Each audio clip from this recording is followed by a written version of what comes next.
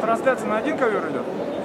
У нас трансляция должна была на 2, но сказали 3 же. Поэтому одна будет камера. Я, короче, тут транслирую крайнюю. Крайнюю? Да, я вон поставил уже, трансляция идет крайнего, если что, имейте в виду. А где камера? Вон стоит, видите, там на штативе. А, вот, да? Вон там, не, с того краю. А, с того края? Да. А у вас через YouTube, что ли, как? Да, тоже так же?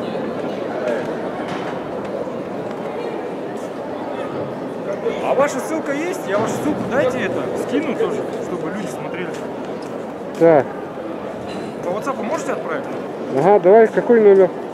8914 2 Ага. 752 Ага. 999. Тимур. Да. Тогда у себя тоже размещу, чтобы люди заходили, смотрели ваши ковер. Это получается у меня ковер А, у вас что? Б и С, У нас да? все 3. Все 3, да?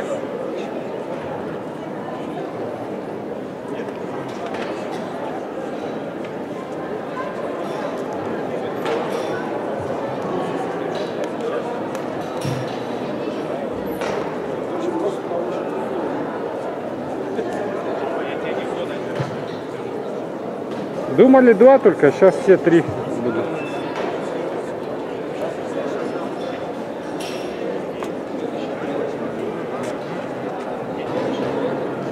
Мне надо, чтобы у вас... Блин, а тут ссылок что-то.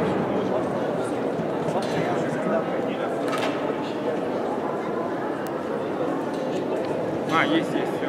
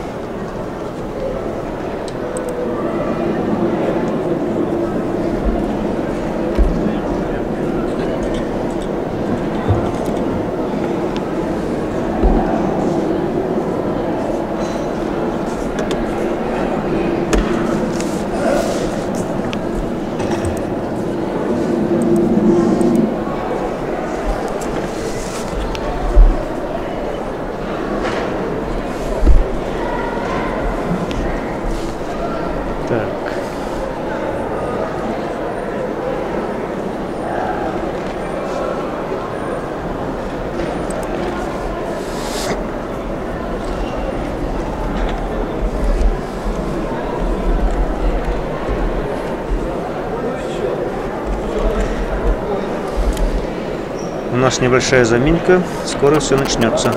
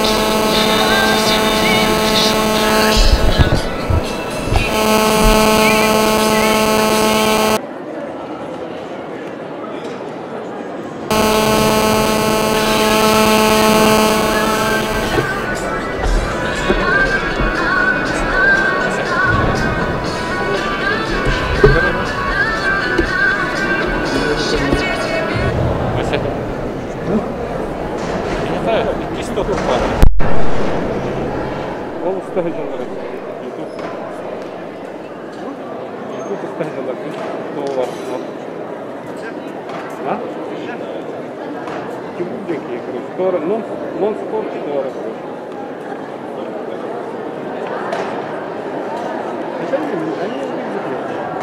Они не заехать доллар.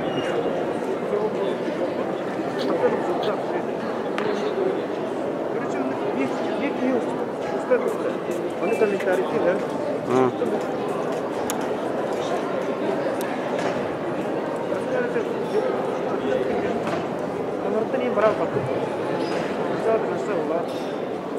Отын весовой категория нукмандaki бар да программата. Бу ки комментаторы питина кайык.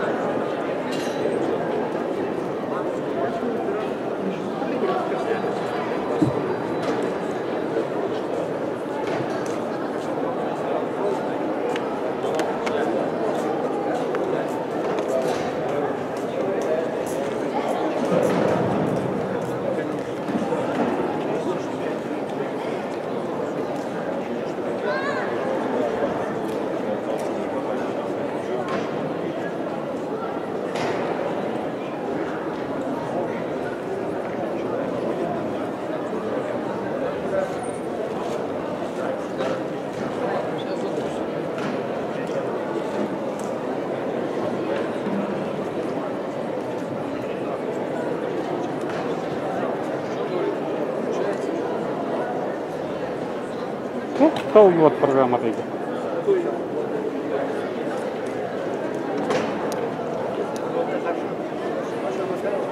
Борзовая.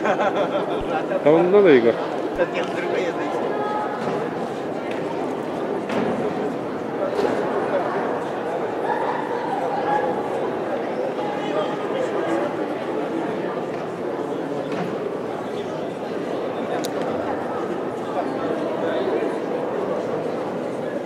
Так, все-таки устраивает. Бывает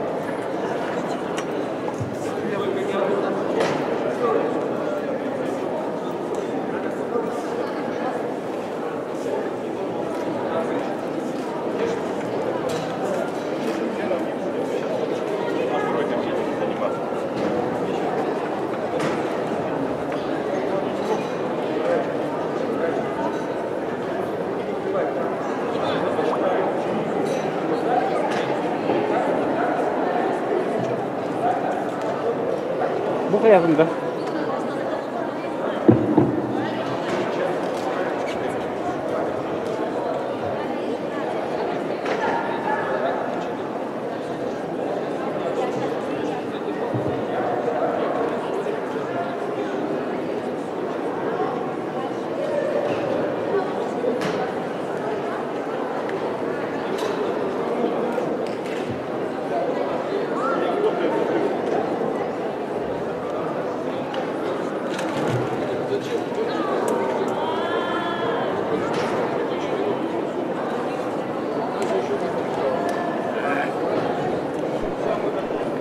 Готовы?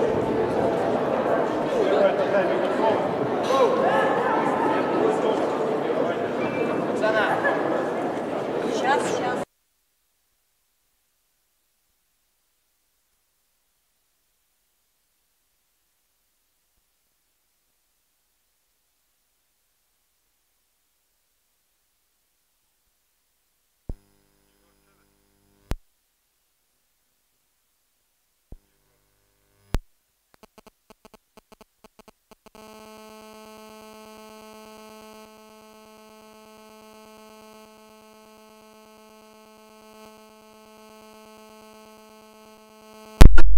Светловодов Максим.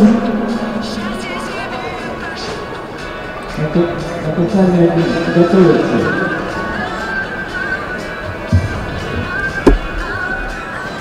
Лентьев Алин, Шат, Лысенко Максим, Амурская область.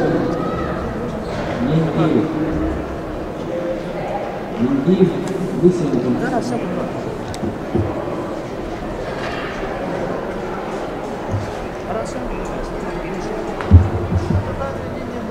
Татами 2, юнош 39 килограмм, Хромых Леон, Кулаев Марат. Приготовиться Левин Виктор, Гаечкин Данил.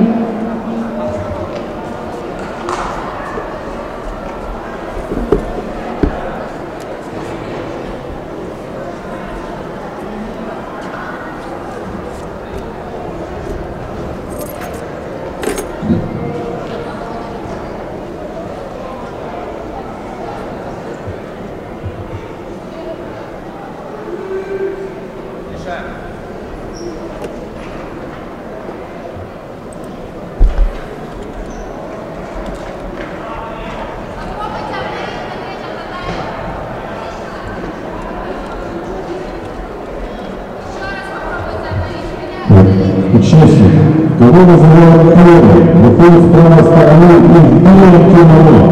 В белом.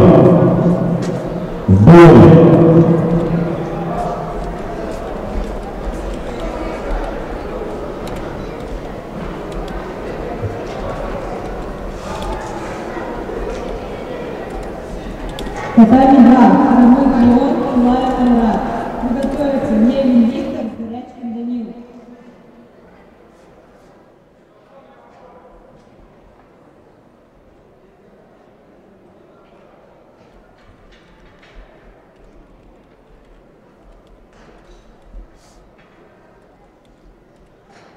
Приглашайте.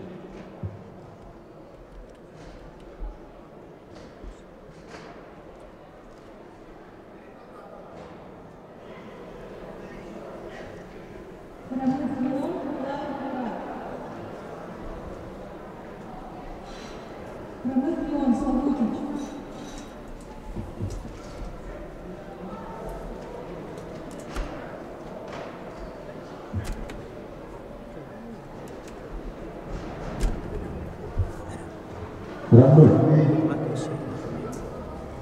Хромых Леон. Славутич.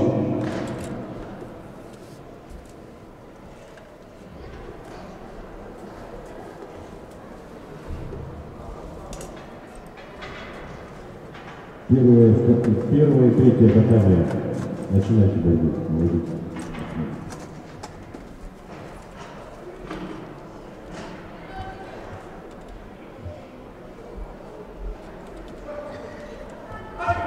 Приготовиться. Лободаев Марат Кнец, Сигелин Никита Сапоров,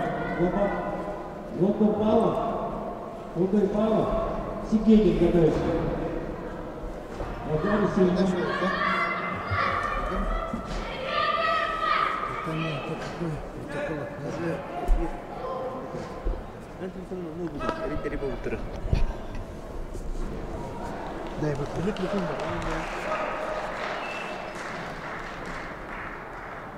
Победу одержал Лысенко Максим, Амурская область. Приглашается. Лутойбалов Марат Кнец, Сигелин Никита Сапоров.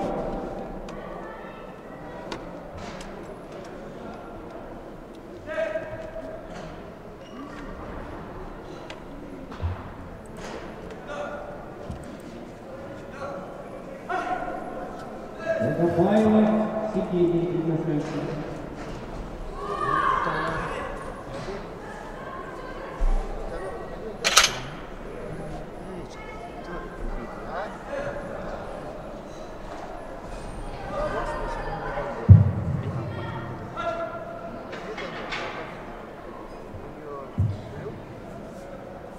Победу держал Кулаев Марат.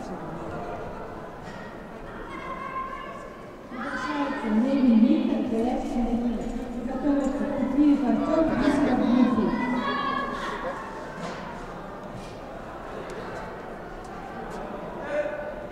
Ковид-то дома есть? Атабаев Марат Ленс, Сикегин Никита Сакура.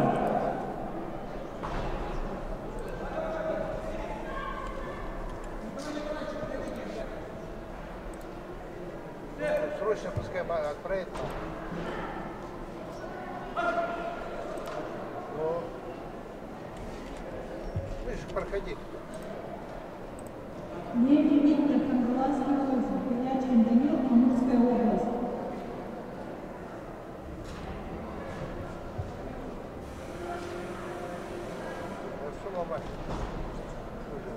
У нас есть соревнования.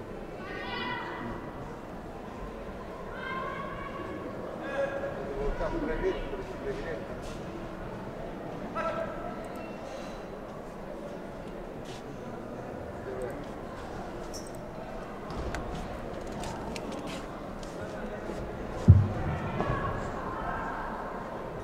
Левий Виктор, Хангаласский Вольф. Приготовится Уткин Ярослав Харь, Онищенко Сергей Магадан. Уткин, Онищенко готовится. Итак, добрый день, дорогие зрители, дорогие болельщики. Начинаем 26-й республиканский традиционный турнир на призы спортивного клуба «Славутич». Сегодня борются мальчики и девочки 2007, 8, 9 годов рождения.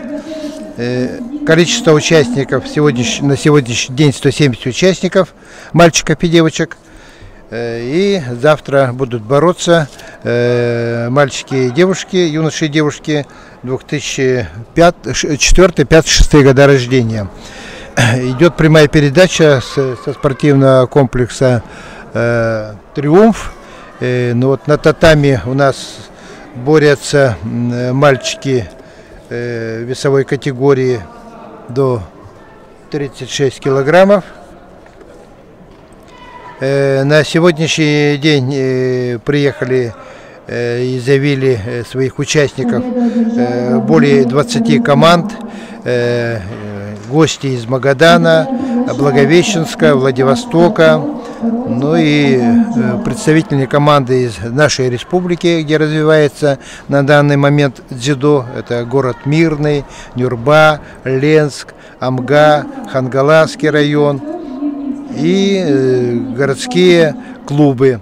Это Славутич, Саха-Самбо, ДЮСШ-2, спортивный клуб дзюдо и самбо, поселка Жатай, клуб Император, центр спортивных единоборств, клуб Сакура, клуб Дзюдока. Ну и участники сегодня, дзюдоисты, они вот выходят на татами и, конечно, покажут свое мастерство и опыт, который они вот приобрели у своих тренеров. Протоколов нет, плохо.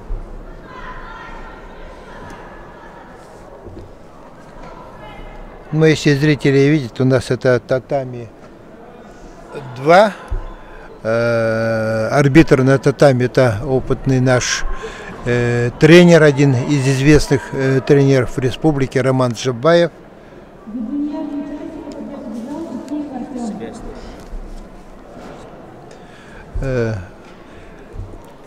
Его воспитанница Юлия Амонт является чемпионкой России до 21 года.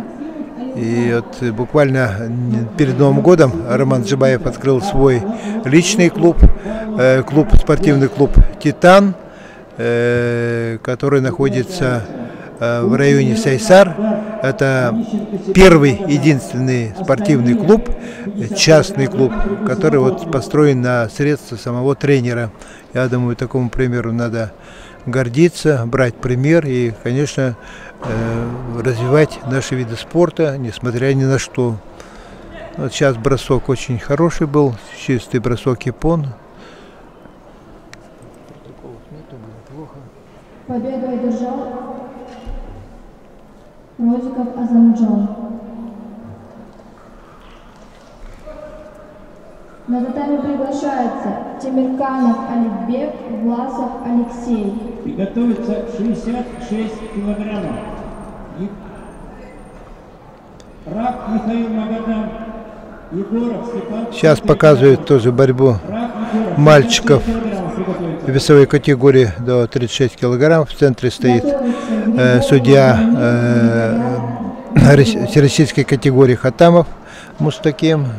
Вот буквально 2 дня назад прошло у нас первенство и чемпионат республики по дзюдо, где Хатамов Мустаким был главным судьей этих соревнований.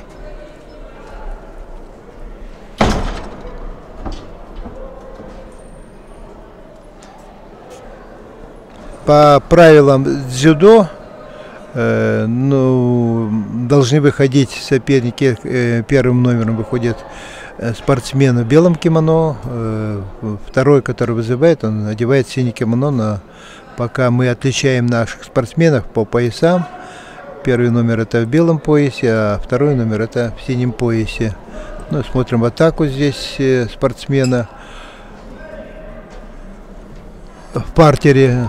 Сейчас в этом возрасте раньше было запрещено делать броски с колен, с упором ноги, живот, болевые приемы, но сейчас разрешили все эти технические действия, и можно делать вот болевой прием, садится борец в белом кимоно на болевой прием, и, конечно, здесь будет продолжено действие в партере, так называемое, когда спортсмены на татами становятся на колени, это называется партер, борьба в партере. Вот идет болевой прием, спортсмен в белом кимоно, дзюдоист, делает болевой прием, пока техническое действие продолжается. Был срыв, но не было доведено до конца это действие, и судья рефери поднял спортсменов в стойку.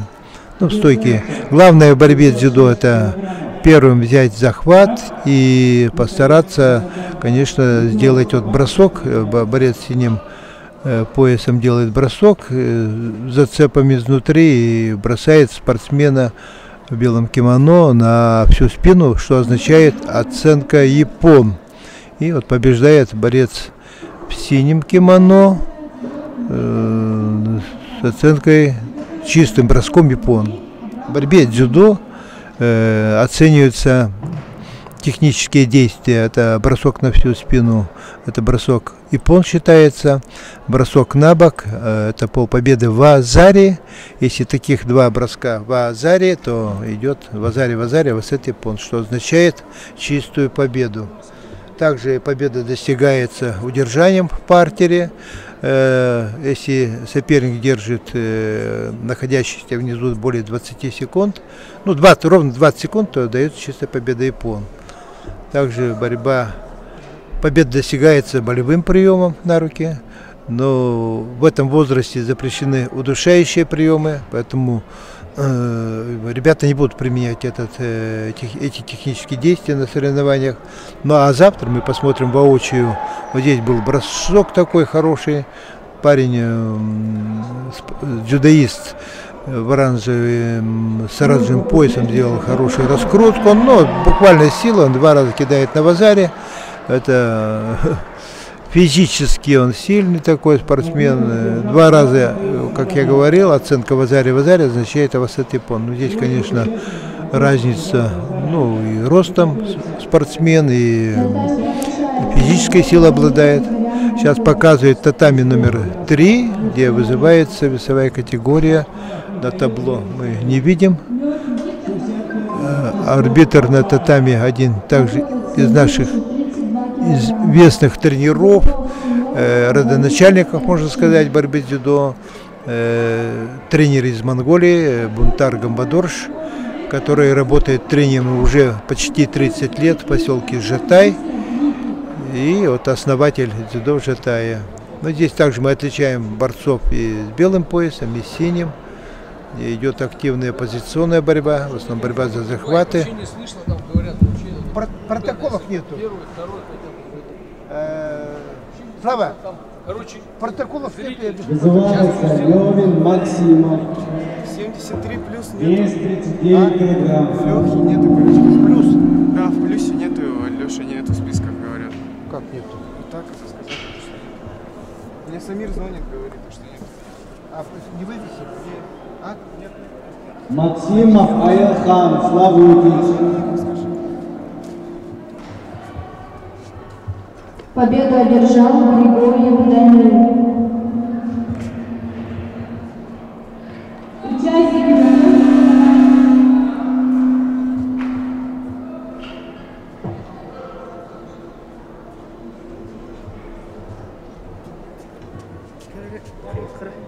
на татами приглашается Думнов Семен, Борисов Энчин. Приготовиться. Платонов Владислав, Гастан Артур.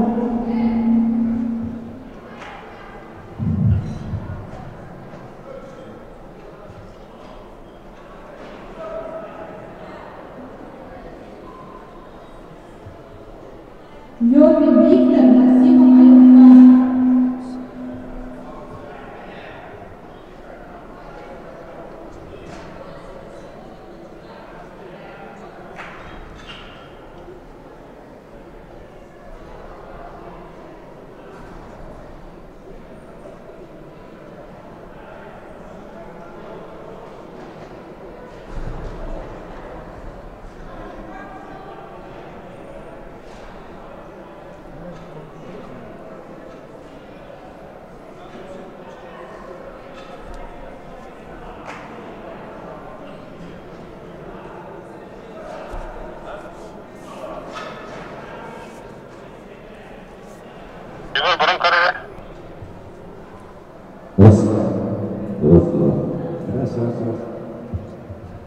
Раз.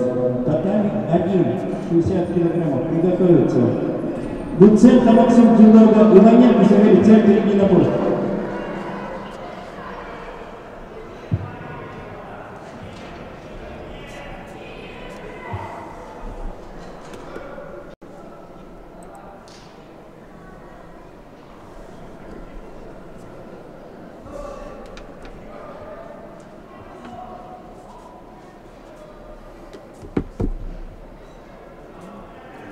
Победу одержал на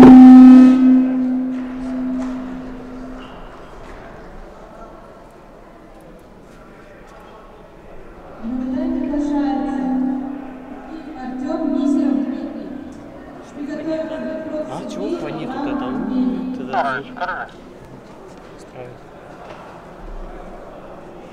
Судья говорите.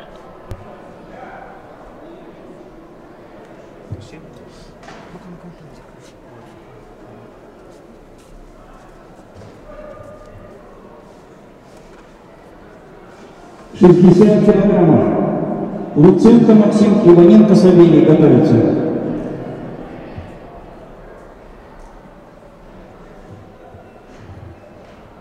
Кутлиев Мисеров.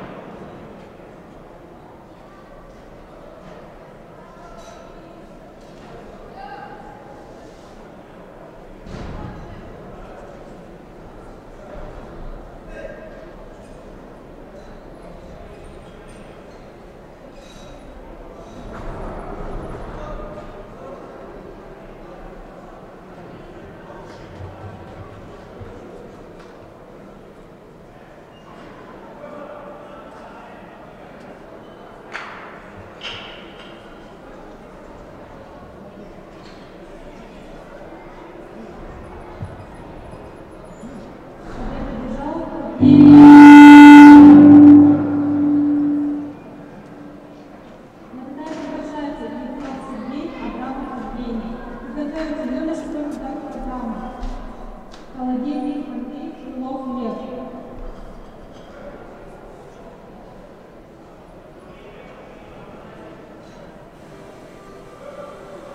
«42 килограмма переносится на татами номер 3. 42 килограмма переносится на татами номер 3.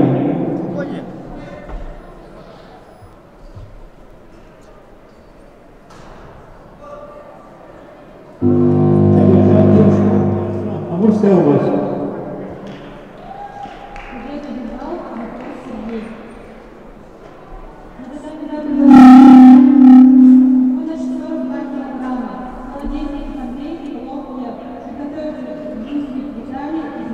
Луценко Максим. Иваненко Савелий.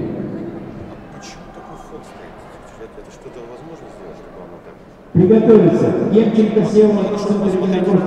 Яковлев Ярослав, Кангаласский Урус. Демченко Яковлев готовится.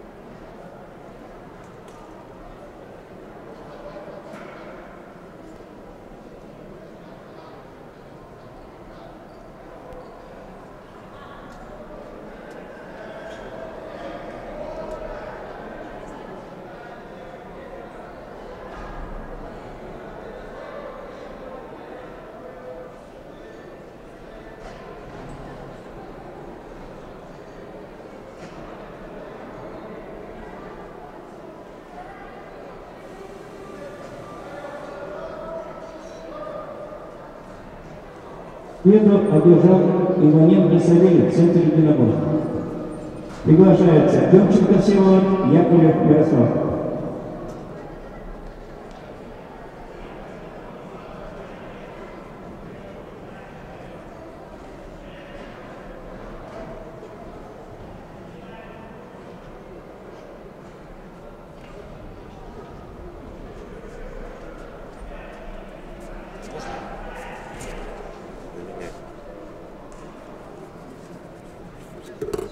Демченко Всеволод, Яковлев Ярослав.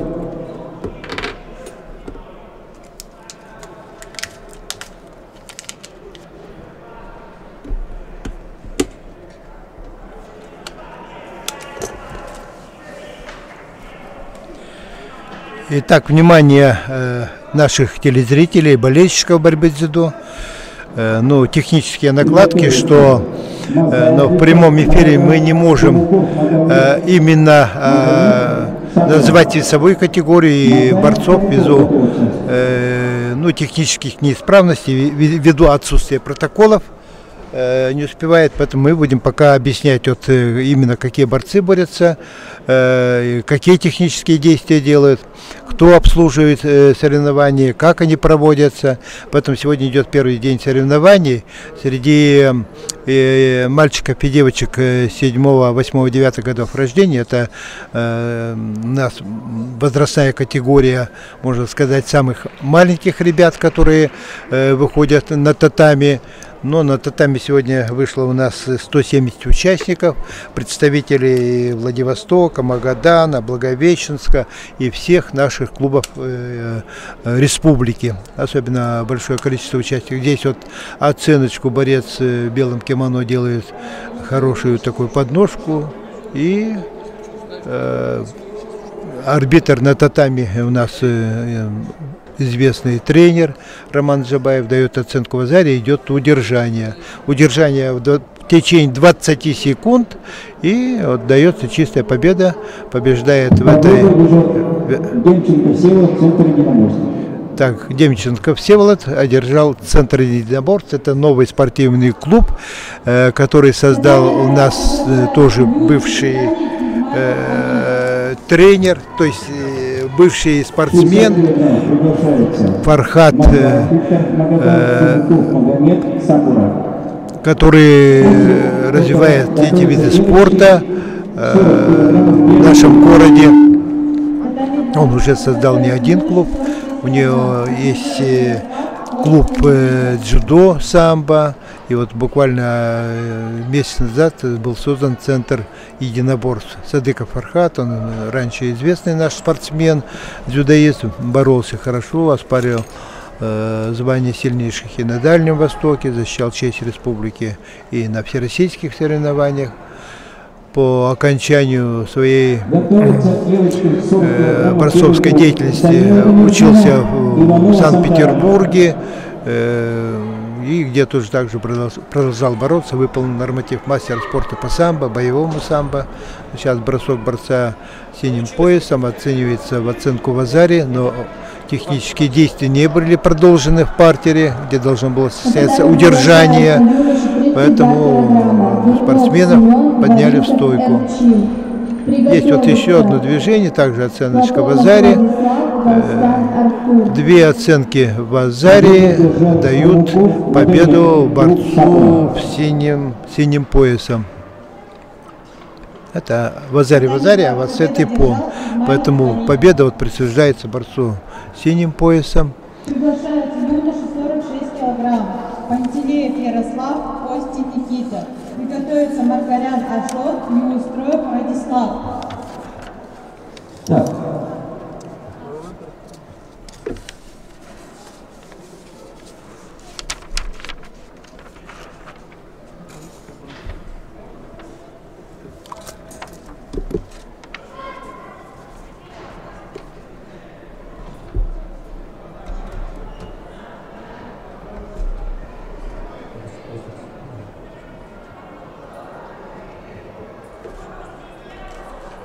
Килограмм девочки Данилова Юркина, Иванова Сандара.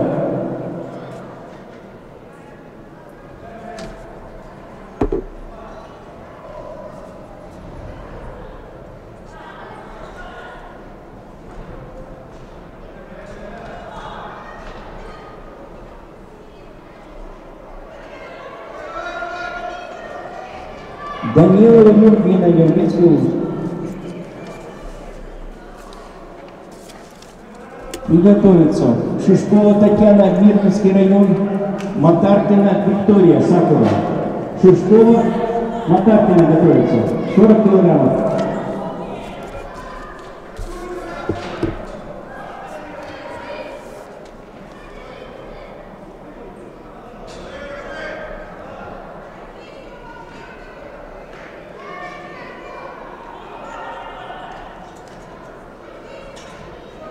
Иванов поправка, Иванов Сандара в центре единоборства.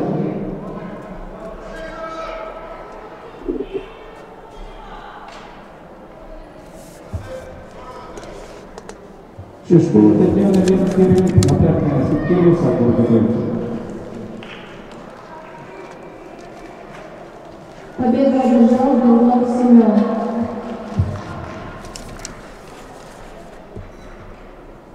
На татами приглашается Платонов Владислав, Галстян Артур.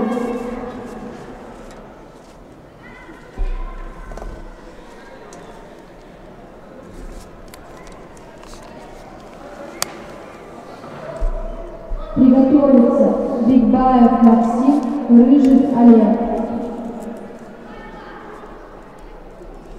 Победу одержал Иванова Сандара, центр единоборства. Итак, нам показывает монитор татами номер 3, где схватку дзюдоистов обслуживает рефери Хатамов Мустаким. Это наш судья всероссийской категории, который также принимает участие, обслуживает и дальневосточные, всероссийские соревнования по приглашению. А главным судьей сегодняшних соревнований у нас вызван Власов Роман из дальнего, то есть Приморского края, с города Владивостока. Он у нас уже неоднократно в гостях был в городе Якутске. Принимал участие и на играх «Дети Азии», обслуживал. Но сегодня он выступает в качестве главного судьи наших соревнований. Для тех, кто подключился только к мониторам, включил включился и просматривает наши видеозаписи. Идет прямой репортаж 26-го республиканского турнира по борьбе с дзюдо на призы спортивного клуба «Славутич». Но этот очень известный турнир на Дальнем Востоке ежегодно собирает очень большое количество участников. Ну, за 2 дня, сегодня и завтра, здесь будут бороться более 300 спортсменов, мальчиков и девочек. Ну, там небольшая заминка, спортсмены стоят, тут ждут дальнейшие команды, судьи, рефери на татами. Ну, определять можно спортсменов вот в синем кимоно. Того, кто вызывает первым, он одевает синее кимоно, а кто выходит, то есть, извините, кто выходит первым, одевает белое кимоно, кто выходит вторым номером, одевает синее кимоно. Ну и ребят можно отличать его по поясам. Борец с синим поясом, синим кимоно, он уже обладатель желтого пояса. Это уже обучение второго года обучения, но мальчик, наверное, опытный, поэтому сейчас посмотрим, борьба идет позиционная, спортсмены взяли захваты, вот, классический захват разноименный, ну, конечно, еще молодые наши спортсмены не умеют уйти от захвата, навязать свой захват. Братценкова бросок через бедро, через всю спину, и оценка в зале, продолжается борьба в партере, идет удержание. Но удержание здесь не более 10 секунд, так как оценка оценена в Азаре. Это полпобеды, 10 секунд прошло, и борец в синем кимоно одерживает победу убедительную и быструю победу.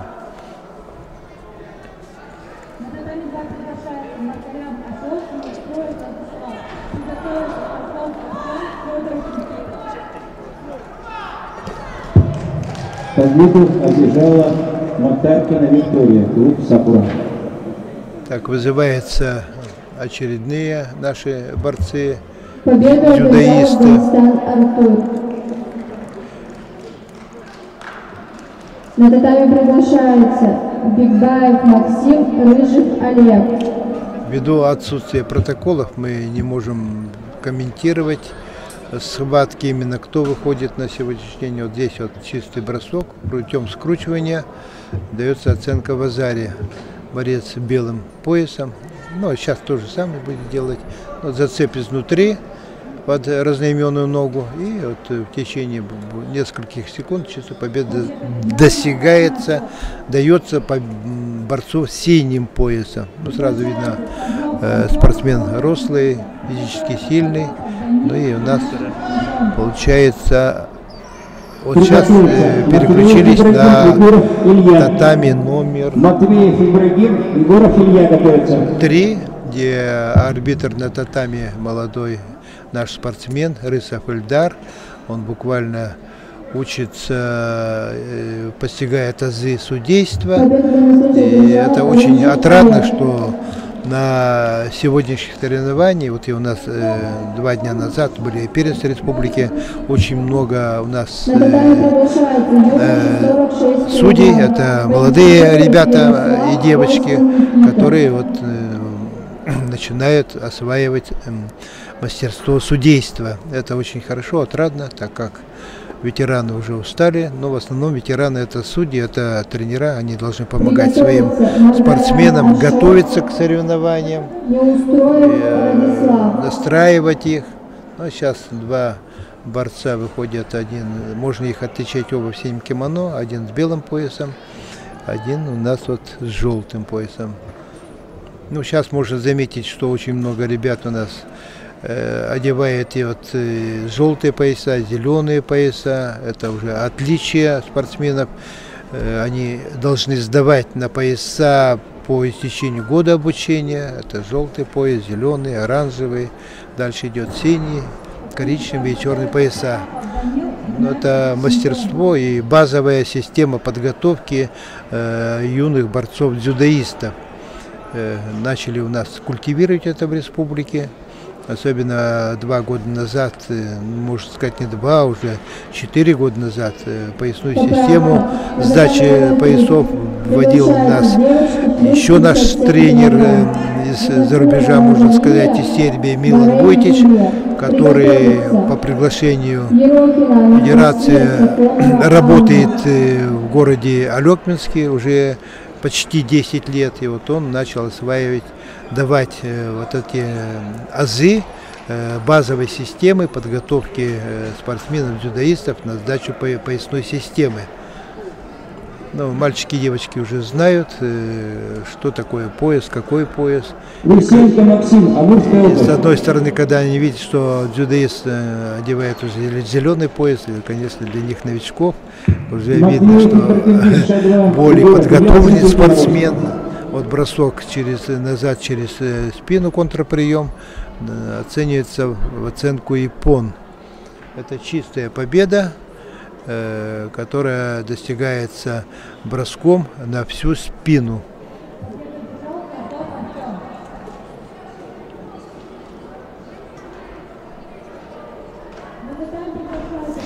Но мы также будем болеть, и вы, и я как комментатор. Будем просто давать технические действия спортсменов, так как нет у нас протоколов соревнований. И оценивать мы будем только по техническим действиям. Жалко, что мы не можем назвать спортсмена, какой клуб он представляет, какую область, какой регион. Поэтому вот такие накладки бывают, но я думаю, что в будущем мы будем иметь хорошую техническую базу, как во время обслуживания игр «Дети Азии», это очень было четко налажено. Комментатор всегда имел протоколы соревнований, буквально оперативно работали волонтеры, приносили протоколы, весовые категории, и мы могли ориентироваться, кто борется, с какого региона, чтобы болельщикам уже знать, мальчики и девочки, с какого региона, и болеть за своих, конечно, тех, кого они смотрят или любят, или уважают. Есть родители, которые тренера, есть знакомые, болеют за своих спортсменов. Но они, я думаю, увидят своих спортсменов, сразу отличат. Ну а мы пока отличаем только по поясам. Это борец с белым поясом и синим поясом. Борец с синим поясом делает такой контрприем назад, ну и оценивается оценка в азаре. Значит, борец с синим поясом ведет оценку в азаре, и буквально, это полпобеды, ему надо еще добить. То же самое делать, но сейчас не получилось. Это зацеп снаружи под две ноги. Он идет как и контрприем. Поэтому здесь дзюдо не обязательно быть здоровым, сильным, физически крупным. Здесь вот мальчик маленького роста ведет оценку в азаре после своего технического действия броска. Ну и идет вот борьба в партере, болевой прием, который не смог сделать борец с белым поясом. И продолжается борьба. Оценка в азаре борца с синим поясом. Ну и сейчас, наверное, получит замечание за блокирование. Атаку производит борец с белым кимоно, старается, но да, все-таки он добился. Физически сильный мальчик, бросок на всю спину иппон, и все-таки борец с синим поясом, белым поясом одержит победу. Чистая победа иппон. Жалко нам мальчика с синим поясом, который все-таки меньше ростом, и он вел в техническом действии оценку в азаре, но не смог добиться дальнейшей победы. Но сейчас мальчики более крупные у нас, более крупные. И мы видим это татами номер 2. Сегодня у нас ребята, мальчики и девочка борются на 3 татами. Это очень даже прекрасно на играх «Дети Азии». Также боролись на 3 татами. Это новые красивые татами. Центр желтого цвета, бока ограничительно синего цвета. Ковер размером 15 на 15, но дает возможность в борьбе проявить свои технические действия всех наших дзюдоистов. Но мы рады, что на сегодняшний день республика имеет такие татами. Они не только у нас в Триумфе и в других местах имеют клубы свои татами. Поэтому буквально вот этот прием должен быть запрещенный, но оценили опять техническое действие. Сейчас идет остановка. Буквально быстротечная борьба и оценка Ипон, борец с синим поясом. Девушки 36 килограмм. Попковый Елизавета, Балабан Дарья. Готовится Абрамова Инесса, Егорова Алена.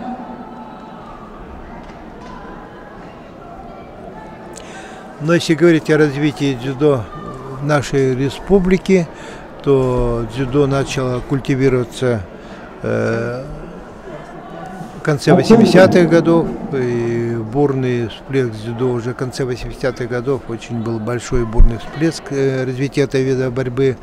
Занимались тысячи детей, занимались взрослые, боролись и ветераны. Ну, был такой в начале 90-х немного упадок борьбы этой, ну и в начале 90-х годов в Якутии были приглашены тренера из Монголии, которые начали здесь оказывать помощь нашим дзюдоистам, и они, можно сказать, начали развивать бурно наше дзюдо в республике и оказали большую помощь. Вот в начале 90-х к нам приехали и Бунтар Гамбадорш, который сразу же определен был в США работником, потом переведен в поселок Жатай. Приезжал к нам работать Галдан Джамсран, пятикратный чемпион мира по самбо. Работал в течение многих лет Батулга, Рецендорш, мастер спорта международного класса. Ну и здесь плеяда мастеров международного класса работала, и мастера спорта. Поэтому дзюдо, можно сказать, начало развитие с приездом тренеров из Монголии. Пошел бурный рассвет, и в 90-х годах уже можно было сказать, что дзюдо начало подниматься на ноги. Проводились очень много соревнований, появились свои клубы. Первый спортивный клуб Ариет, Орехов и Тумян был создан на базе речного училища, где тренером работал и Тумян Самуил Арминакович, фанат, который пропагандировал дзюдо в нашей республике. Он сам из Адыгеи, с Майкопа. Ну вот на старости лет он уехал себе на родину. И буквально 2 года назад мы потеряли одного из первых тренеров нашей республики. Я думаю, федерация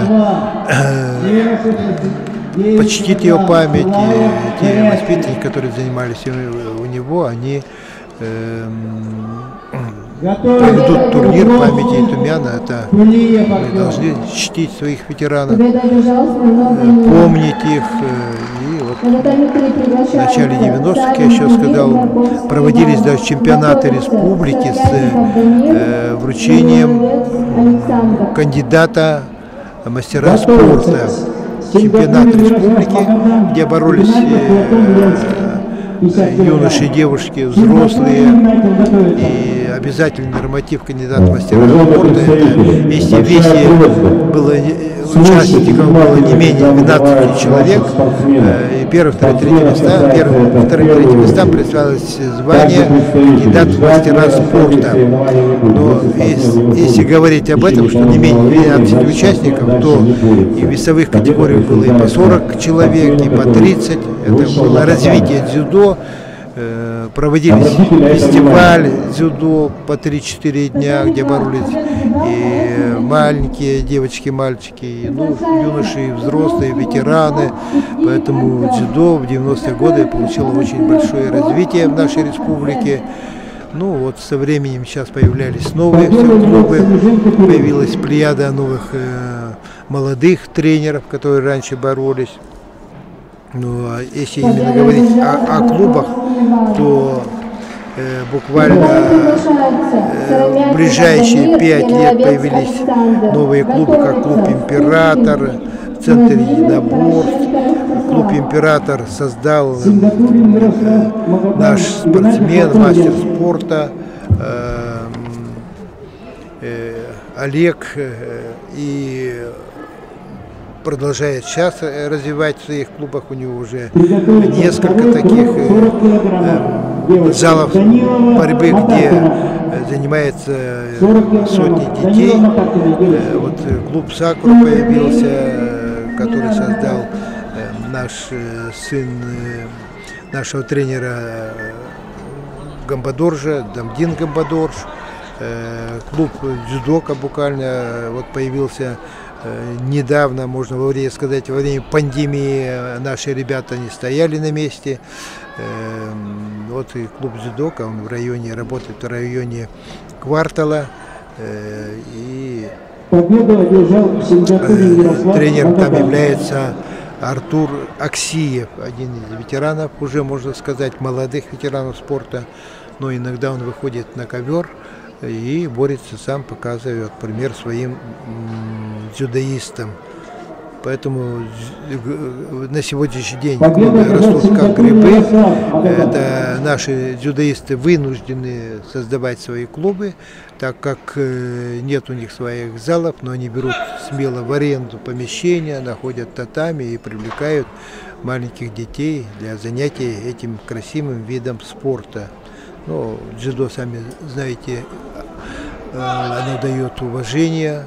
Самая основная заповедь – это уважение друг к другу, к соперникам, старшим. И прежде чем выходить на татами, спортсмены кланяются друг другу. Они в честь уважения. Здесь бросок очень хороший, бросок через всю спину произвел борец в синем кимоно. Это очень красивый бросок. Это, можно было оценить оценку япон, но сейчас посмотрим в дальнейшем, что будет. Идет борьба, позиционная борьба за захват. И сейчас собирается еще один бросок. Оценка в азаре. Оценка в азаре. Два в азаре. И оценка уже в азаре. Васатипон побеждает в этой борьбе. Борец с желтым поясом.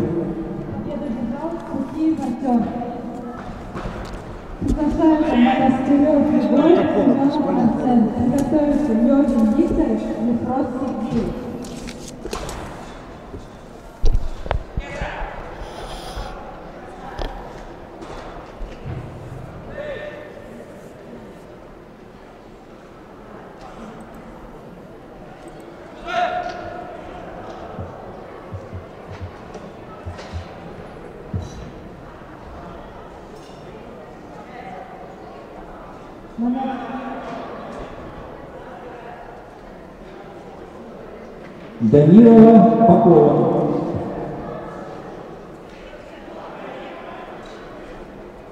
Монастырев Егор, Семенов Арсен.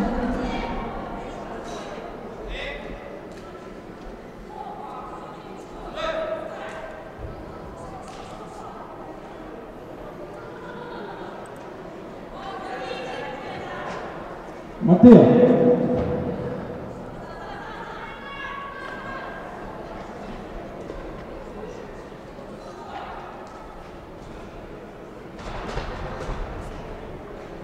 Третий раз оберни.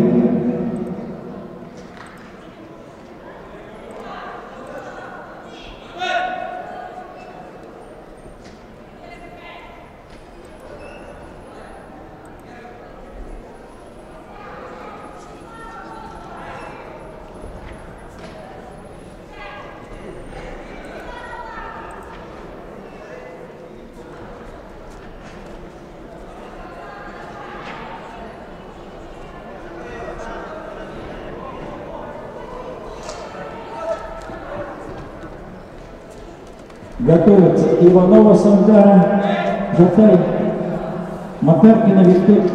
Иванова Сандара, центр Димагов, Макаркина Виктория Сакова. Итак, внимание, продолжается у нас борьба, показывают нас вот второй татами, где борются мальчики из разных клубов, ну уже победа была определена. Ну, в комментаторской кабине у нас сегодня подошел вице-президент Федерации дзюдо республики, очень известный спортсмен, раньше был мастер спорта по дзюдо, заслуженный тренер республики Игорь Лойк. Я думаю, он немного прокомментирует, посидит, и он является также одним из основателей этого традиционного интересного республиканского турнира на призы клуба Славутич. Ну, как я вам объяснял, что сегодня идет уже 26-й республиканский турнир на призы клуба Славутич. Это уже 26 лет подряд. Пожалуйста, Игорь Лойк. Спасибо. Ну, на протяжении 26 лет каждый год, ежегодно с Литайным Вячеславом, как говорится, заранее готовимся к этому турниру. Наши друзья, как говорится, конечно, помогают во всем, вот, поддерживают, особенно родители, очень им благодарны. Как говорится, готовимся. Но вот в связи с этой пандемией турнир немножко сдвинулся. К сожалению, вот видите, трибуны без родителей, в основном только участники сегодня присутствуют, тренера и участники, поэтому турнир очень интересный, популярный. Дети сюда приезжают со всей, не только республики, а также со всей России. Вначале мы начинали его как городской турнир, потом республиканский он перешел. После республиканского он всероссийский, а сейчас и был даже международный. То есть нам постоянно приезжали казахи, монголы. Вот. Но в связи с пандемией, видите, сегодня они не присутствуют. Поэтому, когда приезжают иностранцы, нам всегда интересно посмотреть своих ребят, на каком уровне, как они выглядят. Но пока мы сейчас рассматриваем своих ребят, как говорится, в рамках Дальнего Востока. Потому что к нам приехали постоянные ребята, вот приезжает команда с Благовещенска, с Хабаровска, с Владивостока, ну вот с Камчатки приезжают, с Магадана. Поэтому вот мы Дальний Восток, в принципе, здесь и рассматриваем, на каком уровне наши ребята находятся. Ну и как мы видим, на уровне находится очень хорошим. В общем-то, как говорится, борьба неплохо для юношей. Вот видите, сейчас девочки борются. Вот, пожалуйста, бросок через бедро с захватом со спины. Чистый бросок, япон. Дзюдо, как вы видите, динамичное, красивое. То бишь, очень резкие такие броски. Здесь невозможно засудить практически, потому что реально, если участник сильнее и реально бросает, ну, то есть видно, что явная победа. Поэтому мы вот настолько демократичны с нашим видом спорта, что у нас, видите, тишина, нету криков, нету шума, нету споров. Ну, даже если когда возникают споры, так, как говорится, ведется видео наблюдение за схваткой на каждом татами. И всегда можно остановить, посмотреть, разобрать ситуацию и вывести правильную победу. Вот. Вот два участника вышли бороться. Оба сейчас в данный момент почему-то в одном и том же кимоно, но разными поясами. То есть участников можно определить. К сожалению, протоколов сейчас нету. Вот сюда, вот здесь, как говорится, в дикторской кабине. Поэтому мы не знаем, кто сейчас борется с какой стороны. Но, тем не менее, можем прокомментировать схваточку. Вот борец с белым поясом начинает атаку, захватом сверху нас, за спину. Ну, в данный момент никакой оценки нету. Идет атака в партере для того, чтобы перевернуть соперника. И дальнейшее, вот видите, судья остановил схваточку. потому что реальной атаки нету. Иванова Сандара, Макаркина Виктория. Виктория, ищите синий пояс. Оценки нету, это просто стяжка в партер в данный момент.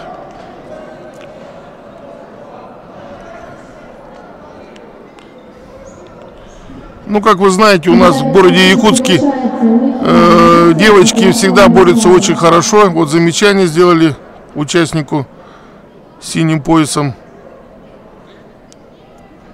Судья всегда на татами, вот, пожалуйста, да, вот видите, как я и сказал, вынесли замечание. Этого поединка готовится 60 килограммов. Сулейманов, Тишков. 60 килограммов готовится. Сулейманов, Тишков. Вот видите, девчонки сильные, сопротивляются, друг другу не сдаются. Каждая желает, норовит сделать бросок, выиграть своего соперника. И вот тем самым наши девочки не только у нас в республике, но и по всей России очень славятся. Всем известные. Сегодня у нас много девочек представляют сборную России, то есть ездят на международные турниры, на Европу, на мир. Вот. И в этой сборной есть и наши девочки из города Якутска. Поэтому мы всем благодарны, особенно тренерам, всем, как говорится, федерациям, даже Министерству спорта, за то, что они нас поддерживают. Все дружно мы работаем, все вместе на один результат, чтобы вырастить в дальнейшем будущих олимпийских чемпионов. И для этого мы проводим вот такие красивейшие турниры, как Славутич, чемпионат республики, зона Сибири и Дальнего Востока и так далее, и так далее. Азиатские игры, всякие турниры частные и так далее. В честь всех, как говорится, известных людей. Ну, боец с белым поясом, сейчас развязался пояс. Была команда Мате. Это значит, остановили схваточку.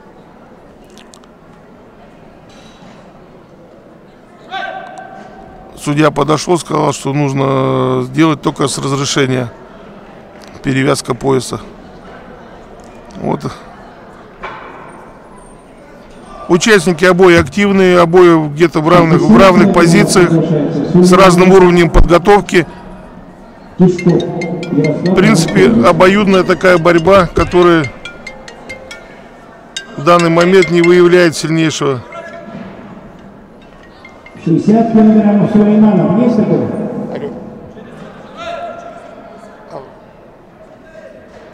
Через главный вход заходили и все. Приготовиться Иваненко, Савелий, Йосиф, Тимофей. Да, первый или второй, или после. Иваненко, Йосиф готовится. Я здесь пока комментирую.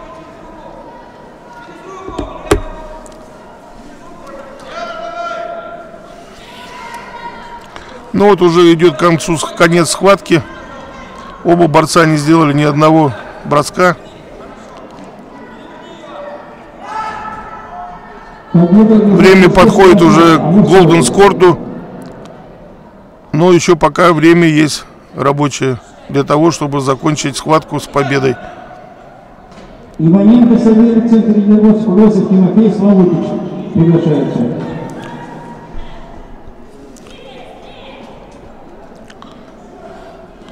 Проходит атака, но видите, нету реального броска, поэтому просто можно, как говорится, участнику дать активность.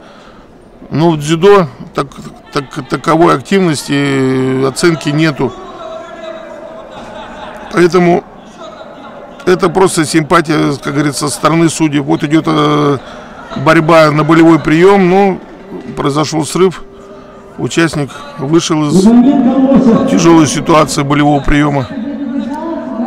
Итак, победу одержал борец с синим поясом. Просьба готовиться заранее.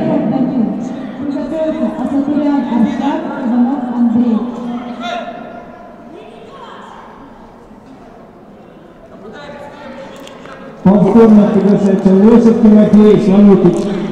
Вот выходят младшие юноши, готовятся к схватке. Вот видно, ребята сразу уже более правильно одели кимоно.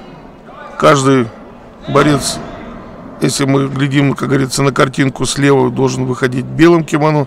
Борец справа должен уходить в синем кимоно. Вот у одного мальчика белый пояс, у другого мальчика зеленый пояс. То есть это обозначает его рейтинг, кто в каком уровне, то бишь.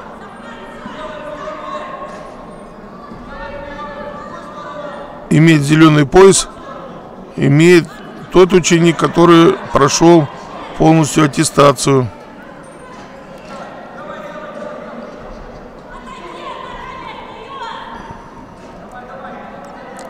Идет обоюдная борьба за захват. Оба, подсечка.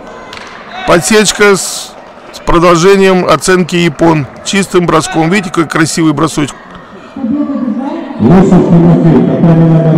Борец с зеленым поясом выиграл чистым броском, подсечкой, левой ногой.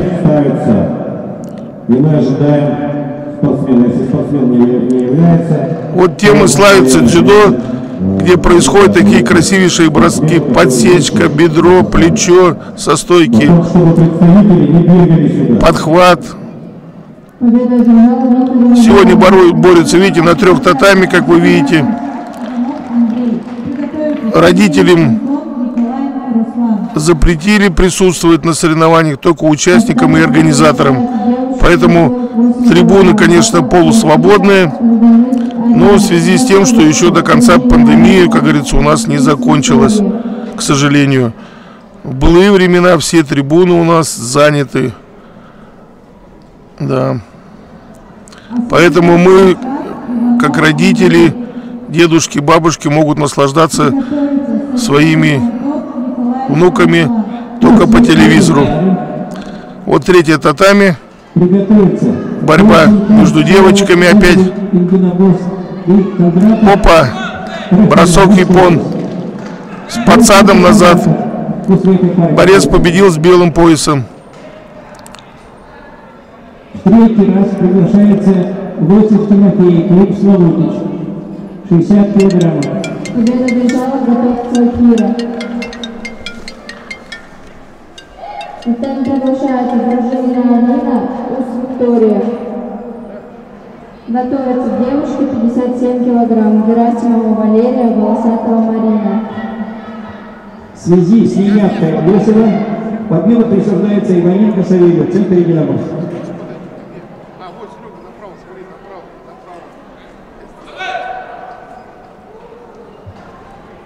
Приглашаются Демченко Всеволод, Кондратов Трофим.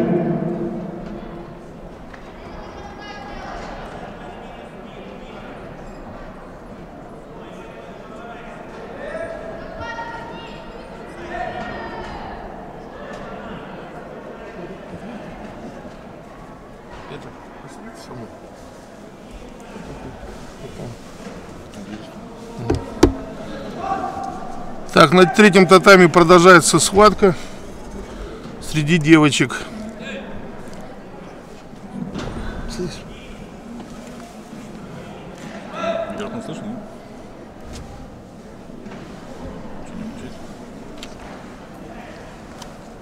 После этой пары приготовятся Казинцев Алексей, центр единоборств, и Кумуков Магомед, клуб Сакура. Вот идет попытка бросок через бедро. Борец с красным поясом. Вот япон. Да, чистый бросочек. Борец с красным поясом. Девушка, ну это... Так, судья что-то остановил схваточку. Засомневался, что не было япона якобы. Ну, я думаю, там чистый бросок был, как говорится, однозначно. Вот видите. Все верно, видите. Моя, как говорится, версия подтвердилась. Судья был прав, дал чистый бросок за бросок через бедро.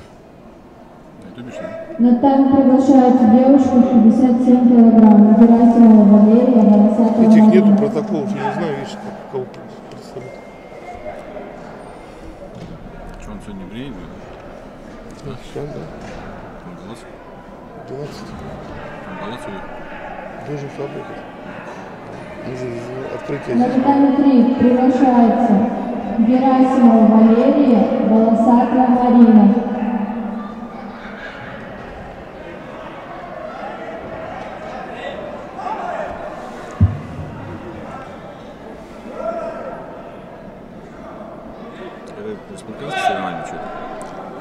Ну, это всероссийские.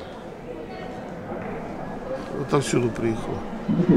Вот смотрите, какая одна весовая категория, но тем не менее в ростовом расположении девочки все разные.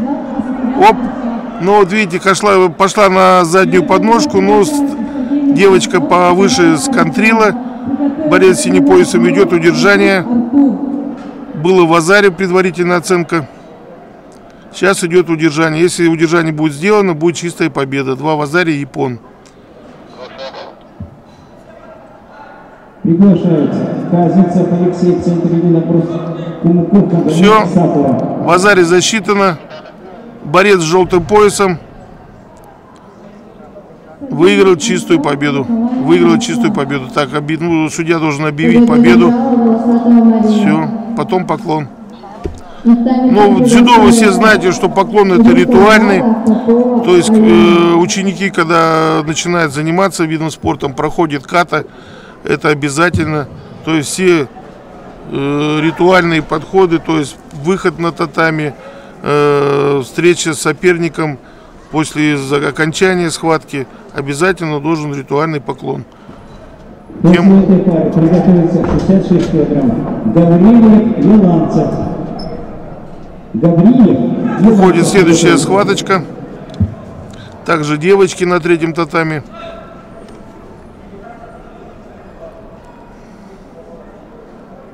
Видно, что представительницы Республики Саха, обои девочки. Чувствуется сильное состязание, сопротивление, не каждый не хочет сдаваться.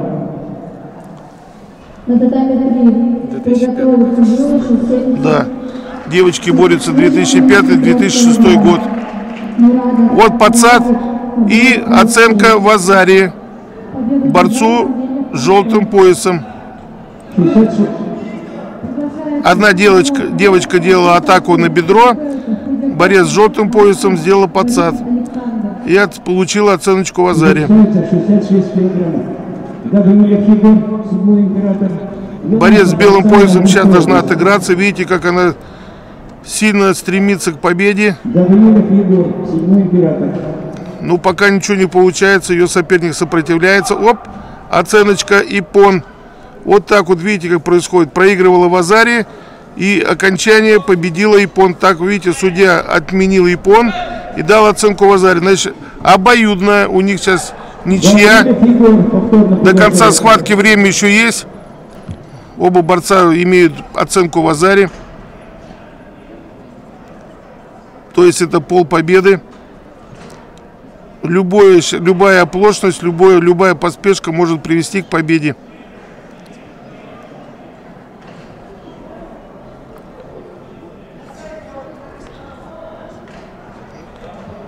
Бойцы равные, обоих жаждут желанием победить. Уже устали, конец схватки. Энергии, конечно, выплескивается очень много. Девчонки, видите, какие сильные, энергичные. Борются, оп, оценочка в Азаре. Итак, победил борец с белым поясом. Потому что произведены два в Азаре. Победила девочка, борец с белым поясом. 2 в Азаре и Япон. Чистая победа. Мы переходим на татами номер 1. Татами 3 приглашаются свыше 73 килограмм. Мурадов Радик, Хабров Алексей.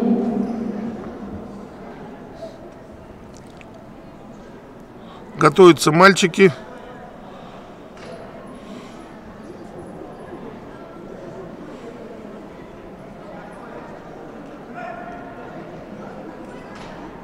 Также мальчики 2005-2006 год.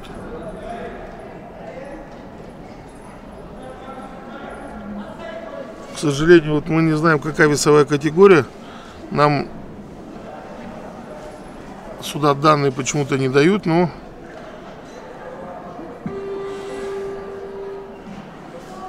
мы будем комментировать по факту схватки.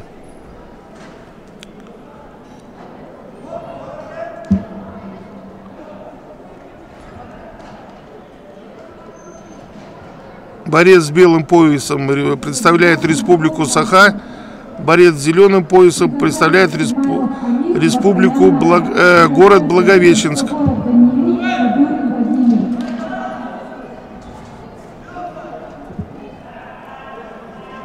После этого приготовится Соловьев Денис, Обои борцы готовы к схватке. Начинается атака. Вот видите, зацеп изнутри, оценочка в азаре. Борец с Благовещенска сделал оценочку в азаре с зацепом изнутри, пяточкой. Вот видите, второй раз дважды бросил на... Ну, уже вторая схватка была Япон. К сожалению, наш борец проиграл. Проиграл в азаре, и Япон, борец с Благовещенска, выиграл. Борец с зеленым поясом. Вот так, в дзюдо нельзя расслабляться, в дзюдо нужно выходить собранным, готовым и с домашней, так сказать, тренировской заготовкой, чтобы добиться какой-то победы. Многие дети, конечно, может быть, морально не готовы, как говорится, схватки, где-то волнуются, где-то технически не подготовлены. Поэтому так быстро проигрывают. Конечно, к сожалению, нету соревновательного опыта, так как мы находимся далеко от всех регионов. И очень дорого нам стоит, чтобы выезжать, как говорится, в другие города, набираться опыта. Но, тем не менее, мы проводим у нас здесь турниры. Как говорится, уже видно будет, кто как выглядит, на каком уровне. Для этого мы и проводим такой турнир, как Славутич, чтобы видеть наших ребят, где они сегодня, как они выглядят, на каком уровне.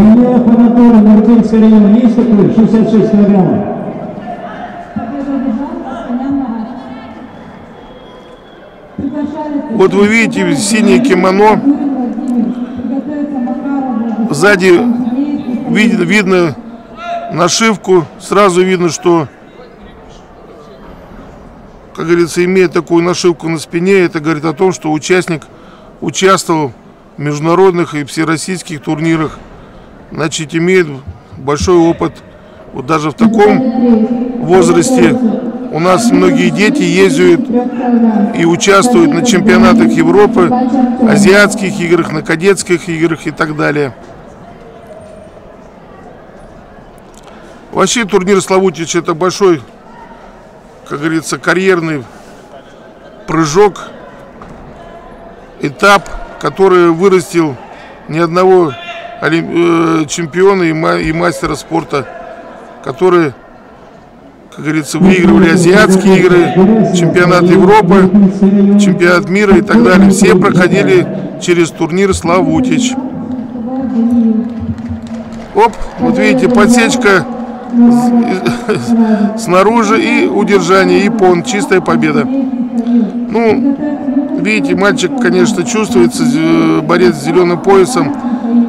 Нету опыта, видно, что еще новичок. Первый раз вышел на турнир Славутич, а там такой напротив него титулованный парень, который уже боролся не на одном турнире. Но по весовой категории, по возрасту они друг другу подходят. Вот они жмут руки.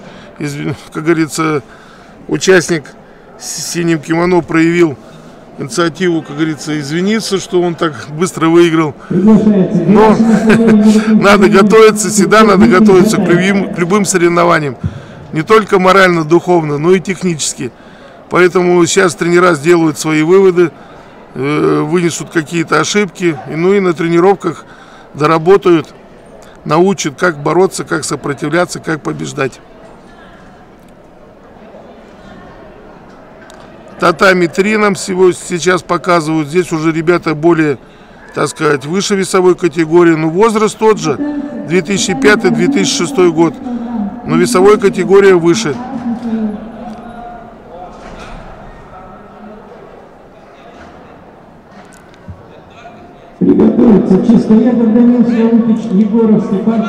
Борец с синим поясом Республика Саха, борец с белым поясом город Хабаровск.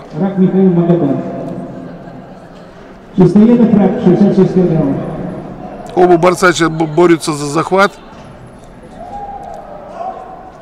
Вот атака, видите, города Хабаровска, но оценки никакой не достигнуто. Ложная атака. Сейчас обоих борцов подымут схваточку, стоечку.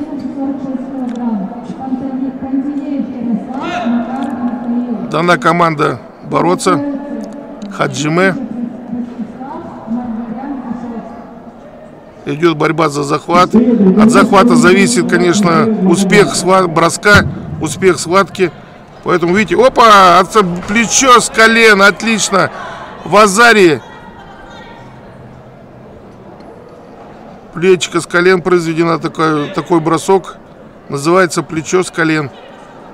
И было награждено оценкой Вазари. Наш борец выигрывает оценку Вазари. Борец с синим поясом. Борец с белым поясом из города Хабаровска проигрывает оценкой Вазари. Амурская область, Матвеев, Ибрагим, 52. Лысенко Матвеев, 50 килограммов, приготовится. Вот видите, попытка на подхват, подобие ноги. Ну, срыв. И оценочки нету. Идет борьба в партере. Наш борец пытается поработать в партере, но не получилось. Судья поднял стоечку. Продолжать схватку.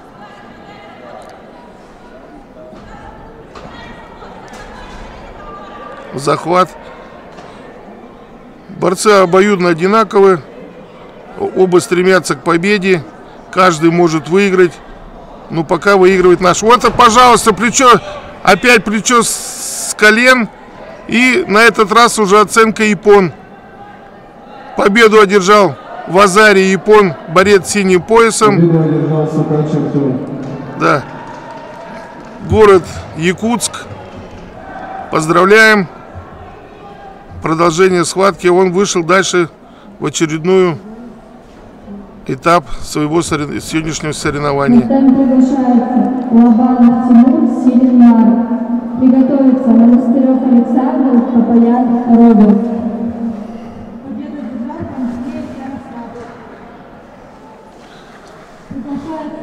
Борец с синим поясом также наш ученик из Якутска. Борец с белым поясом с Магадана.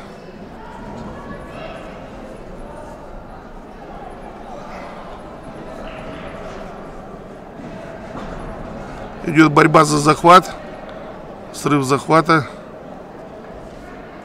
Борец с синим поясом Кумуков Магомед. Молодой ученик, ну, подает большие надежды. Пытается сделать бросок, но видно, что его соперник его выше на голову. Чувствуется, что сильнее, не дает ему сделать бросок. Но он пытается.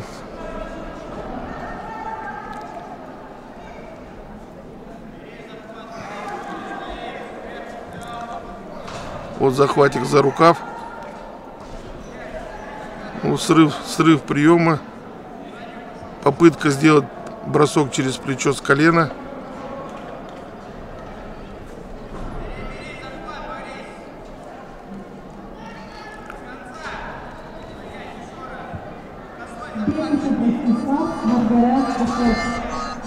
Готовится Козлов Артем, Ян Александр.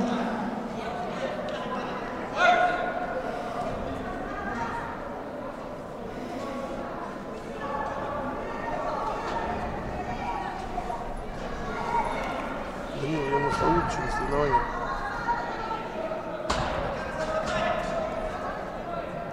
Ты получил?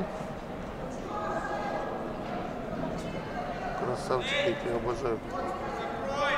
Молодец. Давай, приезжай сюда. Почему? Задолбал, блядь, уже. Давай.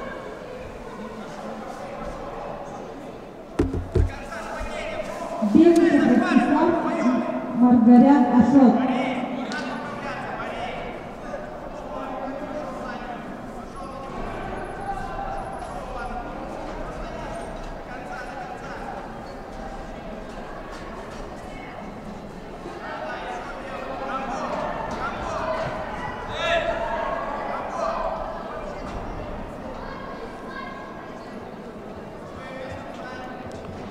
Оба борца, как говорится, не сделали ни одного броска. Борец с синим поясом из города Якутска получил замечание за неведение борьбы.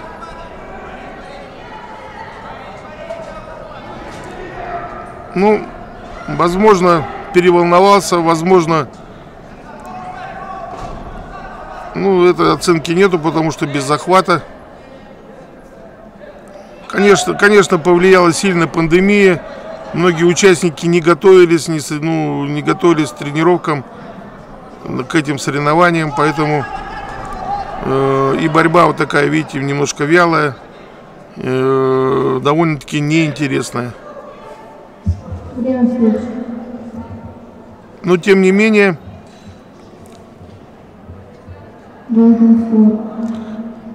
обои борца не сделали ни одной оценки и объявлено Golden Scored, то бишь до первого броска или первого замечания. Сейчас борцы поправятся, придут себе в порядок, и Golden Scored будет ровно столько, пока не будет произведена оценка. Она может занять и 3 минуты, и 5 минут, и 10 и так далее, пока не будет произведена оценка или замечание судьи.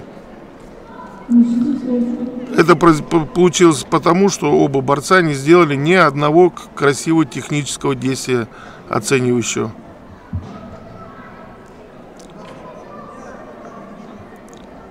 Ну, волнуются ребята, конечно, не все получается, как бы хотелось.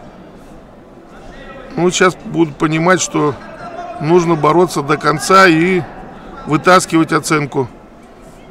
Сейчас была попытка борца с Магадана сделать бросок нашему мальчику из города Якутска. Вот сейчас по новой он заходит на подхват, но бросок не получается. Наш сопротивляется, ничего не дает сделать.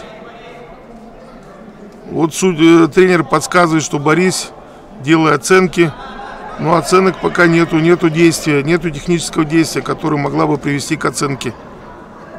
Опять идет сопротивление. Соперник боится упасть. Вот опять борец с Магадана подворачивается на подхват, а наш борец сопротивляется, не дает сделать оценку. Но тем не менее сам не делает ни одной оценки, не контрит, не атакует. Опять судья предупреждает, что идет пассивная борьба, будет замечание. Борцы должны принять во внимание и быстро исправить ситуацию до какого-то результата.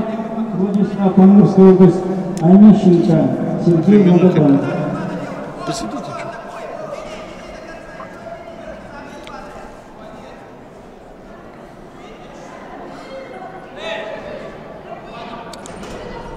Остановили схваточку. Судья остановил схватку. Борцу Республики Саха сделано замечание. И по всей видимости сейчас будет вынесено решение. Победа борцу с белым поясом с города Магадана. Вот так вот, видите, не ведя борьбы, не рискуя, не лезьте в схватку, как говорится, оценки нету, поэтому отдали волю решения к судьям. В таких случаях нужно бороться, делать броски, чтобы не было таких вот спортивных споров. Судьи совещаются, определяют пассивность, активность, кто больше атаковал, кто больше контрил, кто больше сопротивлялся. Вот видите, вот главный судья показывает, кто атаковал, а кто контрил. Да. Здесь тоже важно во время схватки. Ну вот вынесено решение, сейчас мы увидим. Победа присуждается, да, как я и сказал, борцу с белым поясом город Магадан. Почему? Потому что наш борец не сделал ни одного технического действия, а получил еще предупреждение за неведение борьбы. Поэтому проиграл эту схватку, к сожалению. Ну, борец неплохой, мог бы бороться, мы его знаем по республике, он был чемпионом нашей республики. Но в этот раз что-то он переволновался, видимо, был не готов к схватке. поэтому показал такую борьбу. Смена судьев.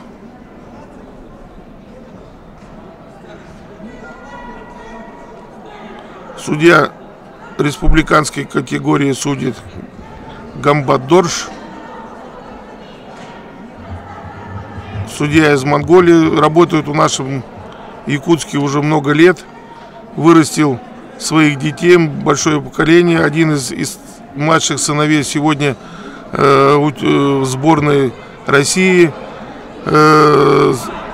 Старший сын, у него вот удержание идет.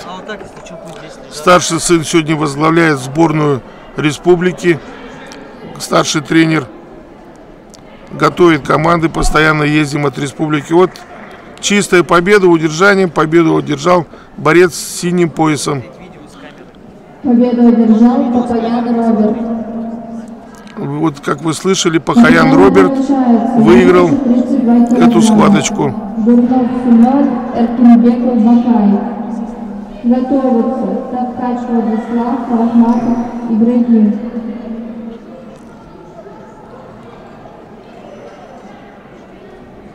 Так, это нам показывают татами 2. Это другая весовая категория, более ниже. Уже участники борются третий круг. Нет, второй круг, извиняюсь.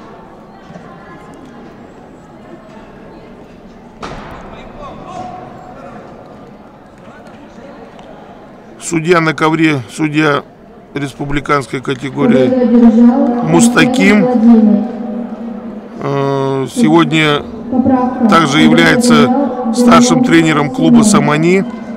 И также является судьей от Саха-Республики, главный судьей от Саха-Республики, который представляет на всех выездных турнирах, как говорится, нашу республику Саха, где, как говорится, поддерживает наших ребят на выезде, ну и всячески показывает, как нужно судить, как правильно нужно судить, как вообще должен выглядеть судья и выносить оценки.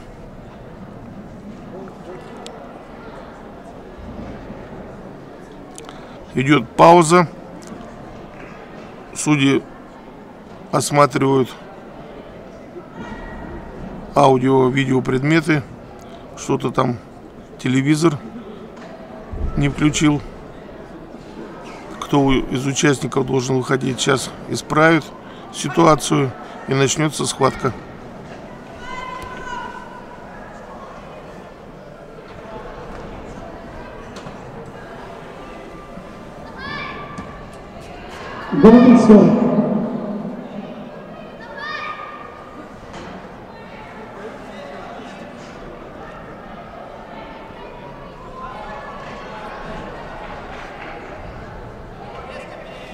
Ну, я хочу еще раз напомнить, что сегодня 20 число.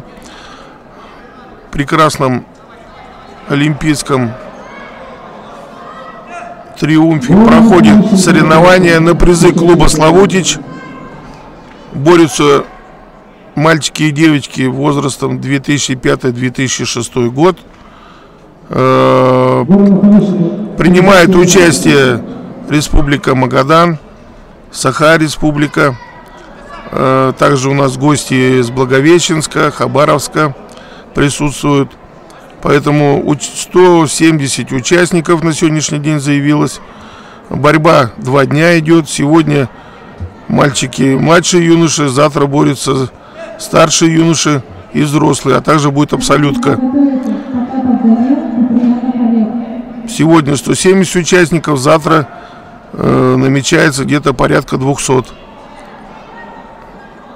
Вот видите, борец с зеленым поясом, опа, пошел на атаку, но была контрприем.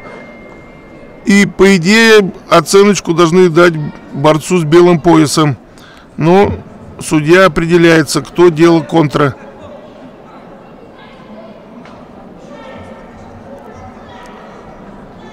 Значит, с нашей стороны я видел, что контрил борец с белым поясом атаковал борец с зеленым поясом. Затем приглашается Ганстян Артур, Касенок Айберген. Готовится Портер Владимир, Рыжик Олег. Значит, наше мнение со стороны, как говорится, зрителей, борец с белым поясом — это Республика Саха, борец с синим поясом — город Благовещенск. В данный момент была атака борцу с зеленым поясом. Протокол нужно? Да, ну, конечно, нужно. Все, сейчас сделаем. Короче, Кирюха будет у тебя помощник, он будет таскать. Ну, а то мы не знаем, кто борется. Сейчас. Так.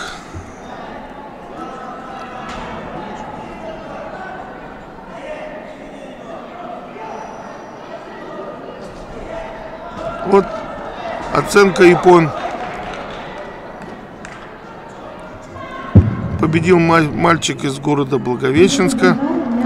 Чистым броском оценка япон.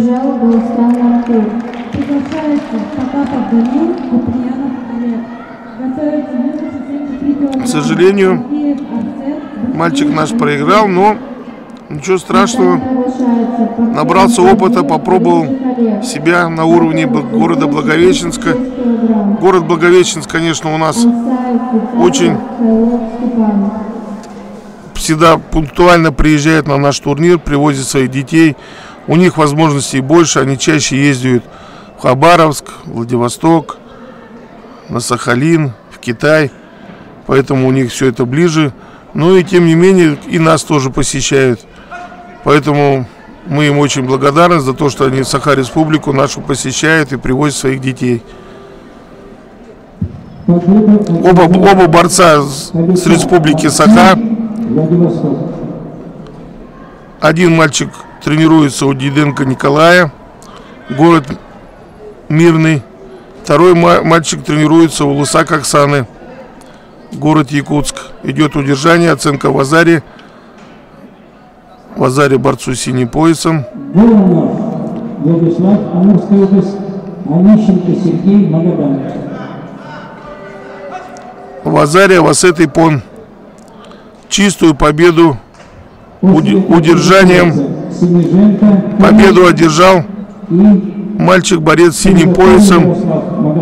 Тренирует, который под руководством Диденко Николай, город Мирный.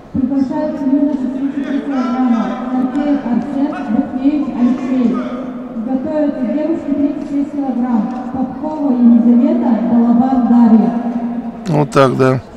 Судья поправил правильное движение. После схватки каждый участник должен встать на свое место, поклониться, отдать дань уважения своему сопернику. Данил сдал. Что ты хочешь сказать? Что я должен сказать?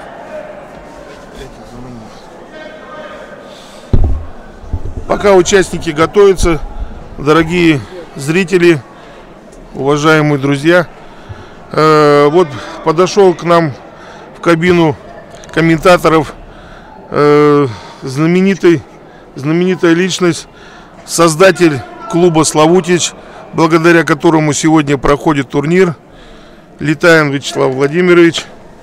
Мы его представляем. Его, конечно, в нашей республике очень хорошо все знают. Вырастил ни одного мастера спорта и мастера спорта международного класса. Является сам мастером спорта СССР. Также заслуженный тренер России.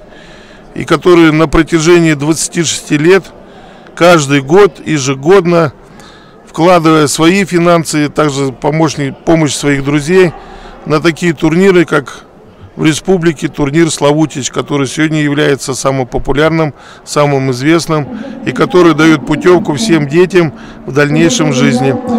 Пожалуйста, представляю его.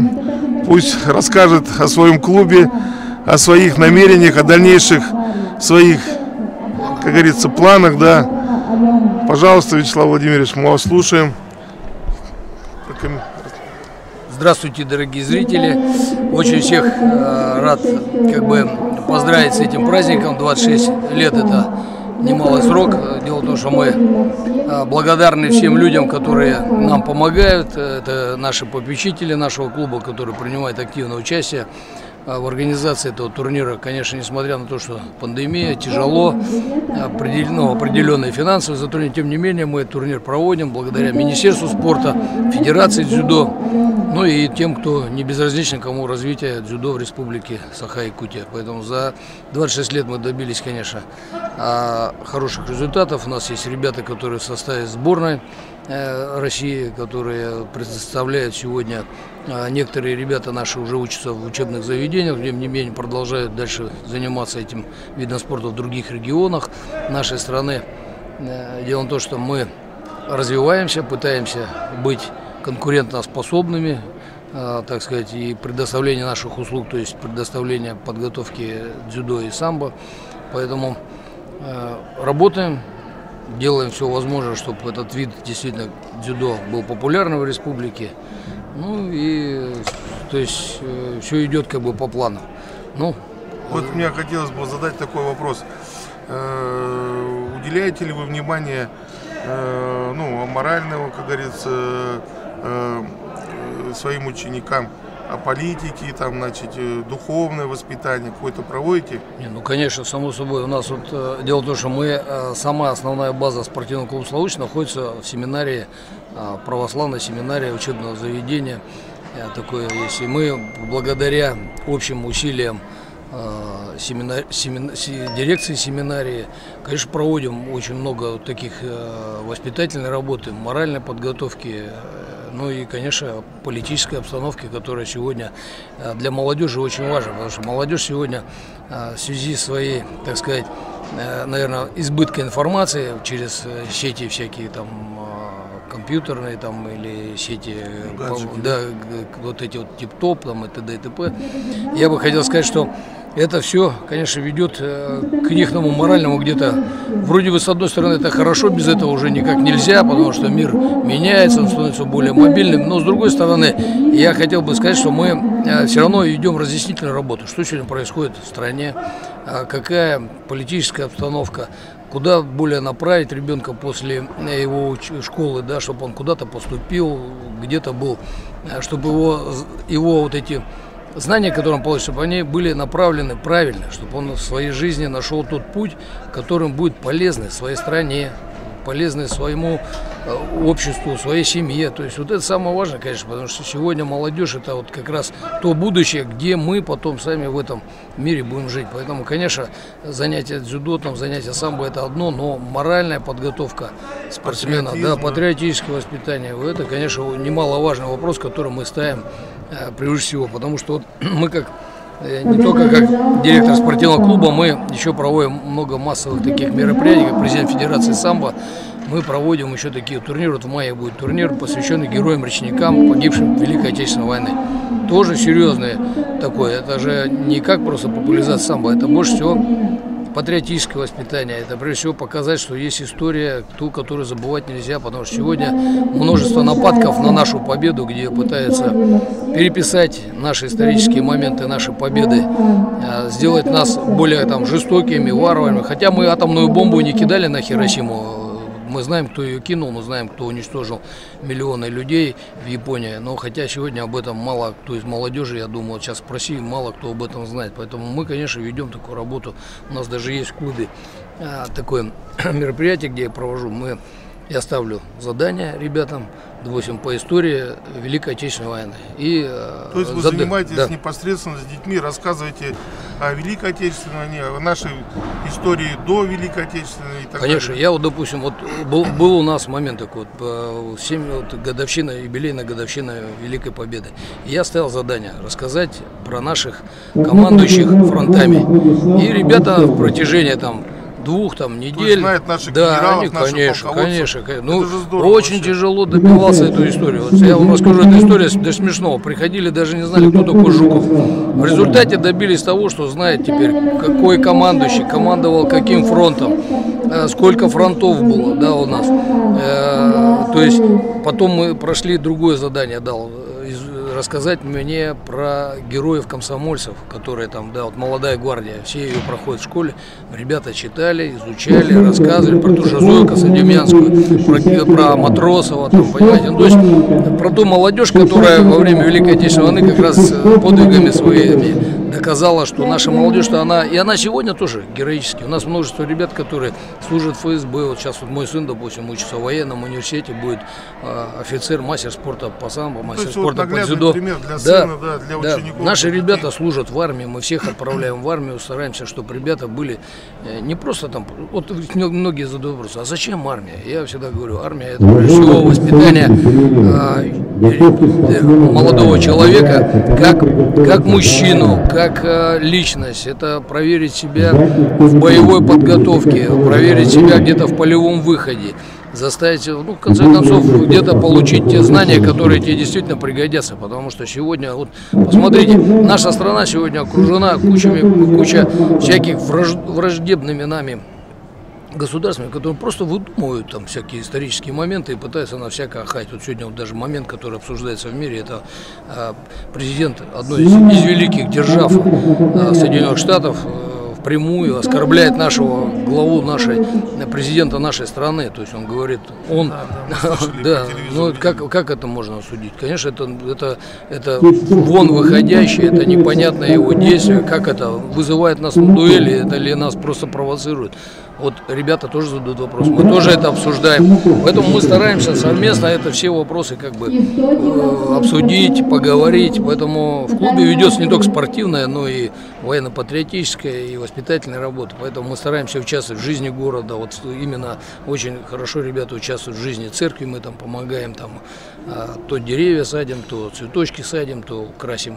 Даже там благоустройством города занимаетесь. Да, и городом, да. То есть мы еще даже выезжаем на острова, есть такой остров Пиратский, мы туда каждый год выезжаем с командой нашего клуба с детьми и делаем такую зачистку этого острова, потому что он в акватории как бы даже так, да? Города, да, и мы делаем. Ну, я знаю, вы же речник, да, выпускник Якутского речного училища, поэтому вам не безразлична акватория, водяная акватория и, как говорится, его берега. Да, мы считаем, что все, что сегодня есть вокруг нашего города, оно находится в захламленном таком состоянии, потому что каждый выезжающий турист, отдыхающий, он думает, что кто-то за ним придет и кто-то уберет. Я всегда своим детям говорю, запомните, никто за вами никогда ничего не уберет. Приехал, убери за собой, привези с собой пакетик, забери, увези, потому что чистый город — это наше лицо, это мы. Мы все горожане, мы живем в этом городе. И наше лицо — это как раз когда нету вот этой грязи, вот этого мусора. То есть все мы живем, мы все здесь одинаково, мы все здесь одни. То есть мы здесь горожане, в целом мы целая страна, сильная Россия. Сильная Россия — это когда сильная молодежь, грамотная, любящая свою страну, любящая свой район, любящая свою школу там, да. Я всегда говорю, дети должны обязательно сами убираться в школе. У нас даже вот есть генеральная приборка в клубе, мы сами с ребятами убираемся или убираем территорию от снега. Почему? Да потому что если он своими руками убирает, значит он понимает, что это его дом, это его то, где он живет, где он существует, где он получает знания. Это значит, он одно целое. Вот так вот мы живем, поэтому, дорогие друзья, всем хочу сказать большое спасибо. Еще раз смотрите прямой эфир нашего турнира. И я хочу пожелать, занимайтесь спортом. Вот это я могу сказать, что дзюдо и самбо вообще не имеет возрастных ограничений. У нас от 6 лет ребятишки занимаются и до возраста там даже пенсионного есть, приходят сейчас ветераны некоторые. У нас есть ребята, которые просто приходят и занимаются для себя, чтобы поддерживать себя физической подготовки. Поэтому приходите, занимайтесь спортом. Сейчас весна, хорошего настроения. Всем обязательно гуляйте, ходите, дышите, любите свой город. И обязательно, пользуясь случаем, хочу сказать всем, выборы, не сидите дома, делайте свой выбор, потому что нам нужен действительно сильный руководитель, который действительно много сделает для безопасности города, для его чистоты, для его развития, потому что город должен развиваться, потому что он не может стоять на месте. Вот мы, город, многие говорят, наш город северный находится в отдаленном, так сказать, по масштабам расстояния, да, но я всегда говорю, он очень современный, он очень красивый, он очень молодой, ему надо развития, и поэтому нам нужен руководитель, тот, который придет действительно и вольет вот эту кровь вот этого молодой и интересных предложений, которые действительно нам сделают наш город приятным для нас, жителей, и более спортивным, потому что уже новые спортивные комплексы, хоккейные коробки, зал дзюдо и самбо, который мы, думаю, скорее всего, построим, и будет у нас красивый центр дзюдо и самбо, где будет действительно штаб-квартира этих вот двух видов спорта. Спорта. Республики в городе не хватает, да. Да, мы очень надеемся, что... Нету возможности провести сборы. Да. И нету возможности собрать всех детей, чтобы их объединить, как-то там настроить. С отдаленных улусов. Да, и подготовить единую команду. Да, поэтому у нас получается, каждый тренируется там, где он тренируется. Да, а хотелось бы, конечно, чтобы было такое место, где мы могли всех собрать с отдаленных районов. Да, ребят. свое Одаренных ребят очень много. Просто каждый ребенок по себе это уже одаренность. А вот его найти в нем вот эту изюминку, сделать его вот этот. То есть этот алмаз нужно найти, да, чтобы и его огранить. Уже, да, и сделать. Поэтому еще раз всем хорошего дня. Спасибо за предоставленную такую возможность поговорить, рассказать. Поэтому. Да, ну нам, как говорится, не так часто дают такую возможность. Вот, пользуясь своим турниром, как говорится, вот сейчас вот мы здесь беседуем с таким замечательным человеком, который не безразлична судьба наших детей в нашем городе, и не только в городе, в республике, который, вот видите, человек учит, воспитывает, тренирует, уделяет свое громадное время, свое здоровье для того, чтобы наши дети не делились по национальностям, а делились по тем, как говорится, ну, человеческим качествам, которые любить родину, любить семью, заниматься спортом, ну, то есть все то, что вы сказали. Я всегда говорю, что для России она сильна тем, что она многогранна, многонациональная. И как раз ее сила в том, что когда мы все вместе, когда мы, каждый из нас, как винтик, как болтик, вот корабль, если его же не соберешь, если сварщик неправильно заварит, клепальщик неправильно заклепает, там, да, этот неправильно сделает, вот тогда будет и бардак. А вот когда мы все вместе, когда мы в целости, каждый из нас думает о том, как сделать нашу страну сильной, процветающей, вот тогда все будет хорошо. А вот эти все забастовки, вот эти все, то, что нам мутят внутри страны, это, конечно, это провокаторы, люди, которые сегодня своим вот этим провокационными действиями не только власть провоцируют, но и провоцируют, конечно, чтобы наша страна откатилась еще раз назад, и еще раз, как в 90-е, нашу пограбили, растащили опять все по карманам. Не дадим этого сделать, конечно, однозначно мы всегда об этом говорим, чтобы страна была сильная, надо быть вместе, надо думать о том, чтобы каждый из наших детей был полезным в своей стране. Вот тогда все будет хорошо. Активистом нужно быть, я так понимаю. Конечно, да? конечно. Это... Потому что без активизма никак в нашей стране ничего не изменишь. Не, ну, я еще... Все равно сами по себе ленивы. Да, тем более кто-то еще из зимы, так сказать, не проснулся. От пандемии еще не отошел. Не отошел. Да, поэтому, чтобы от пандемии отойти, я думаю, надо просто заниматься спортом, двигаться, гулять, двигаться. Вячеслав Владимирович, а вы уже, как говорится, в своем выборе определились? Да, я определился давно, я как бы еще раз говорю. У нас выборы 26, 27, 28, 3 дня, да, я свой выбор сделал, я остановился на Евгении Николаевиче Григорию. Почему я сделал свой выбор? Да потому что, ну, я считаю, что молодой человек, имеющий хороший опыт уже работы, во-вторых, это человек, который действительно, почитав его программу, я понимаю, что у человека есть желание сделать из этого города действительно, сразу не получится.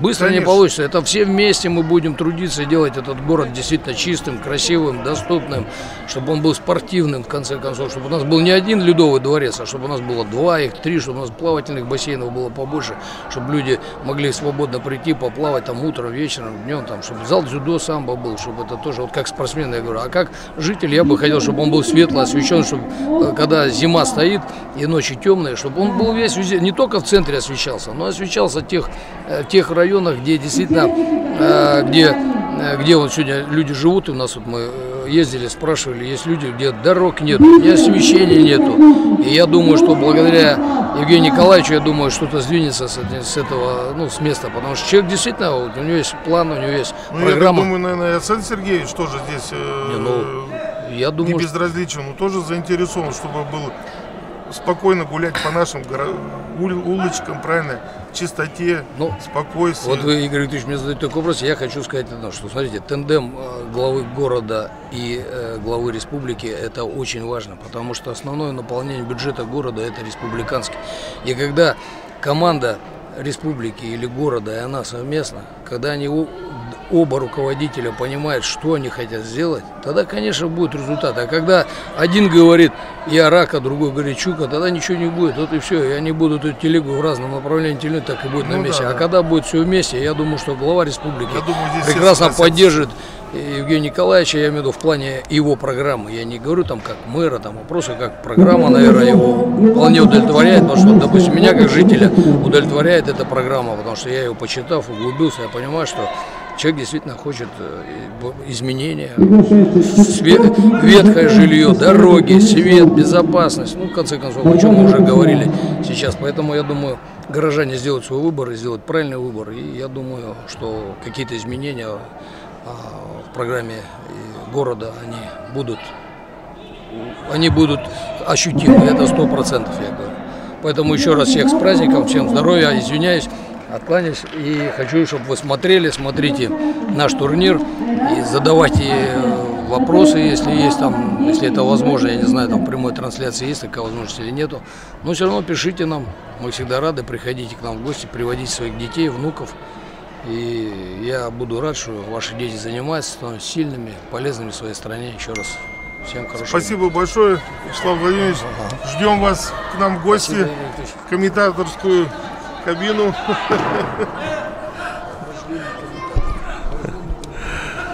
Вот как вы сейчас имели возможность услышать, чем занимается клуб «Славутич», какие проводят тренировки, какие направления, какие вообще мысли в этом клубе, какое воспитание. Поэтому я бы хотел бы и был бы рад бы, если бы в каждом клубе, вне зависимости, каким видом бы он бы занимался спорта, вот именно вы слышали то, что мы сейчас услышали. Это воспитание, любить город, любить родину, как говорится, добиваться благополучия в нашей республике, в нашем городе, чтобы все светило, чтобы жили все спокойно, дружно, да, чтобы мирно и спокойно, как говорится, мы могли гулять и наслаждаться воздухом по нашему городу, чтобы он процветал.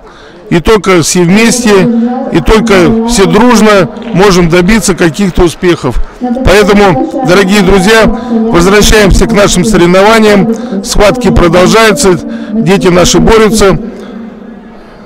И потихоньку переходим к борьбе.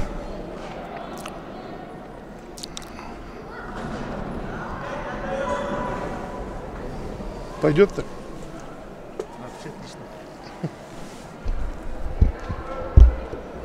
Победу бежал Айрат. Приглашается Драма Евгений, Лёгин Виктор. Готовится девушка 52 килограмма. Анисимова Лариса, Исканова Камила.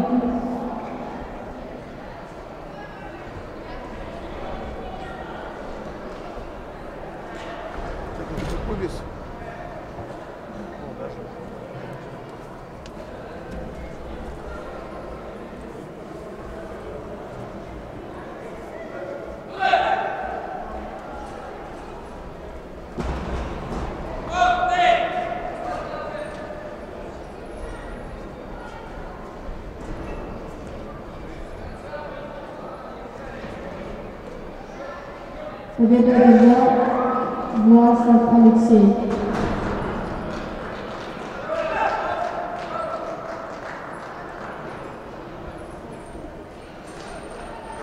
Кандидат приглашается Сторожев Данил, Васильев Алексей.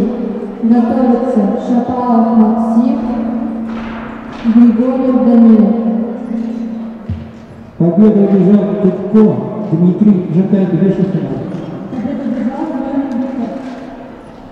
Приглашается девушка 52 килограмма. Анисимова Лариса, Исканова Камила. Готовится Шадарова Елена, Тюгаева Алена.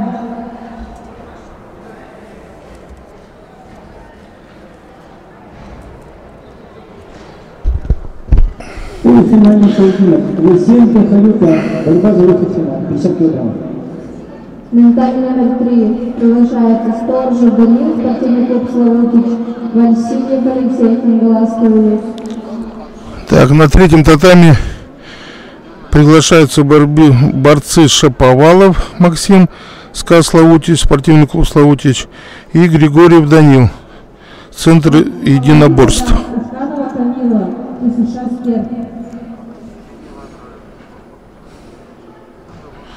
Борьба за четвертьфинала.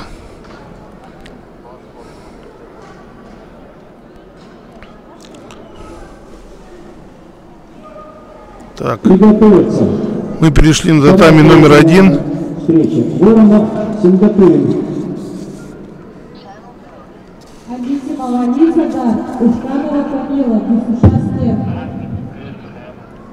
На ковре судит Джабаев Роман Борисович, судья республиканской категории. Сторожев Данил, спортивный клуб Славутич.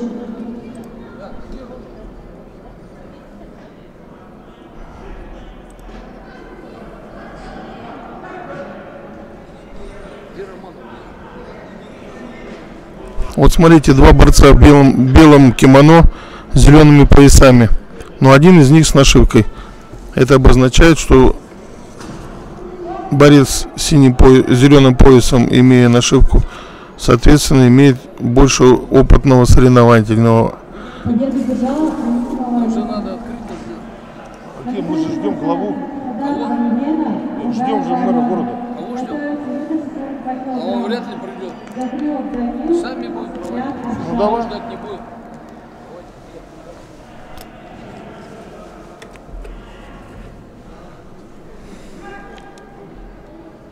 Опа, переход на болевой прием. И сейчас болевой прием проводится. Оп, чисто победа. Победу с болевым приемом одержал борец с зеленым поясом. Сторожев Данил, спортивный клуб Славутич.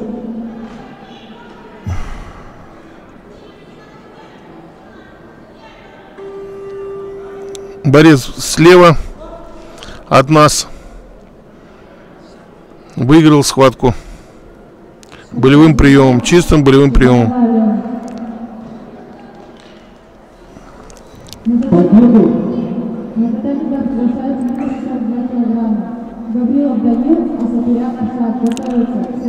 Борец с города Благовещенска.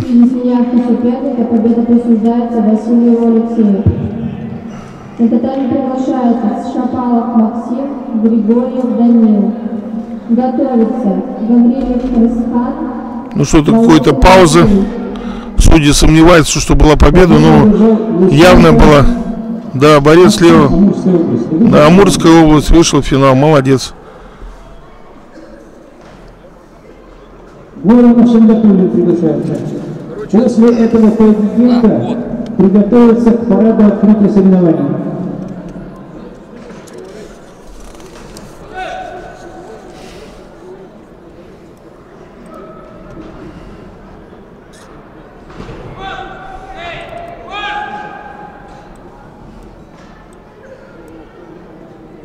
Победу одержал Григорьев Данил.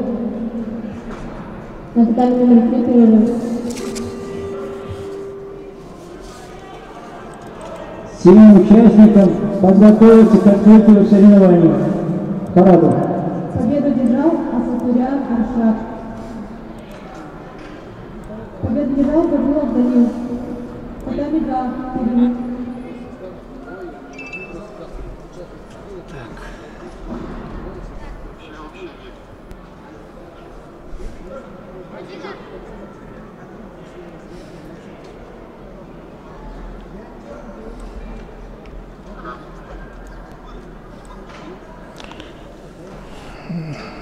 Борец с синим поясом Ладайбалов Марат, город Ленск. Борец также с синим поясом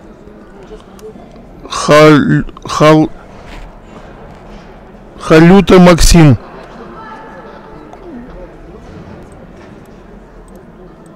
город Владивосток.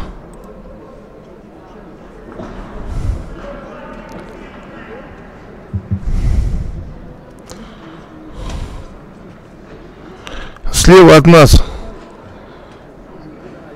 борец с города Ленска, справа от нас город Владивосток. Слева от нас борец город Левс, Республика Саха, справа от нас город Владивосток.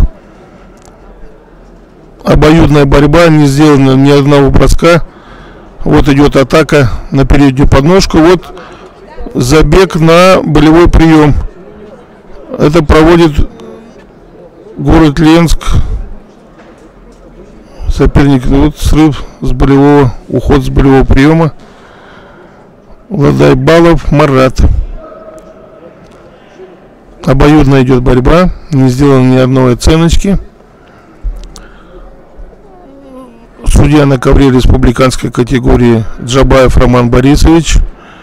Это наш старейший тренер, старейший судья Тайон нашей республики. Сам когда-то в молодости приехал с Казахстана. И сегодня на протяжении уже 50 лет в нашей республике занимается с детьми. Вырастил ни одного чемпиона и мастера спорта. То есть многих мастеров вырастил. И чемпионов России, и чемпионов Европы.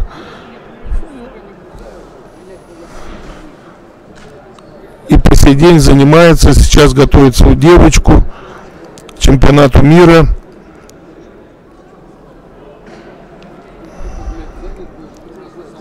Аман Юлю. Вот оба борца готовятся к приему. Ну, пока стресс захвата, ну, происходят атаки, но оценок еще до сих пор нет.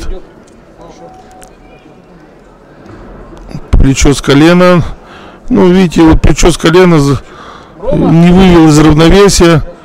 Плохой был захват, и поэтому прием не удался. Сейчас идет борьба в партере. Ну, никаких действий опасных не произведено.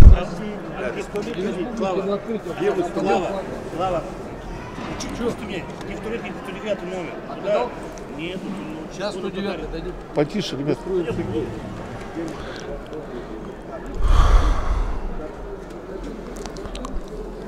Golden Скорт объявлен. Участники сейчас приведут себя в порядок. И до первого замечания или до первого броска будет произведена победа.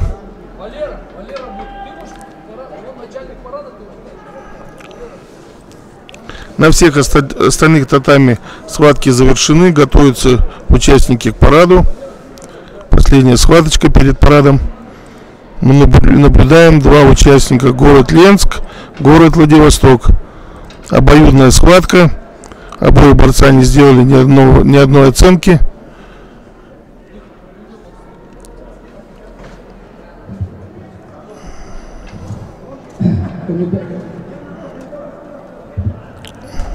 Мате обозначает стоп схватки. Хаджиме продолжение схватки. К открытию турнира, пожалуйста, в белом кимоно. Желательно, чтобы строимся с правой стороны. Приготовиться к открытию соревнований.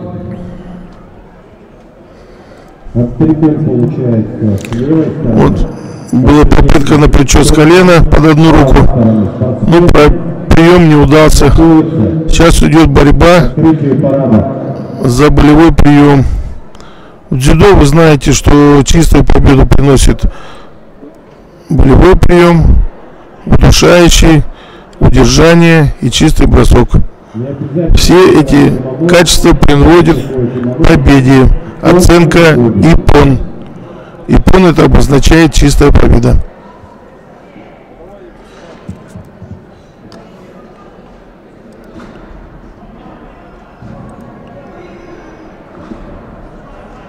Идут обоюдные атаки, но не произведено ни одного фиксирующего действия от команды Мате. Мате обозначает, напоминаю, стоп-схватку.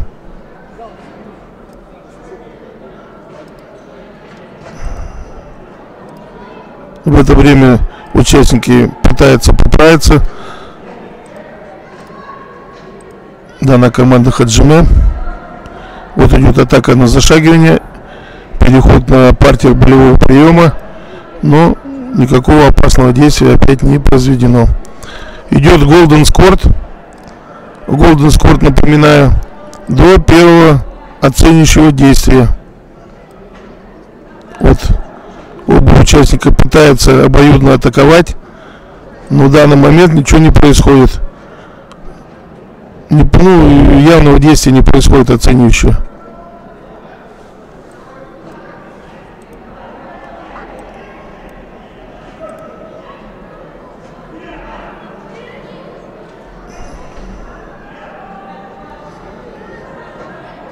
После этой схватки будет открытие парада.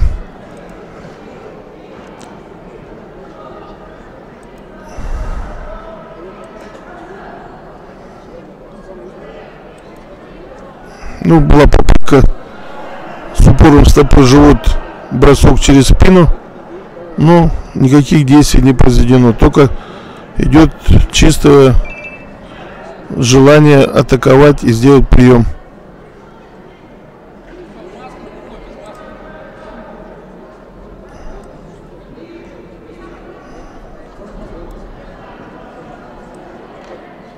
В дзюдо очень важно, как вы заметили, первым взять захват, правильно вывести из равновесия и быстро провести бросок. Тогда приводит к победе. Когда происходит обоюдная возня, то, как правило, последующие не происходит ни одной оценки. Оба участники боятся рисковать, боятся делать эффективный бросок, поэтому каждый боится упасть.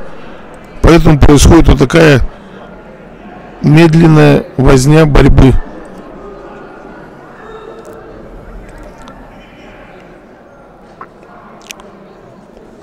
Вот что-то получилось на вроде плеча, но до конца опять же броска не произведено, не вывел из равновесия, не накатил, не перебросил. Поэтому оценки не будет. Оба участников уже устали. Понимаем, потому что идет Golden Scored.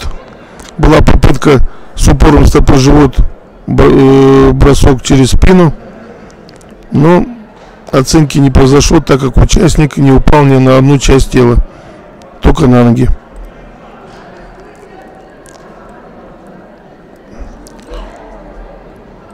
В дзюдо что такое Golden Scored? Это обозначает, что за время отведенной схватки не произведено ни одного технического оценивающего действия, и борцам дается время до первой схватки, броска или же до первого замечания судьи. Поэтому каждый участник желательно не доводить до этой ситуации, а делать во время отведенного времени конкретные броски оценивающие. Потому что сейчас более возможности каждого участника, а также судьи.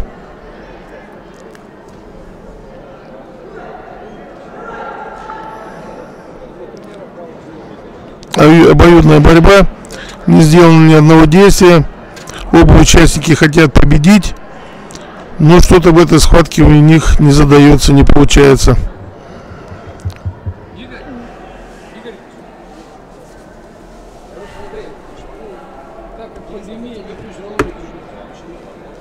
Вообще даже открытие запрещено.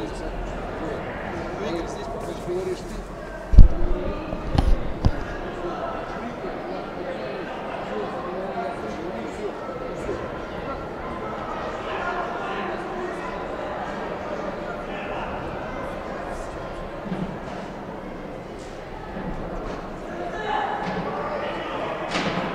Участники, всем приготовиться к построению на открытие, пожалуйста, всем кимоно, одеть и спуститься вниз. По командам строимся, давайте, ребят, побыстрее.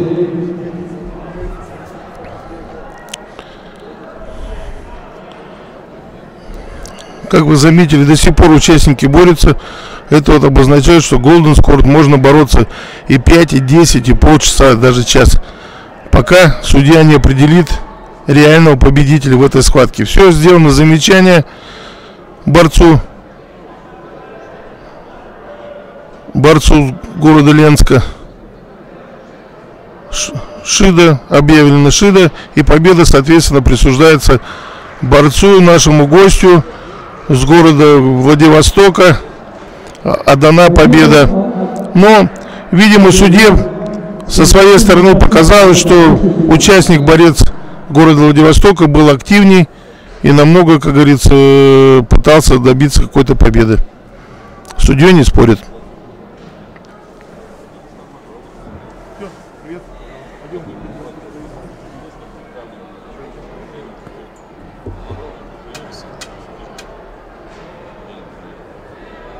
Судья устроится на открытие парада.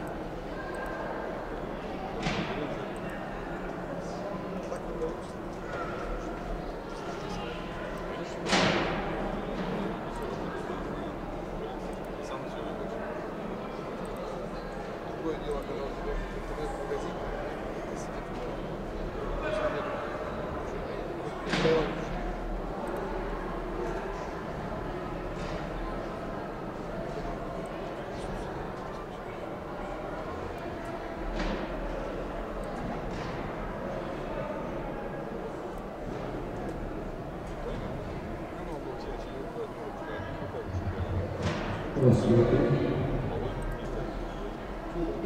вас музыка какая-то есть, да, для выхода? Ну, то есть это все включается, допустим? Да, сейчас включаем. Ну, нет, сейчас мы объявим, что вывести парад, и вы включаете музыку, хорошо?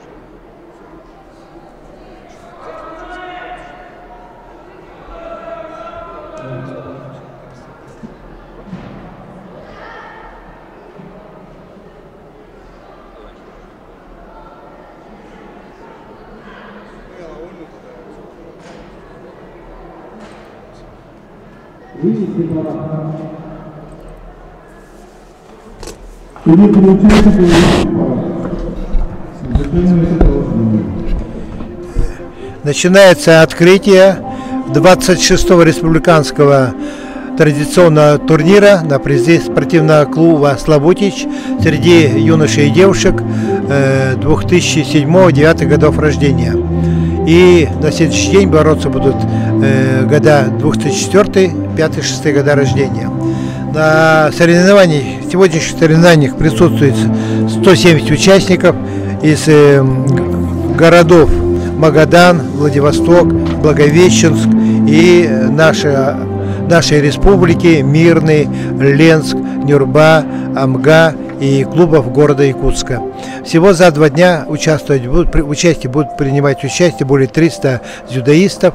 Это наше молодое поколение, это те дети, которые будут защищать через несколько лет и игры дети Азии, и другие дальневосточные, всероссийские, другие турниры. Можно отметить, что наше дзюдо планомерно развивается в качественную сторону. Как многие любители, наверное, знают, что наши дзюдоисты, 3 дзюдоистки являются чемпионками России. Это до 18 лет Ефимова, чемпионка России, до 23 лет Моисеева, и чемпионкой России среди взрослых стала Нургияна Никифорова 2 года назад в городе Назрани. И вот у нас вот такие достижения, очень большие, можно сказать. 3 чемпионки России, такого никогда не бывало. Ну и вот сегодня вот юное поколение, я думаю, из них в будущем вырастут такие же сильнейшие спортсмены и будут представлять не только нашу Якутию, но и Дальний Восток, и Россию на всевозможных мировых соревнованиях. Ну а на построении сегодня у нас стоит первый вице-президент Федерации дзюдо и дзюдо, это Лойк Игорь Викторович, один из ветеранов спорта дзюдо, бывший, сам раньше боролся, мастер спорта, Литавин Вячеслав Владимирович, директор спортивного клуба Слабутич, тоже один из основателей, ветеранов дзюдо нашей республики. Оба этих спортсмена являются Здравствуйте, дорогие участники! мастерами спорта и заслуженными тренерами России, Российской Федерации по борьбе с дзюдо. Ну и вот хорошо среди ветеранов появилось молодое поколение юных наших юное судейство, которые будут в дальнейшем учиться и вместе с нашей командой участвовать и защищать интересы нашей команды на дальневосточных, всероссийских и других соревнованиях. Прекрасного города Владивостока, постоянные наши друзья из города Благовещенска, Магадана, также приезжают с Сахалина, Камчатки. Ну, кое-кто сегодня, конечно, не приехал, к сожалению, по разным причинам. Знаете, что была пандемия, как говорится, еще до сих пор многие, как говорится, не появилась такая возможность. Но нам повезло с вами, что мы именно сегодня, именно в это время дали возможность провести этот турнир, не нарушая ничего. Как говорится, мы его проводим для вас, для того, чтобы вы увиделись, поборолись, познакомились, как говорится, полюбили еще больше свой вид спорта, а также посмотреть наших ребят на уровне всех приезжих, на каком уровне наши находятся ребятишки. Поэтому мы вас очень любим, считаем, что наш турнир прекрасно для того, чтобы повысить ваше мастерство, вырасти в своей, как говорится, спортивной карьере, а также из этого турнира на протяжении 20 лет выросло очень много мастеров спорта, очень много чемпионов Европы, мира. На сегодняшний день у нас есть претенденты в сборную страны, которые рассматриваются и на Олимпиаду. Надеюсь, что живет до тех уровней, а также есть победители, чемпионы и призеры азиатских игр и много другое. Но самое главное, наше стремление, наша работа именно для вас, чтобы вы росли здоровыми, крепкими, умными, любили Родину, любили родителей, были культурны, уважительны, потому что наш вид спорта воспитывает прежде всего эти качества. Поэтому я передаю достойно своему коллеге и другу на протяжении уже 30 лет Вячеславу Владимировичу. Слово предоставляется директору клуба Дорогие ребята, родители, зрители, еще раз всех поздравляю с этим турниром, что мы смогли провести. Слава Богу, что наша страна справилась с этой заразой, которая накрыла весь мир. И я думаю, что вы как раз, занимаясь спортом, у вас как раз, я думаю, эта зараза пройдет 100% стороной, потому что занятие спортом дает вас уверенность быть сильным, смелым, быть действительно патриотом своей страны, увлекаться историей своей страны. Почему? Потому что вот как раз зная свою историю, зная ее от корней и до сегодняшнего дня, вы будете понимать, что происходит вокруг нашей страны. Потому что сегодня как раз идет борьба за вас. Я очень надеюсь, что из вас вырастут настоящие защитники нашего Отечества. Вы будете теми, кто будет строить и делать свою страну сильной и могучей. Потому что у нас как раз мы нуждаемся в таких ребятах, как вы, сильные, которые нужны своей стране. Поэтому больше учитесь.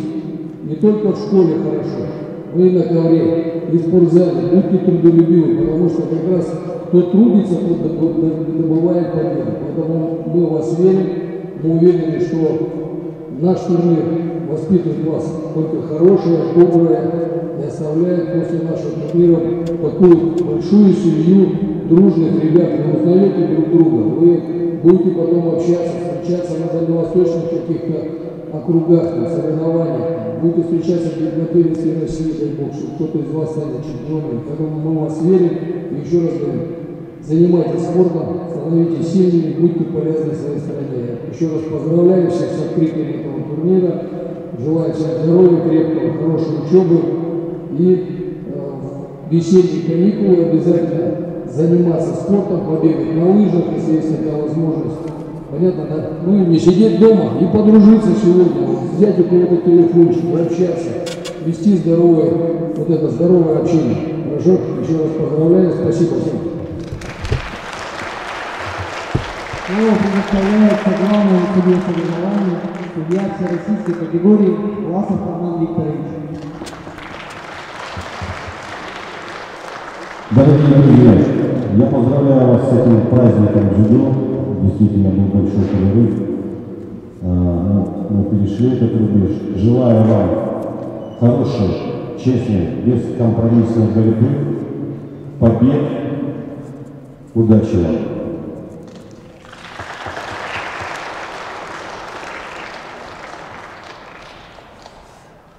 Пора открыть.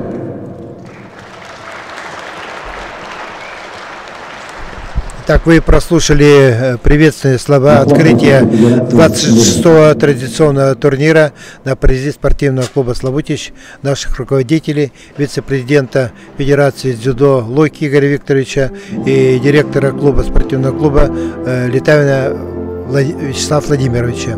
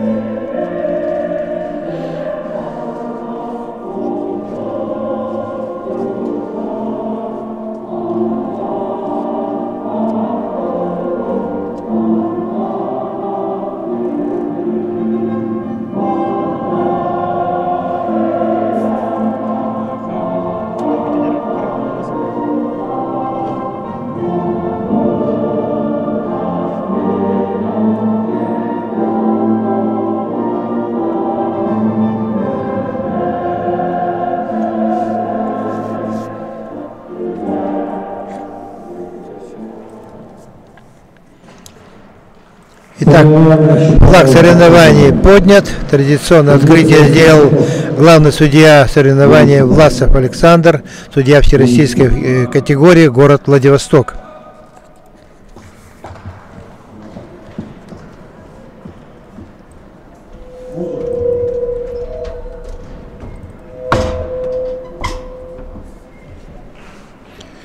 Командующий парадом Хаметов Валерий Рустамович, он у нас, можно сказать, почетный начальник команды, выводящий все парады, начиная с таких республиканских турниров и кончая международных спортивных игр «Дети Азии». Хаметов Валерий Рустамович, почетный работник народного образования России, также является мастером спорта по дзюдо, по самбо. Ну, вот отрадно, что ветераны возглавляют такие вот мероприятия, возглавляют парад дзюдоистов, где вот Мы видим на табличках представителей команд различных городов, а также клубов столицы города Якутска и нашей республики. Это будущий цвет нашей и гордость нашей республики. Ну а после некоторого перерыва начнется опять соревнование на 3 татами. Ребята как раз могут перекусить немножко. Технический перерыв 20 минут. Приготовиться к дальнейшей борьбе.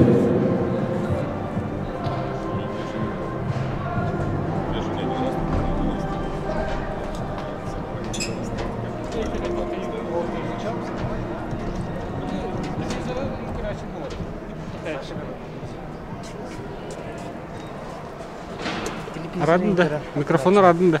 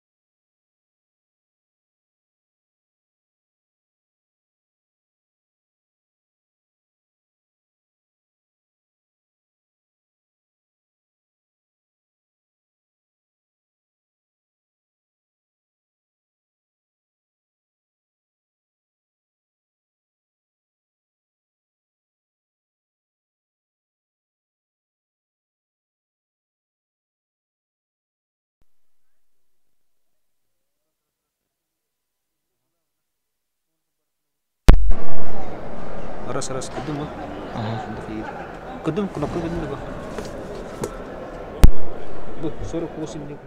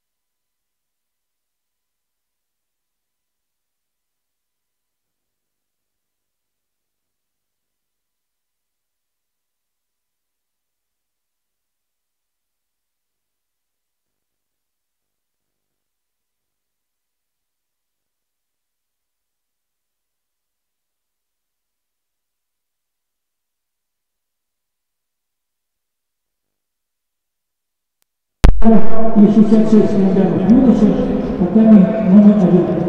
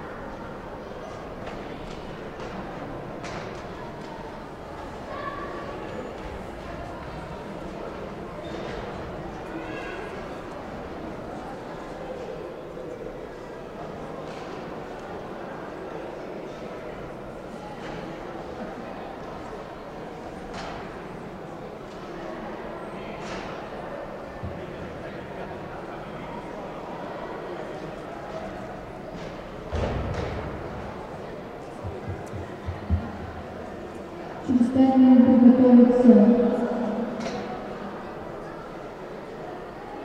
управка, приготовиться Вавилия Харисхан, Малухин Алексей.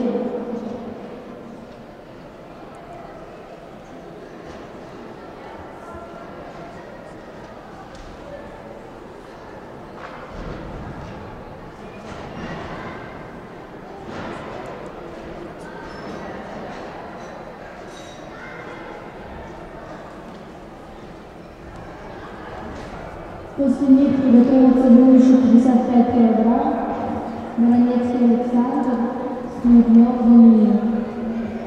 На татами номер 1 приглашается девочка 40 килограммов.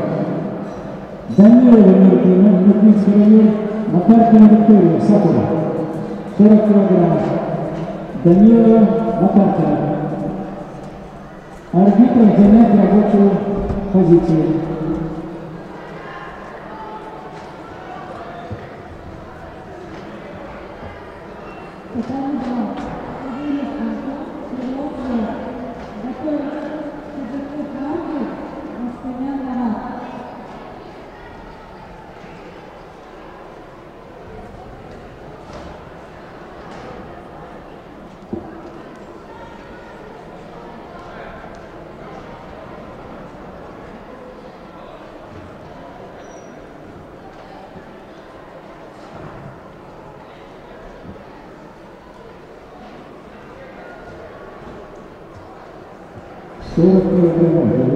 Даниила Миркина, Миркинский район, Попова Анастасия.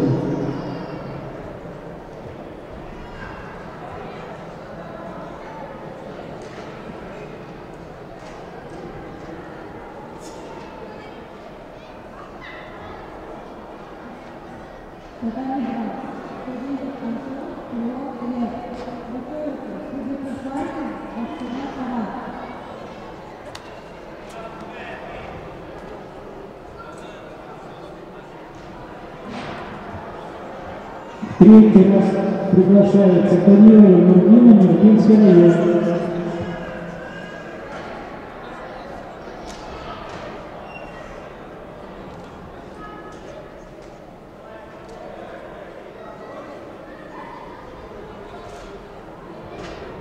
Приготовиться Попова Анастасия, Шишкова Татьяна, 40 килограммов. Попова Анастасия, Шишкова Татьяна, готовится.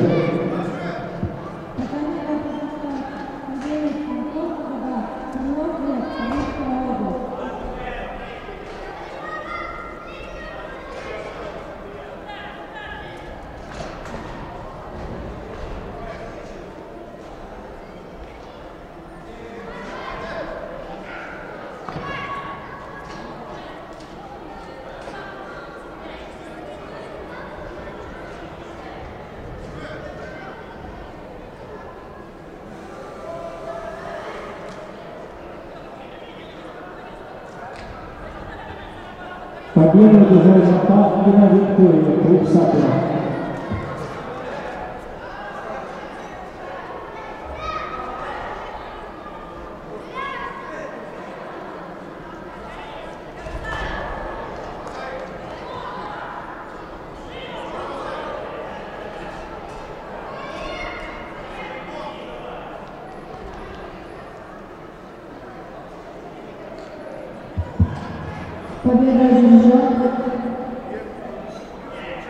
Победу одержал Волохин Алексей. Капитаном приглашается юноша 55 килограмм, Воронецкий Александр, Смирнов Даниил. Приготовиться Барковский Иван, Левиновец Александр.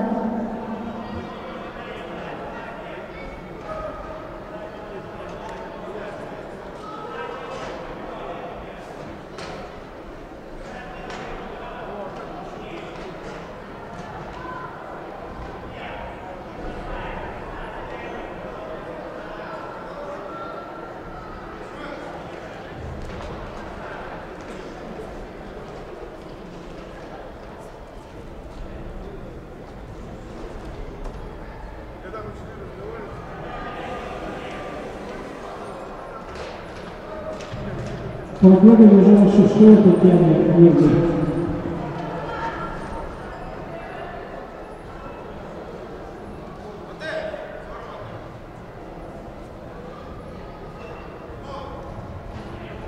Утешительные встречи 50 килограммов. Янгиев Амир Гар, Пантелеев Данил, Мирный, 50 килограммов, утешительные встречи. Георгий Пантелеев. На диване приглашается Байкальский Иван, Половец Александр. Приготовиться Прокопьев Алексей, Порошенко Ростислав.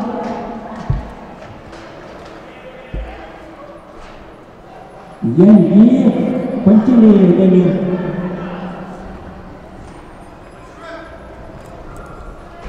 Рабочее место, Игорь Викторович. Приготовиться Липунов Станислав, Лугайбалов Марат. Липунов, Лугайбалов готовится.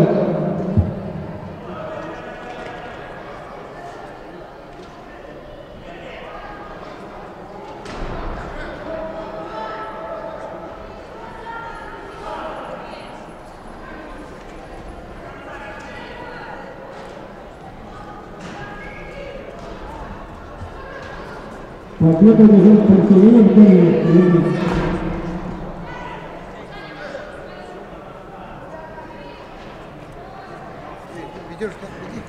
Я не могу разобраться. Татами.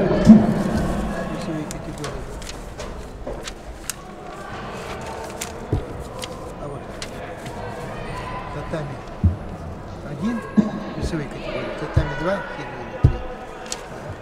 Это третий татами, еще кто борется? Третий татами, весовая категория вот эти. Как твоего парня-то звать? Футболку снимай.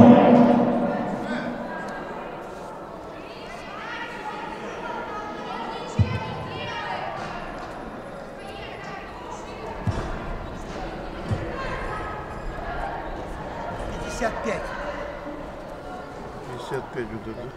Так, а как судью-то его как звать-то? Судью? А, вот это, Эльдар Рысев. Рысев Эльдар. После этой пары приготовится Лохонин Антон, Онищенко Сергей.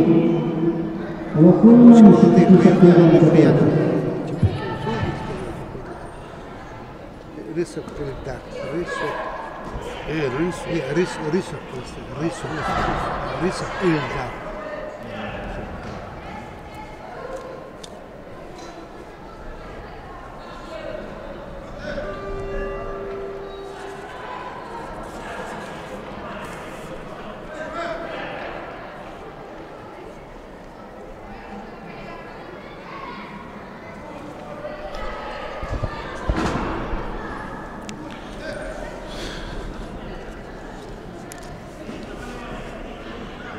Итак, продолжается сегодняшний турнир на призы клуба Славутич. После перерыва схватки, после открытия соревнований, у нас на третьем татаме борется весовая категория 55 килограммов. Судит на ковре Рысев Эльдар. Это у нас плеяда новых судьев.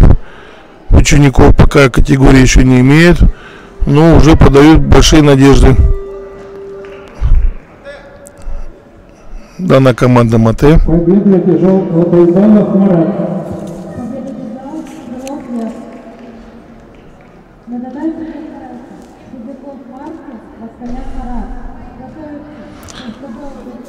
Продолжает комментировать заслуженный тренер России, мастер спорта Лоик Игорь Викторович. Готовится Игнатьев Платон, Севеженко Кирилл.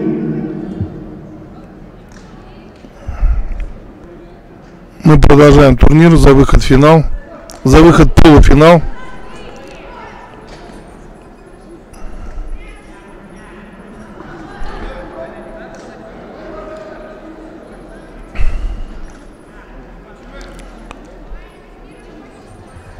Победу взял Лохонин Антон. В этой весовой категории 55 килограммов, 15 участников, возраст Приглашается Игнатьев Платон. 2001-2005 года.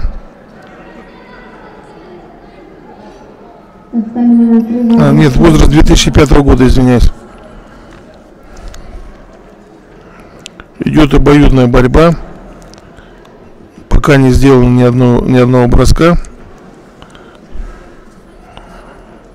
Дана судьей дано по Собираются штаны, кимоно. Пантелеев, Даниил, Матвеев, Ибрагим.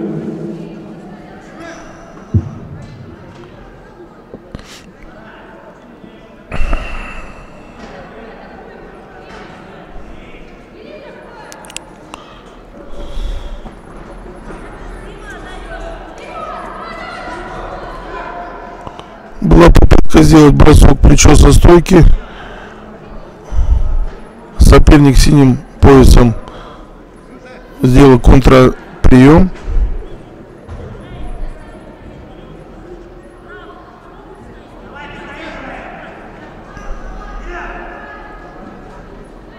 Идет борьба за захват. От борец с желтым поясом была попытка провести прием, но борец с синим поясом вовремя остановил и не дал сделать бросок.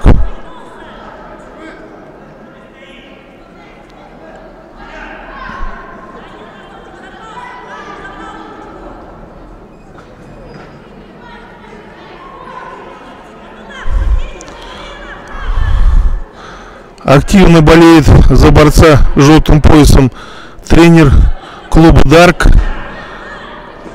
Лысак Оксана, которая воспитывалась у тренера Игоря Викторовича Лойко. Подсказывает своему ученику, как делать прием, с каким захватом, что не дорабатывает, не докручивается. Думаю, наверное, участник принял ошибки своего тренера во внимание. Ну, идет пассивная атака, нету движения, нету выведения, нету броска. Вот тренер правильно подсказывает ученику, но ученик пока не делает выводы. Здесь арбитр за столом подозвал судью для того, чтобы предупредить, что участник не борется, борец с синим поясом. Ну и намечается предупреждение.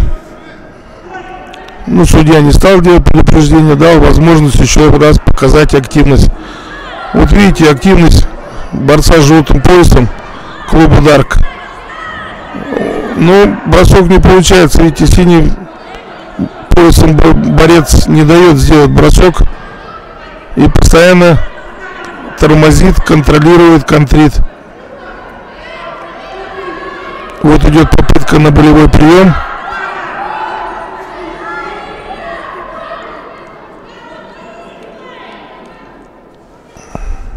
Проходит болевой прием, но болевой прием, попытка сорвалась, ничего не получилось. Оба тренера волнуются за своих спортсменов, хотят подсказать, как действовать во время схватки, но участники что-то плохо понимают своих тренеров. И вот здесь уже судьи дают команду делать какие-то действия. Замечание. Назревает замечание. Дана еще возможность исправить ситуацию. Обоим борцам произведена оценка в азаре. Итак, оценкой в азаре борец с желтым поясом, ученик клуба «Дарк», тренера Лысак Оксаны, произвел бросок на оценку в азаре и, по всей очевидности, стал чемпионом в этой весовой категории, в этой схватке. Видите, оба борца поклонились и пожали друг другу руки. Все по-честному, все по-спортивному.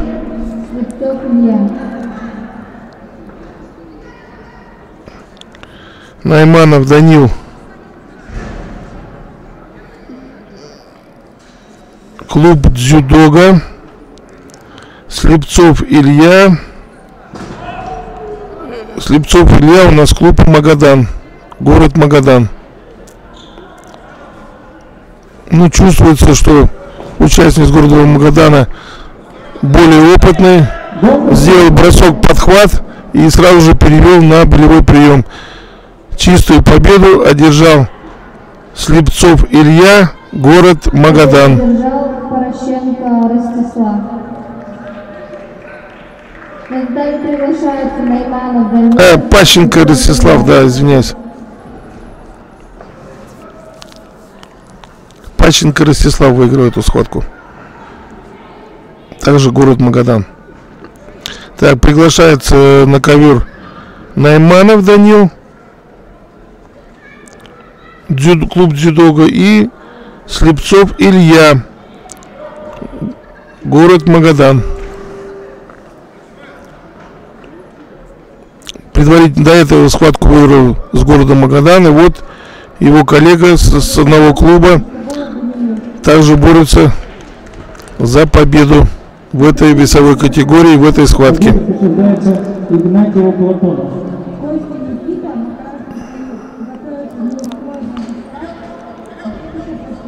Вот Слепцов Илья сел на болевой прием, но болевой прием пока не получается. Вот он перевел его опять перекатом на болевой прием. Найманов Дамир, как говорится, не дал это сделать. Идет борьба за захват. Как вы все знаете, что захват — это очень важно для проведения приема и всей борьбы, контроля своего соперника. Вот была атака на плечо с колена, но прием не удался.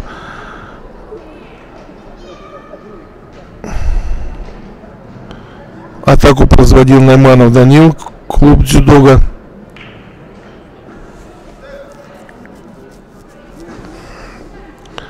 В нашей республике появилось много клубов, много новых интересных названий, такие как Дзюдога, Император, плюс Ленские там.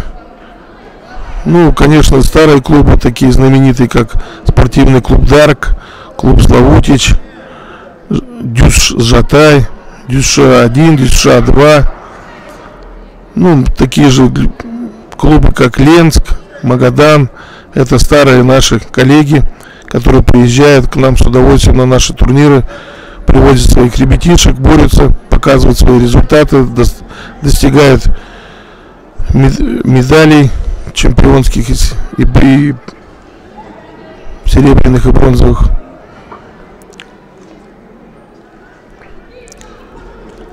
Судья дал команду заправиться для того, чтобы можно было четче проводить схватку.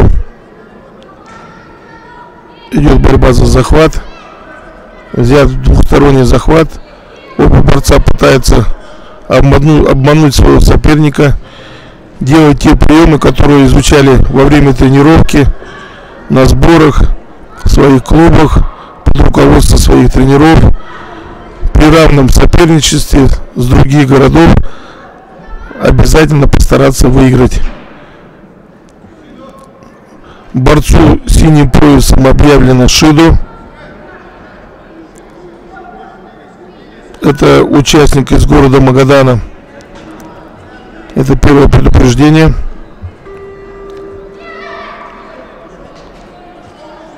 Каждое предупреждение обозначает проигрыш, если не сделано ни одного броска, ни одной оценки.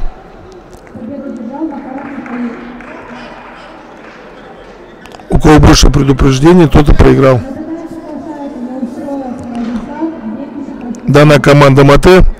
Оба борца встают в стойку напротив друг друга и приготовятся к схватке. Вот дана команда Хаджиме.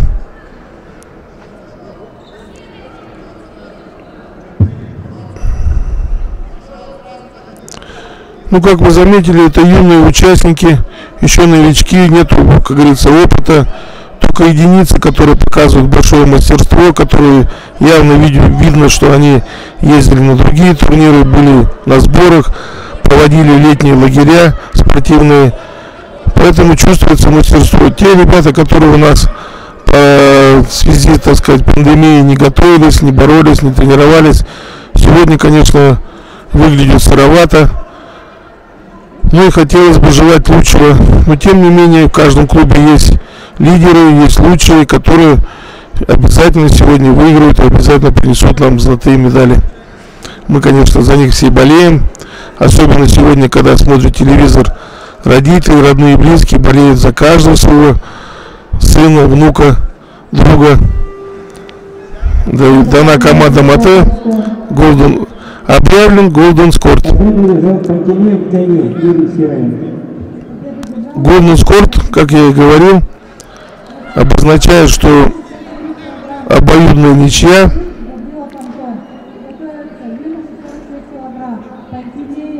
Ну вот судья остановил схватку, может быть, что-то хотел изменить. 60 килограммов утешительные встречи.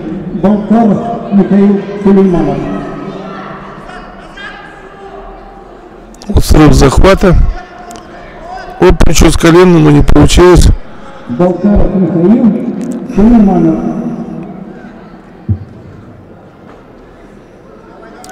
Вот идет борьба за болевой прием.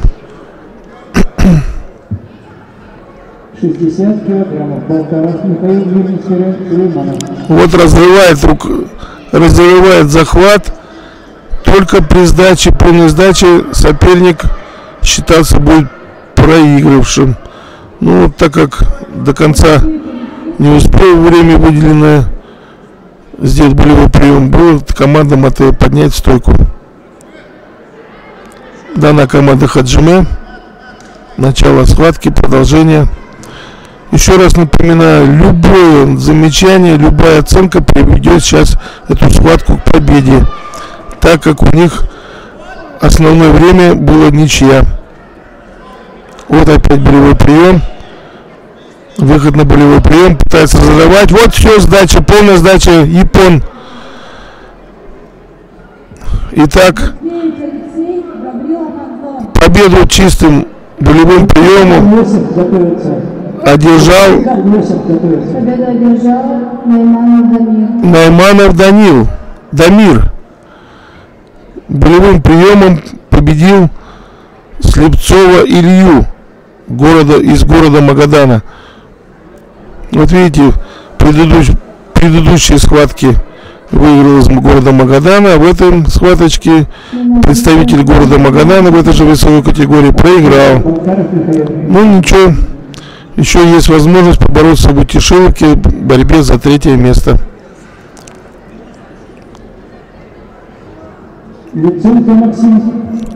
Судьи сделали смену судейства на ковре.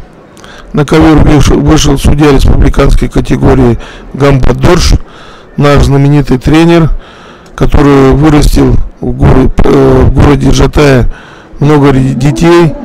Также все его дети, также все борются по сей день. Один возглавляет сборную старшим тренером Дамдин города Якутска и по всей республике. И один сын у него входит в состав сборной страны, который готовится также в отборочные, как по самбо, так и по дзюдо нашей сборной страны, нашей необъятной России.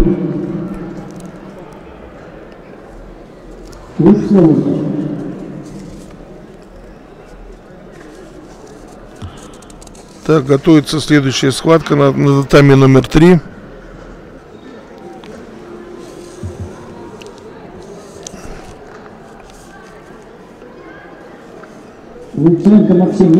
Так, мы перешли на татами номер 2.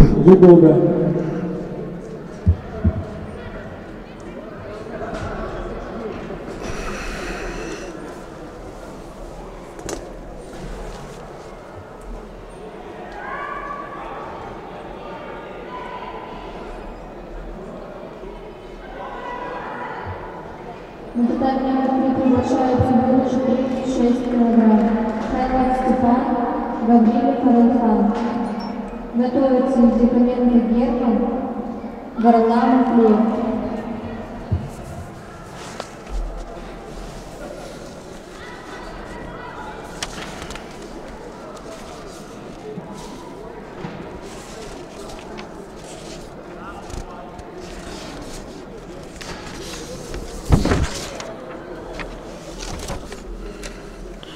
На татами 2 борется весовая категория 46 килограммов. Пантелеев, Макаров. Мартарян, извиняюсь.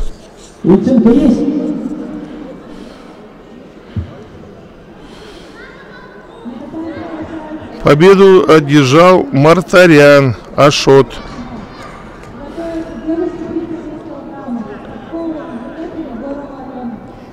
Мартарян Ашот тренируется у нас в клубе Дюша Стерх и выиграл эту схватку.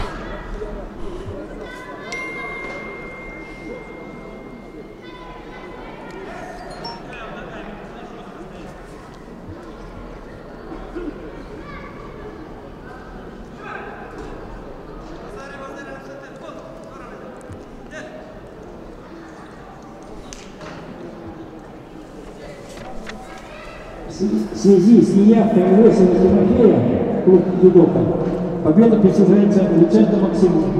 Победа одержала Гаврилий Фаралхан.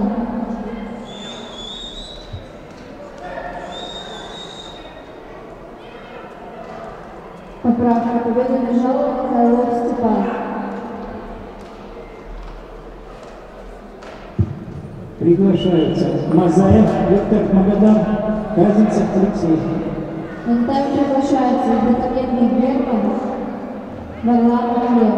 Приготовиться Власов Алексей, Васильев Алексей. Мазаев Виктор, Казинцев Алексей. Казинцев Алексей.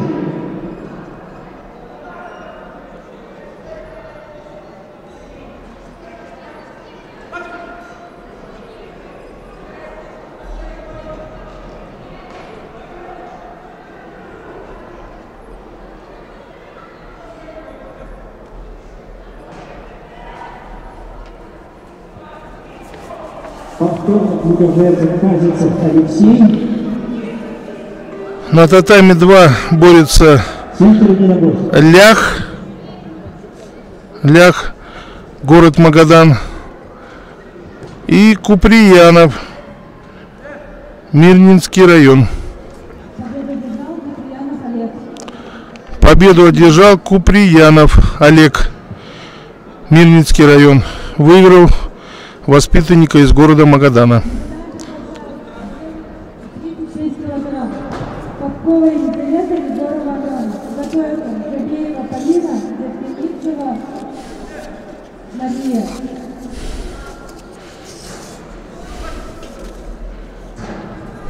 Повторно приглашается Казинцев Алексей, центр единоборства.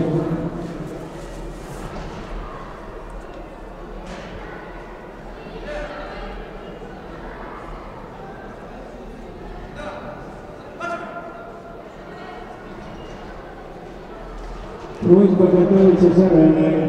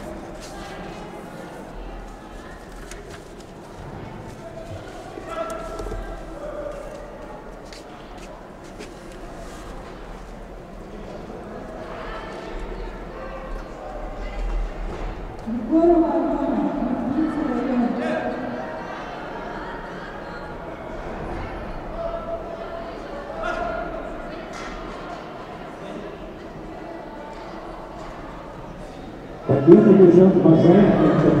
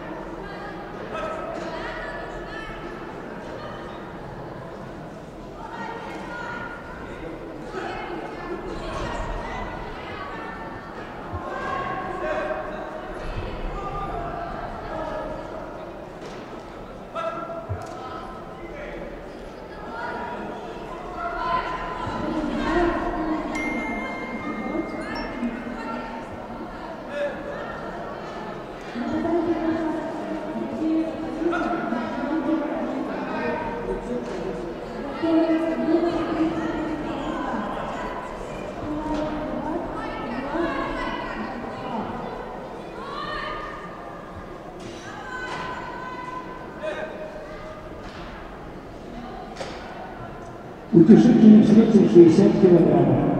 Гавриев Егор,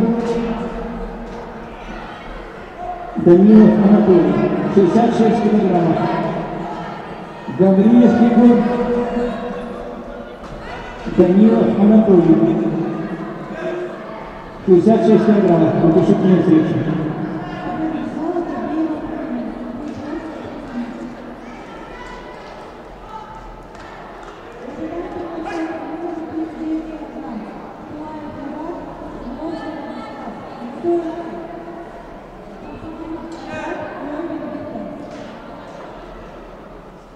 Виталий Голубцов. 66 килограммов. Гавриев Егор, Данилов Анатолий.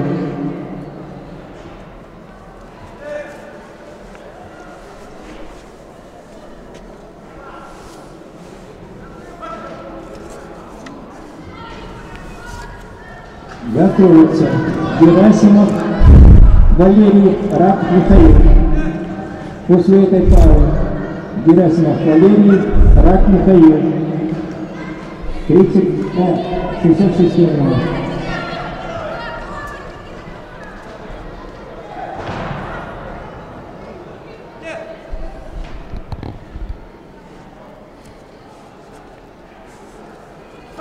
Тут перешли на третье татами.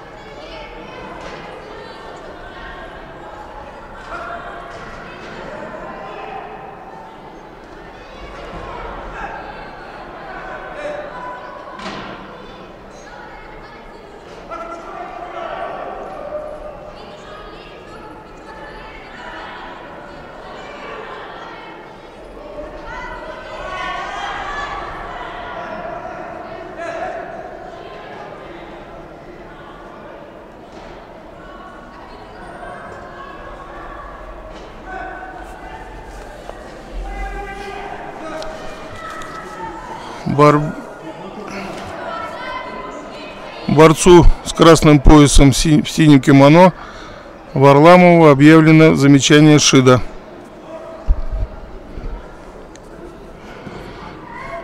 Борьба идет на третьем татами. Напротив соперник Евдокименко.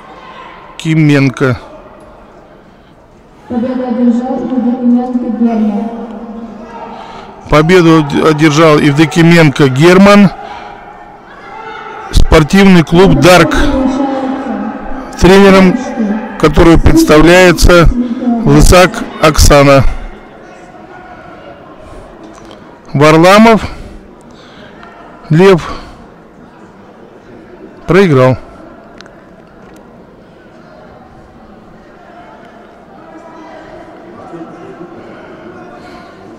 Поправка на деталь номер 3. Приглашается юноша 36 килограмм.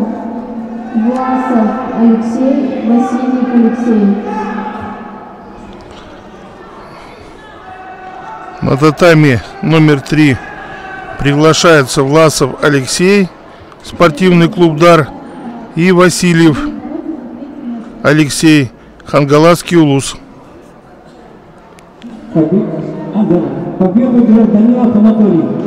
Обои борца являются с республики Саха, но с разных клубов, с разных районов.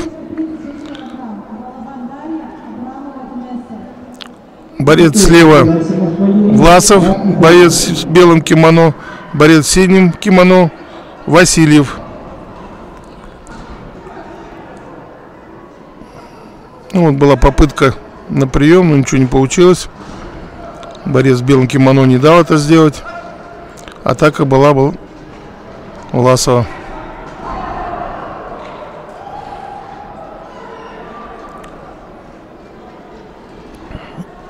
Оба подсечка чистым броском весовой категории 36 килограмм, где 20 участников было. Подсечкой победу держал Власов, клуб «Дарк». Приглашаются девочки 40 килограммов, 4-й круг. Данилова Нюрбина, Шушкова Татьяна. На татами приглашается Григорьев Данил, Балухин Алексей. Готовятся девочки свыше 37 килограмм. Винокурова Розалия, Сапушенко Милана. Победу держала Шамсудинов Айрат. На татами приглашаются девочки 36 килограмм. Балабан Дарья, Абрамова Инесса. Готовятся. На татами 3 приглашается Григорьев, Балухин. Григорий представляет клуб «Центр единоборств». Балухин Алексей, спортивный клуб «Дарк». Борец с белым кимоно Григорьев, борец с синим кимоно Балухин. Дана команда Хаджиме. Начало схватки, идет борьба за захват. Оп! Чистым броском победу одержал Григорьев. Григорьев Данил. Иванова Сандра. Победу одержал Балухин Алексей. Да, ошибочка. Балухин Алексей. Победу одержал Балухин Алексей, спортивный клуб «Дарк». Тогда и приглашаются девушки свыше 57 килограмм. Винокурова Розалия, Сапушенко Милана. Готовятся Барель Юлия, Сафонова Анна.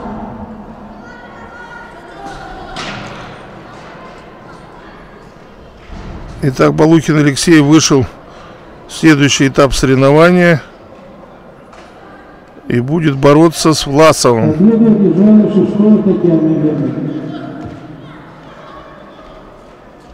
С Власовым Алексеем, город Владивосток.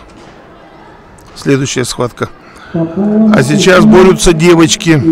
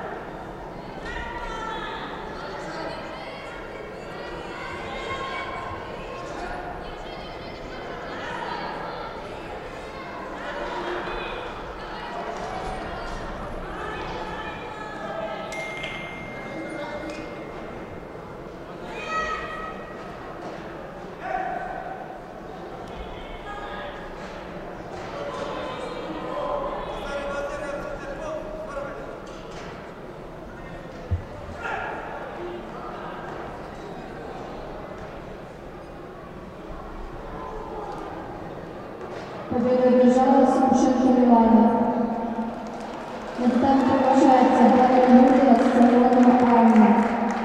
Приготовиться девушки 44 килограмма. Лыкина Алиса, Вихарева Диана.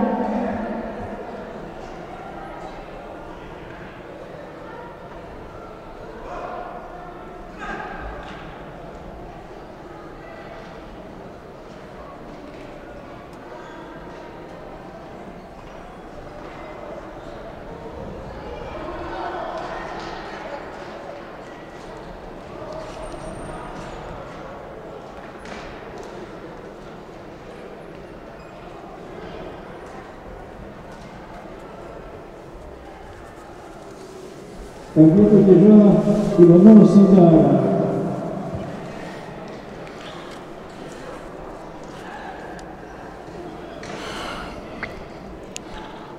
Ну, вот мы сейчас с вами наблюдаем сразу два татами.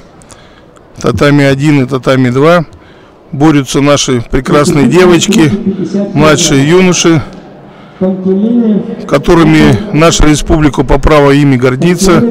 В этой весовой категории в возрасте наши девочки, как говорится, дают большие надежды, подают большие надежды. Вот, поэтому мы как бы надеемся, что это наши начинающие звездочки, которые будут буквально на следующий год блестеть и сверкать. Ну, в данный момент борются девочки, которые занимаются первые 2 года. Вот оценочка в Азаре была, плечо с колен. Готовится.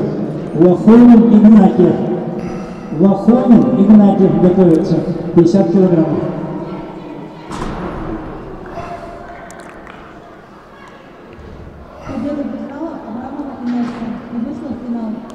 Вот Абрамова Настя выиграла эту схватку и вышла в финал. Поздравляем Абрамову Настю, молодец.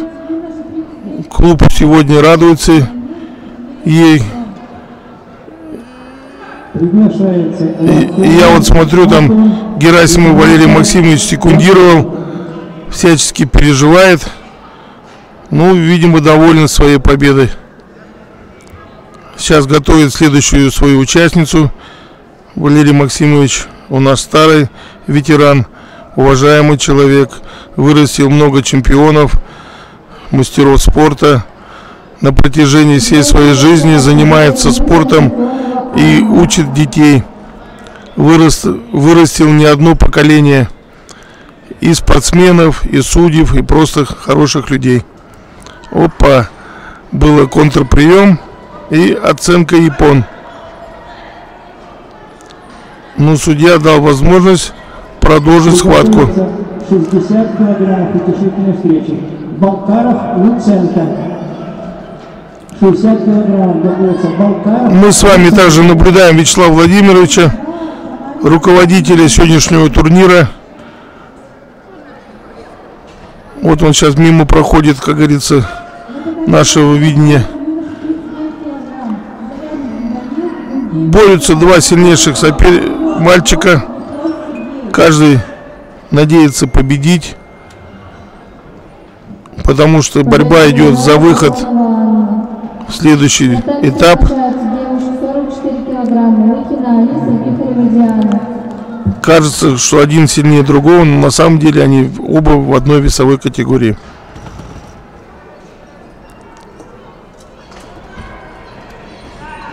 Бросок в Азаре. В Азаре Васет Ипон. Победил борец с красным поясом. Игнатьев Платон. И будет бороться за... А нет, извиняюсь, борец с желтым поясом. Вот видите, маленький такой коренастый мальчишка выиграл такого высокого, большого по своим техническим действиям, приемам в Азаре. Балкаров Михаил, Луценко Максим.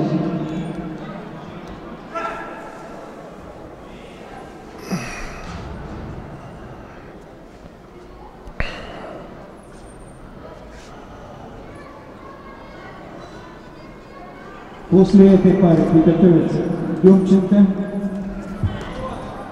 Всеволод и Мазаев Виктор. Демченко, Мазаев готовится. Вот видите, какая пропорция интересная. Ну, да, в прошлый раз выиграл мальчик низкого, ниже ростом. В этот раз, конечно, выиграл рост. Победу одержал с зеленым поясом. Балкаров Михаил Юрий.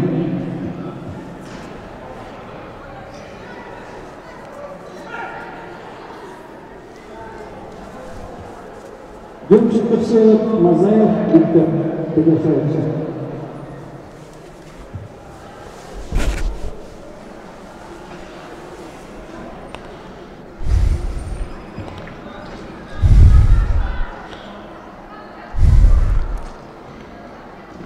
Ожидаем Мазаева.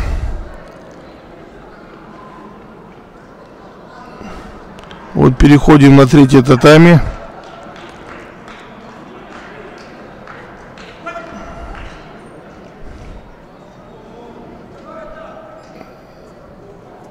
Здесь полным ходом идет борьба.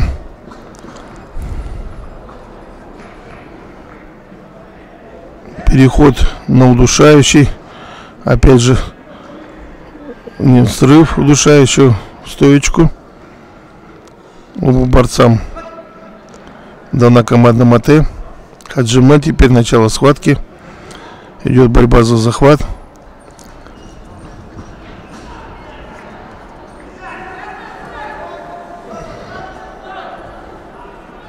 Победу одержал Демченко, Всеволод. И будет бороться за третье место.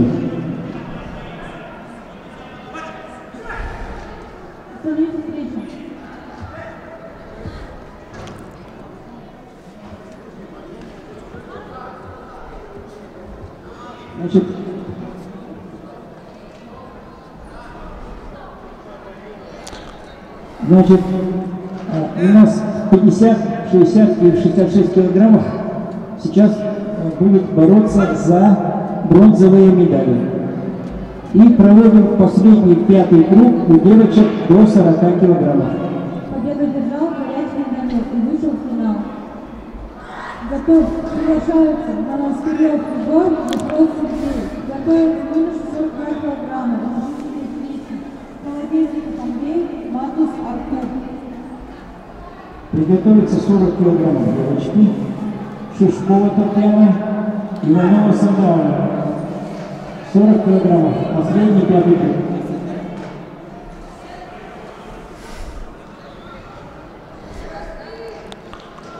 Вот таким образом идет удержание. Идет секунды, удержание засчитано. Вазари Авасет Ипон. Победу одержал борец в белом кимоно с красным поясом. Удержанием. Радат Прадед. Приглашаются девочки 44 килограмма, Акласова Мирослава, Чесубиева Евгения. Приготовятся девушки 48 килограмм. Готовцева Кира, Ус Виктория.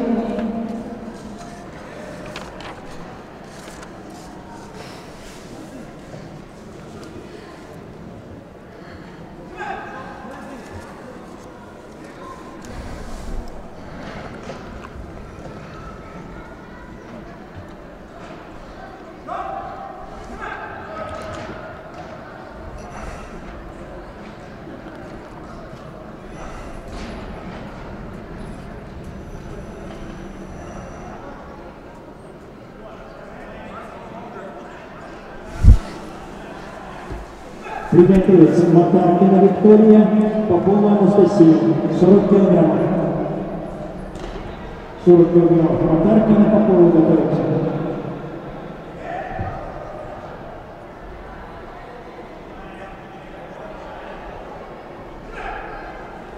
На татами 3 приглашаются девушки 44 килограмма, Атласова Мирослава, Чесубиева Евгения.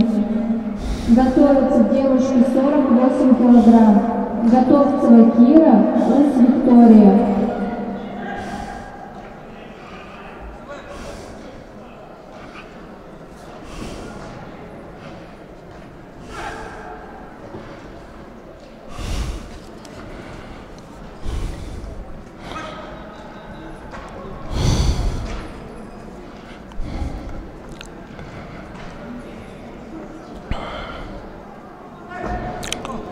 чистым броском, зацепом изнутри, выиграла Евгения Японом. Данную встречу победу одержала Чесибиева Евгения. Победу одержала Чесибиева Евгения. Приглашаются девушки 48 килограмм. Готовцева Кира, Ус Виктория.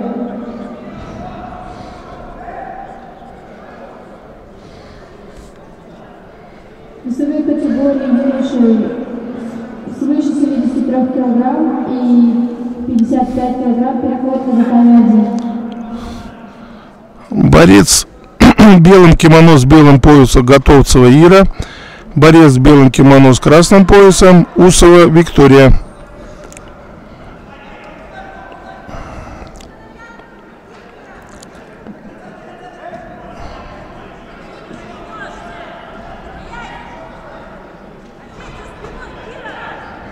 В Азаре сделала Усова Виктория. И пошло удержание.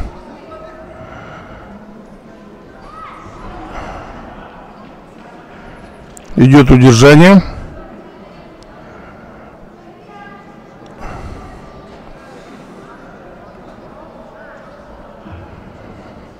Победу одержала Шишкова Татьяна.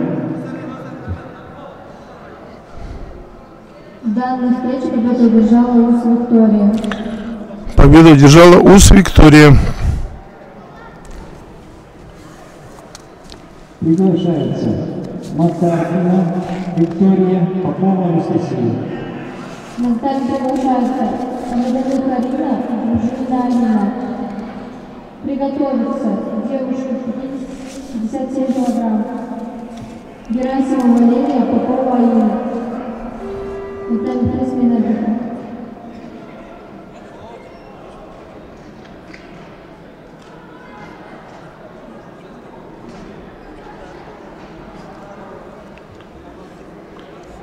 Приглашается весовая категория девочки 48 килограммов. Дружинина Алина, центр единоборств, и Радыхина, Раданых Арина, спортивный клуб «Дарк». Борьба за бронзу у мальчиков 50, 60, 66 килограммов пока откладывается. Весовая категория 48 килограммов. У мальчиков 55. Смена судьи. И плюс 73. 55 и плюс 73 килограмма мальчики будут бороться на татами номер 1. Повторяю, 55 килограммов и плюс 73 переходят на татами номер 1 мальчики.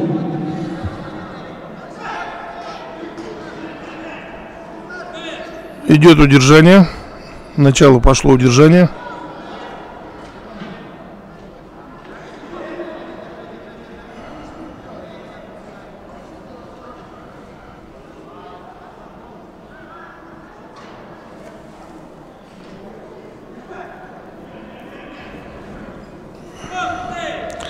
Удержание засчитано.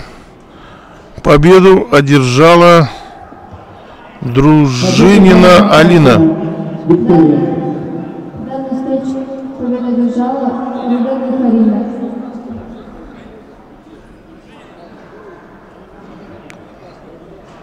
Поправка. В данной встрече победу одержала Дружинина Алина. Да, победу одержала Дружинина Алина, центр единоборств. На татами приглашаются девушки 57 килограмм. Герасимова Валерия, Попова Инна. Приготовиться Волосатова Марина, Рюкова Рада.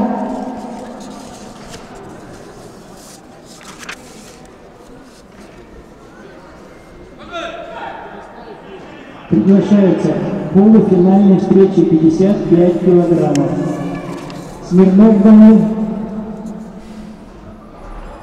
Берковский Иван.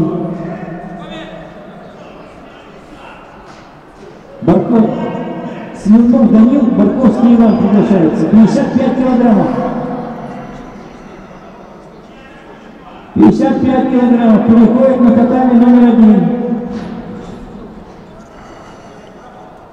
Смирнов Данил, Барковский Иван.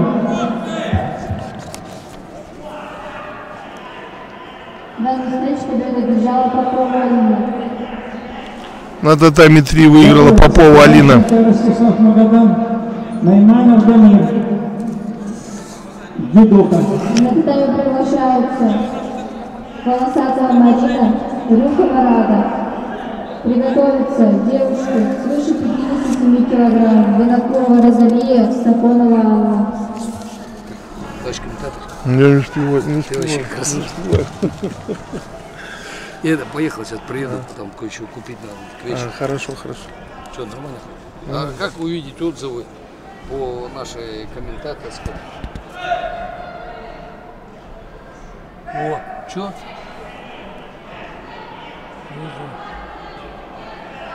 Вот они, зрители. 388 человек. Это зрители сколько, да? А? Вот это.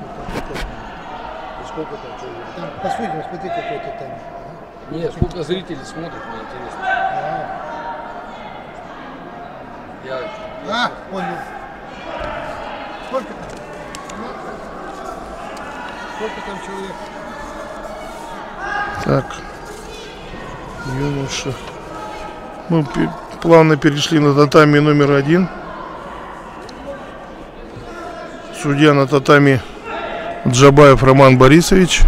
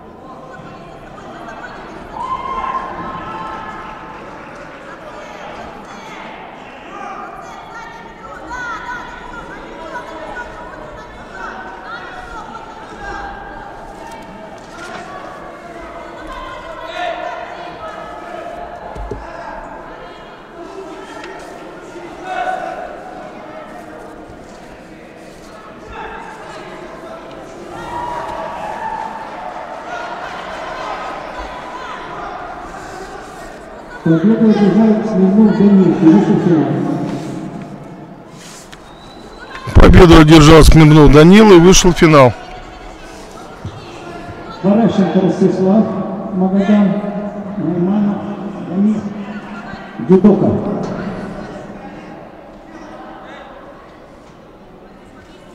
Приглашается, приготовиться мне. Мальчику плюс 73 килограмма. Борьба за выход в финал. Муратов Радик Сукач Артем. Плюс 73 килограмма готовится за выход в финал. Муратов Радик Сукач Артем. 70, плюс 73 килограмма. Татами номер 1.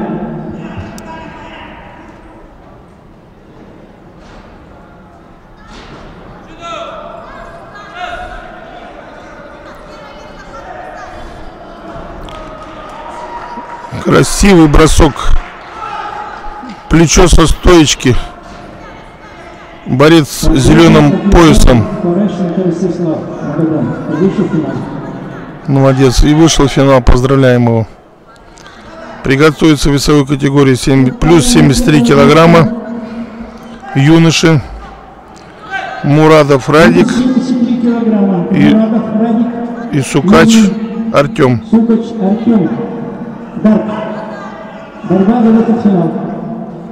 Сукач Артем, спортивный клуб Дарк. Мурадов Радик, Мирнинский район. Борец с красным поясом Мурадов Радик. Борец с синим поясом Сукач Артем.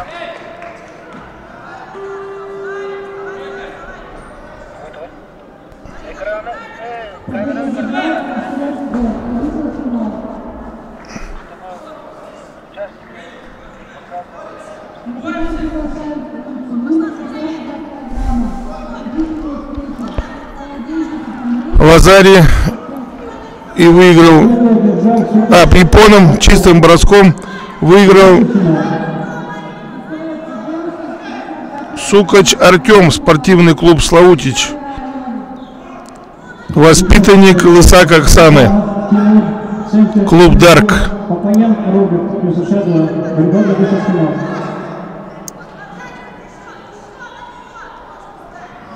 И вышел в финал.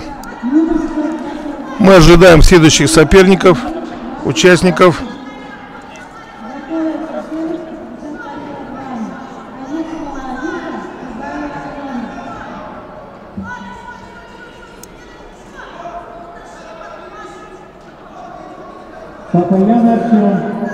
Папаян Роберт повторно приглашается.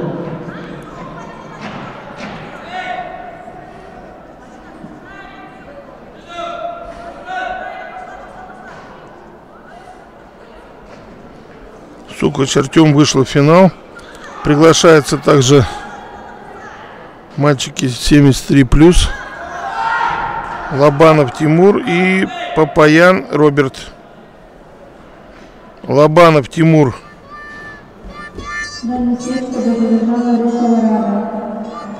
Центр единоборств. Папаян Роберт, Дюша 2.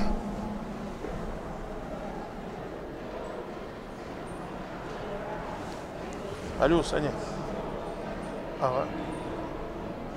Да? Так, сейчас я подъеду, я на соревнования сейчас подъеду.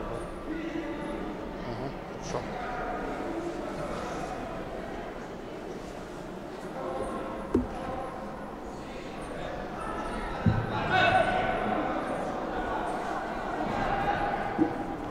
Приготовиться к этому крови Сукушенко Милана и Рокина Анастасия.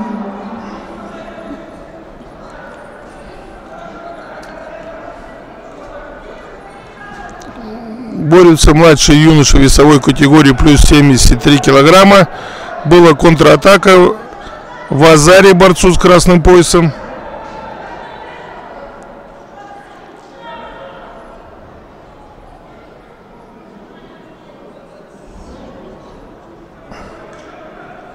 Так, здесь что-то идет сомнение в оценке. Судьи определяются в оценке. Дать оценку или не дать. Судья на ковре говорит, что было падение на ягодицу.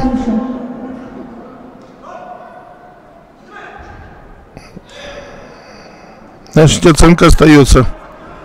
Отмены оценки не было.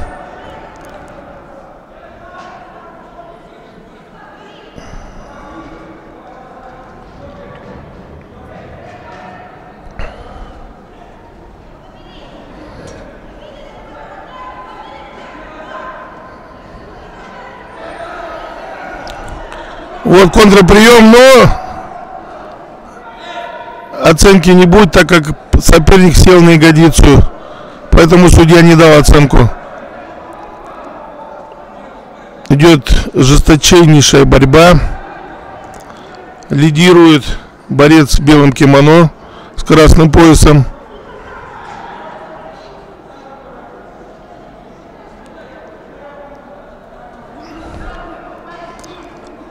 Папаян Роберт, Дюша 2. Вот оно, движение было на плечо с колена, контратака и оценка Вазари, борцу с белым поясом, синим кимоно.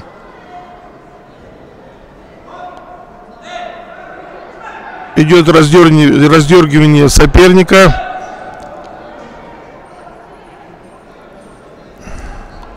Папаян пытается, Папаян пошел в атаку и поймался на контратаке Лобанова Тимура. И победа присуждается Лобанову Тимуру, центр единоборств. Вышел дальнейший этап соревнований. Финал. Утешительные встречи 55 килограммов. Начинаются утешительные встречи 55 килограммов. Приглашается Колосов Константин. Воронецкий Александр, Магаданская область. Воронец Александр, Магаданская область. Воронецкий Александр, 55 килограммов. Утешительная встреча.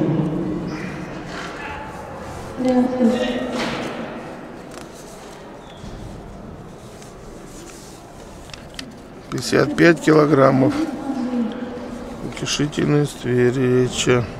Победа одержала Сафонова Анна. На татами приглашают Смена судейской коллегии. На татами приглашают Сушенко Милана и Ройкина Анастасия. Приготовиться. После этой схватки юнош 32 килограмма. Утешительные схватки. Борис Игорчик, Эркинбеков, Бакай.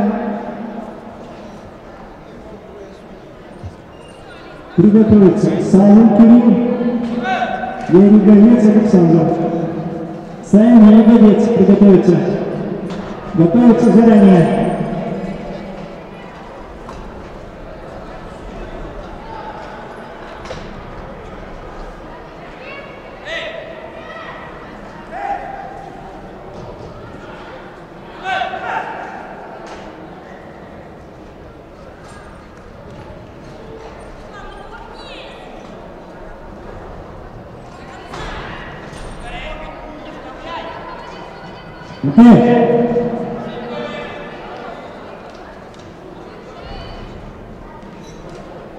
Победу одержал Воронецкий Александр.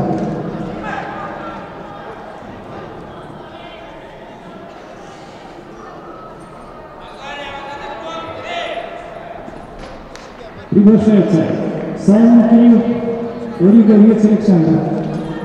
Победа одержала Сокушенко Милана. На татами приглашаются утешительные схватки Борис Игорчик, Эркинбеков, Бакай. Приготовиться Платонов Владислав, Кайсера, Айберген.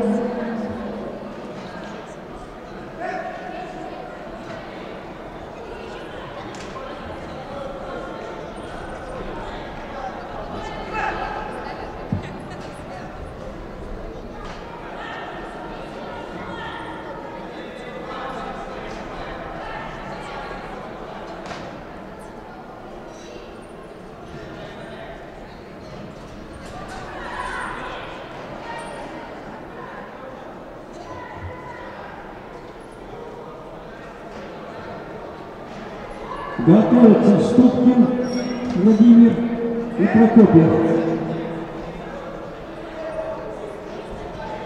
Ступкин, Прокопьев готовятся.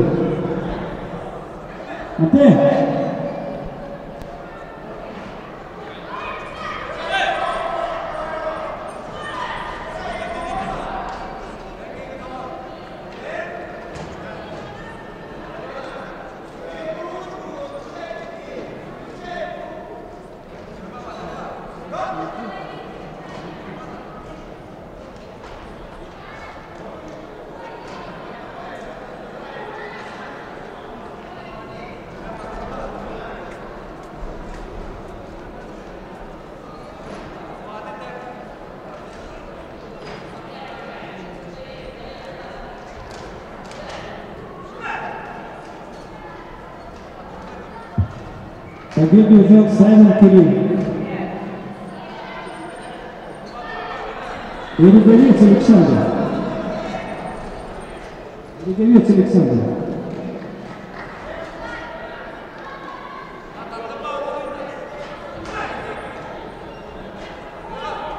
Ступин Прокопьев приглашается.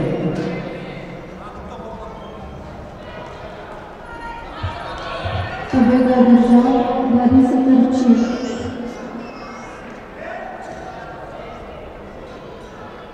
На татами приглашается Платонов Владислав, Кайсера Айберген. Прокопьев Алексей, 7-й император. Приготовиться. Юнош 36 килограмм, учительная схватка.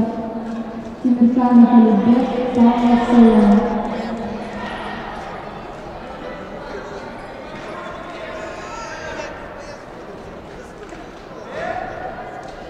Готовится Иванов. Иванюк Максим, Слепцов Илья. Иванюк Максим, Слепцов Илья готовится.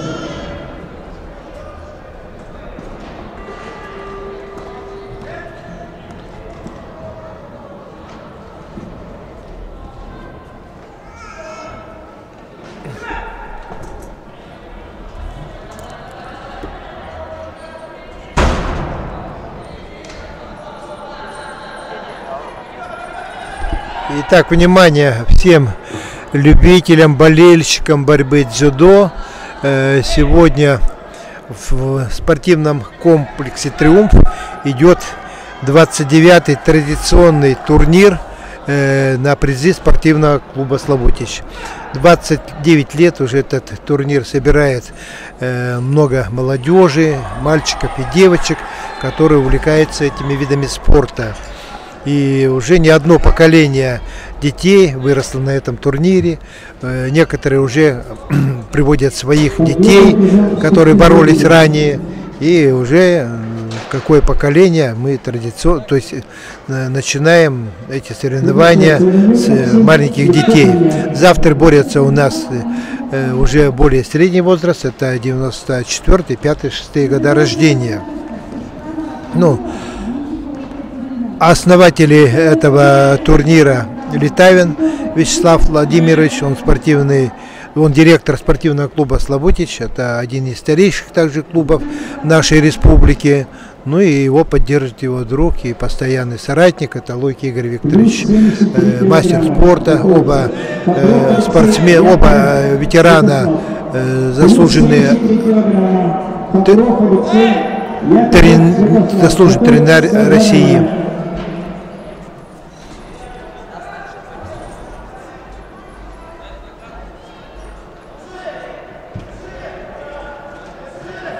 Победу одержал Платонов Владислав.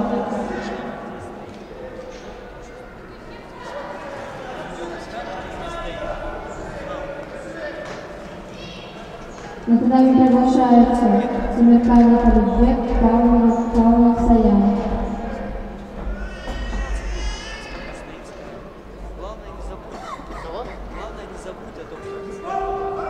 Победу взял Слепцов Илья. Приготовиться девушку 44 килограмма. Лыхина Алиса, Сибиева Евгения. Приглашаются юноши 45 килограмм. Капитонов Никита, Асапиряк Арсак. Готовятся Холодненький Матвей, Станкин Антон. Плюс 73, Бобров Алексей, Яковлев Святослав. Составили на 3. Приглашаются Тимирканов Алибек, Павлов Саян.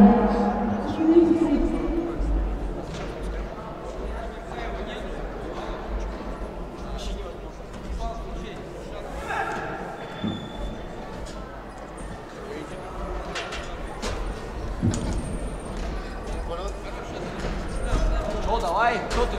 Давай. Ты свободен.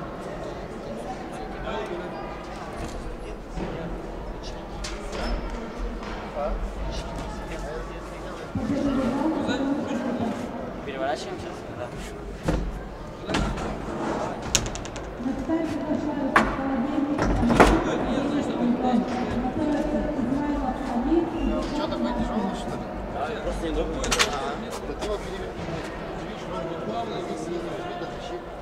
с лестницы его спустил уже.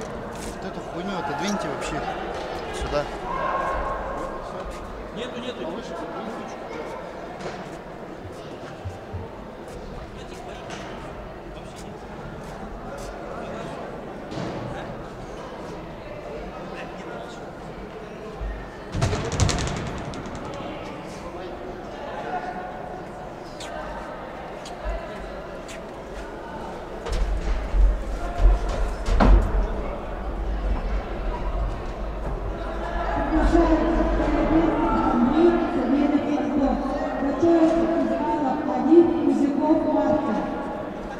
Победу Яковлев Святослав.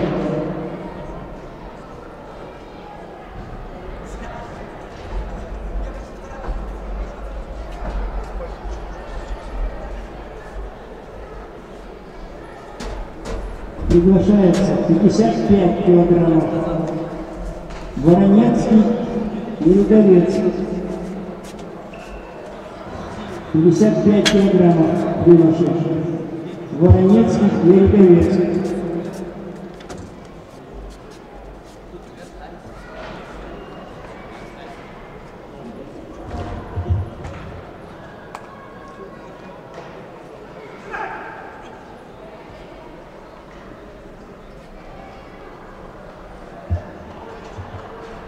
На татами приглашается девушка 44 килограмма.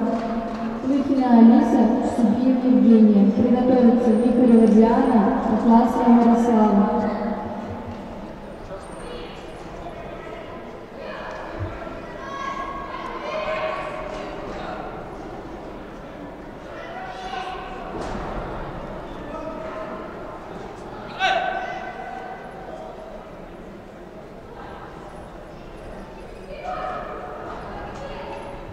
Победу держал Савельев Антон.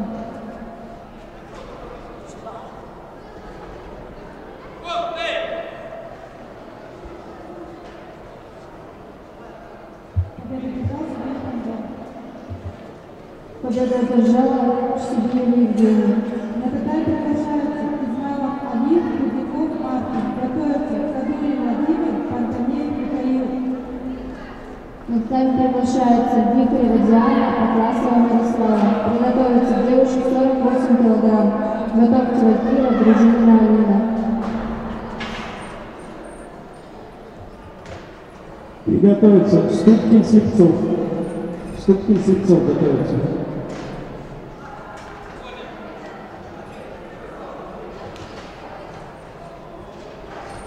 Победу уже Яриговец Александр, Магаданская область. Атласова Ярослава, без шажа.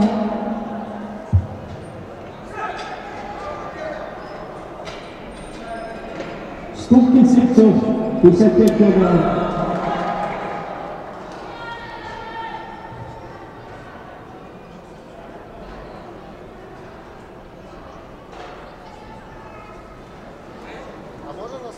Победу держал Рудников Маркин. На татами приглашаются Кадурин Владимир, Пантанеев Михаил. Готовятся Гаврилов Дамир, Крылов Лев.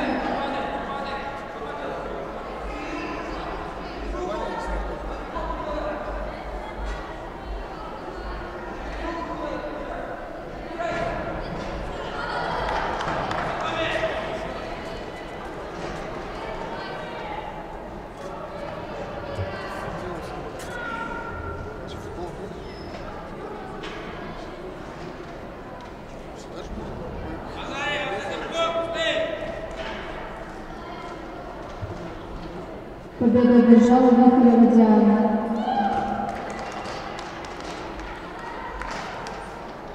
На татами приглашается девушка 48 килограмм. Готовится Валькирия, Дружинина Алина. Приготовится Русь Виктория, Дружинина Карина.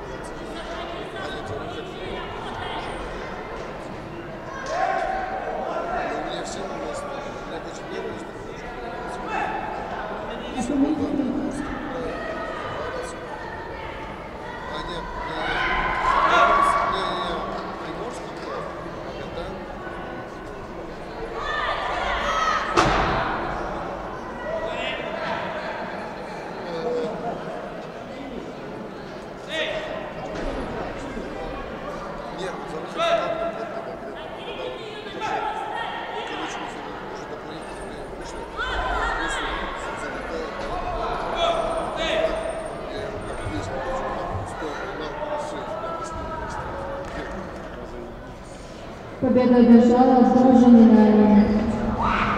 На татами приглашается УС Виктория, родом Украины. Приготовиться девушки 57 килограмм. Герасимова Валерия, Рюкова Рада. Победу одержал Андреев Михаил. На татами приглашается Гаврилов Данил, Крылов Глеб. Борьба за финал. Приготовиться Бастрян Марат, Сострадоев, Даниил.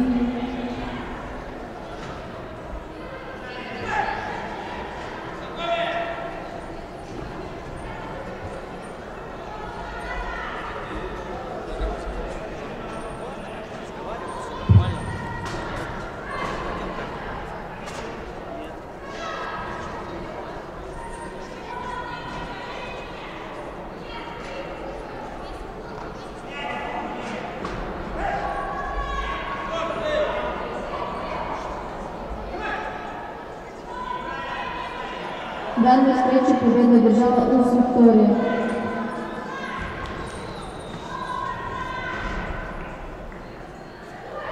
На татами приглашаются девушки 57 килограмм. Герасимова Валерия, Рюкова Рада. Приготовиться Попова Инна, Колосатова Марина. Победу одержал Слепцов Илья. И будет бороться за третье место.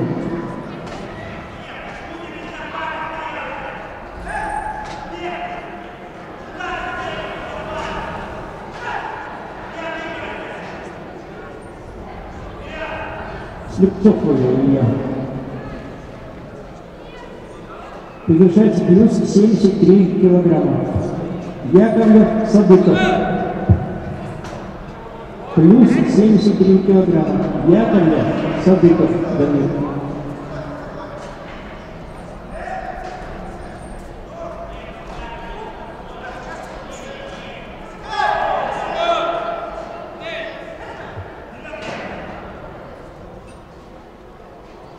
В данной встрече победу одержала Рюкова Рада.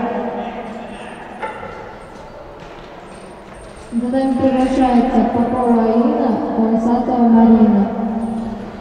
Приготовиться юноши 36 килограмм. Алсаев Виталий, Гаврилев, Архан.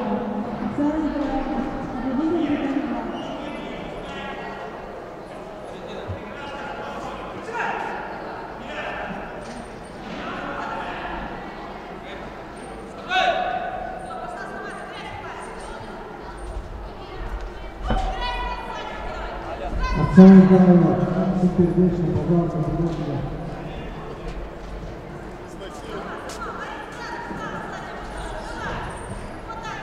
Приготовиться. Силин Марк Монастырев. Александр. Силин Марк Монастырев Александр готовится. Плюс 73 килограмма.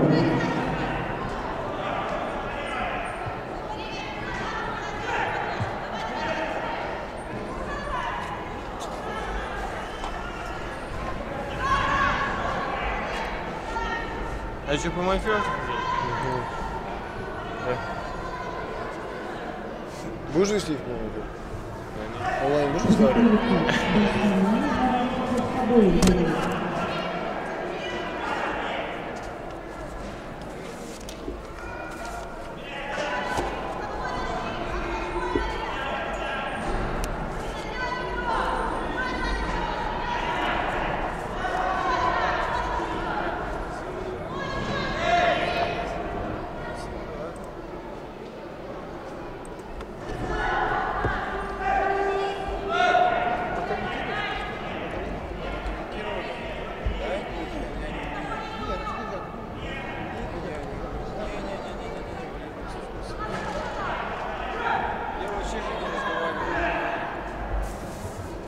На татами 3 приготовиться девушки с личностью. Итак, мы возвращаемся в эфир.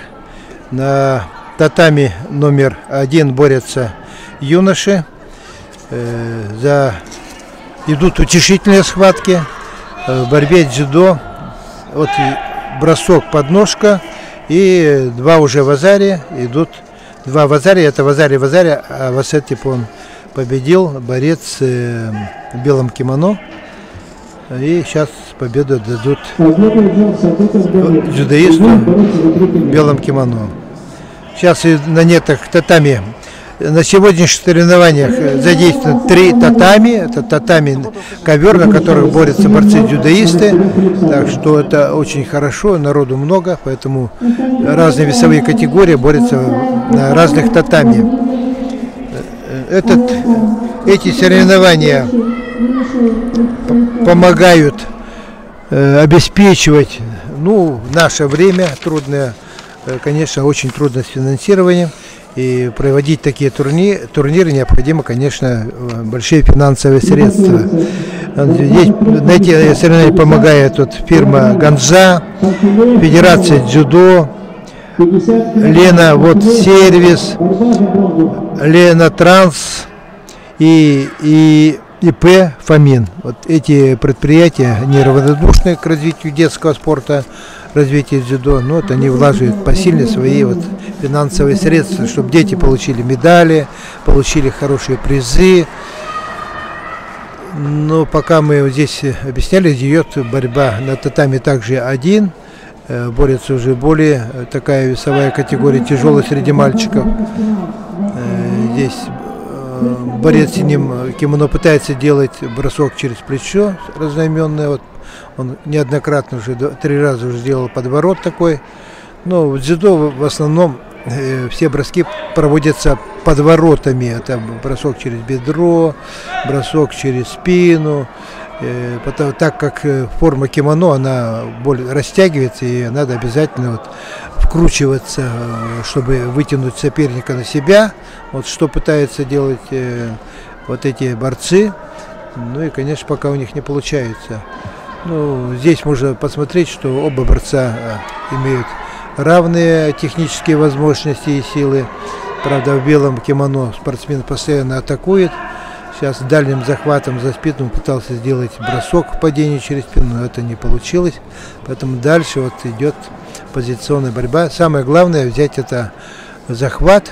Да, они опережают первый взял захват, и долго держать не надо, надо соперника растащить, раскачать и делать свой прием. У многих спортсменов свои есть коронные приемы, которые не используют в борьбе.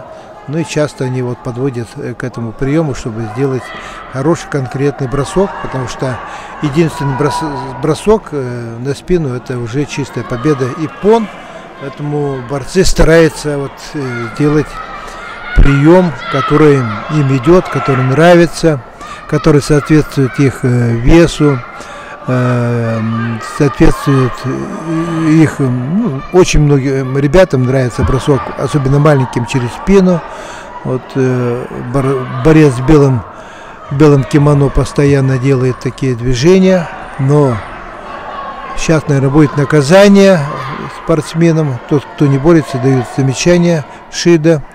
Да, борец, то есть арбитр на татами разводит спортсменов в разные стороны.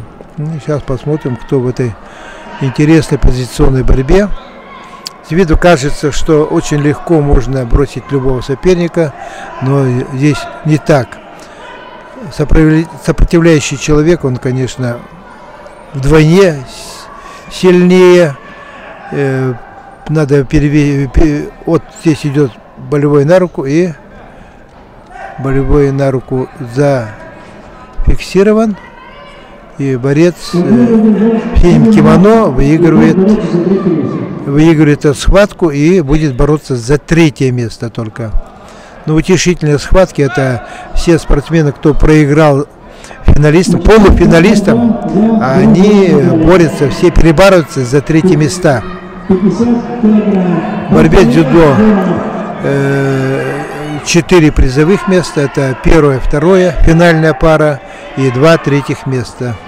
Это ребята выходят с подгруппы и борются за 3-е места. Сейчас Сейчас татами один также показывает борцов. Вот в белом кимоно выходит. Оба в белом кимоно. Отличаем сразу, кто вышел первым. Он в белом поясом.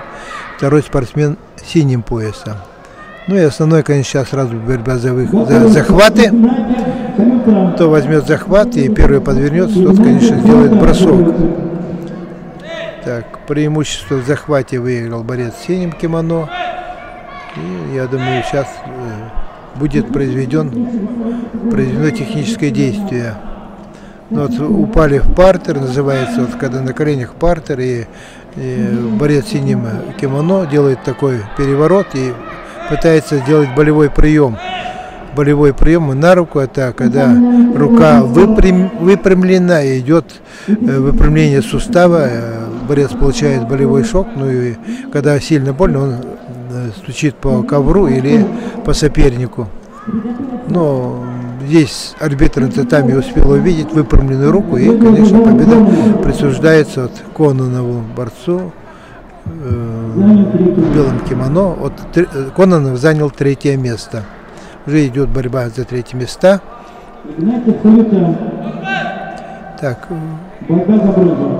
Так, еще одна схватка, борьба за бронзу. Игнатьев и Калита. Сейчас посмотрим, кто из этих ребят удостоится 3-го места. Это уже более маленькая весовая категория.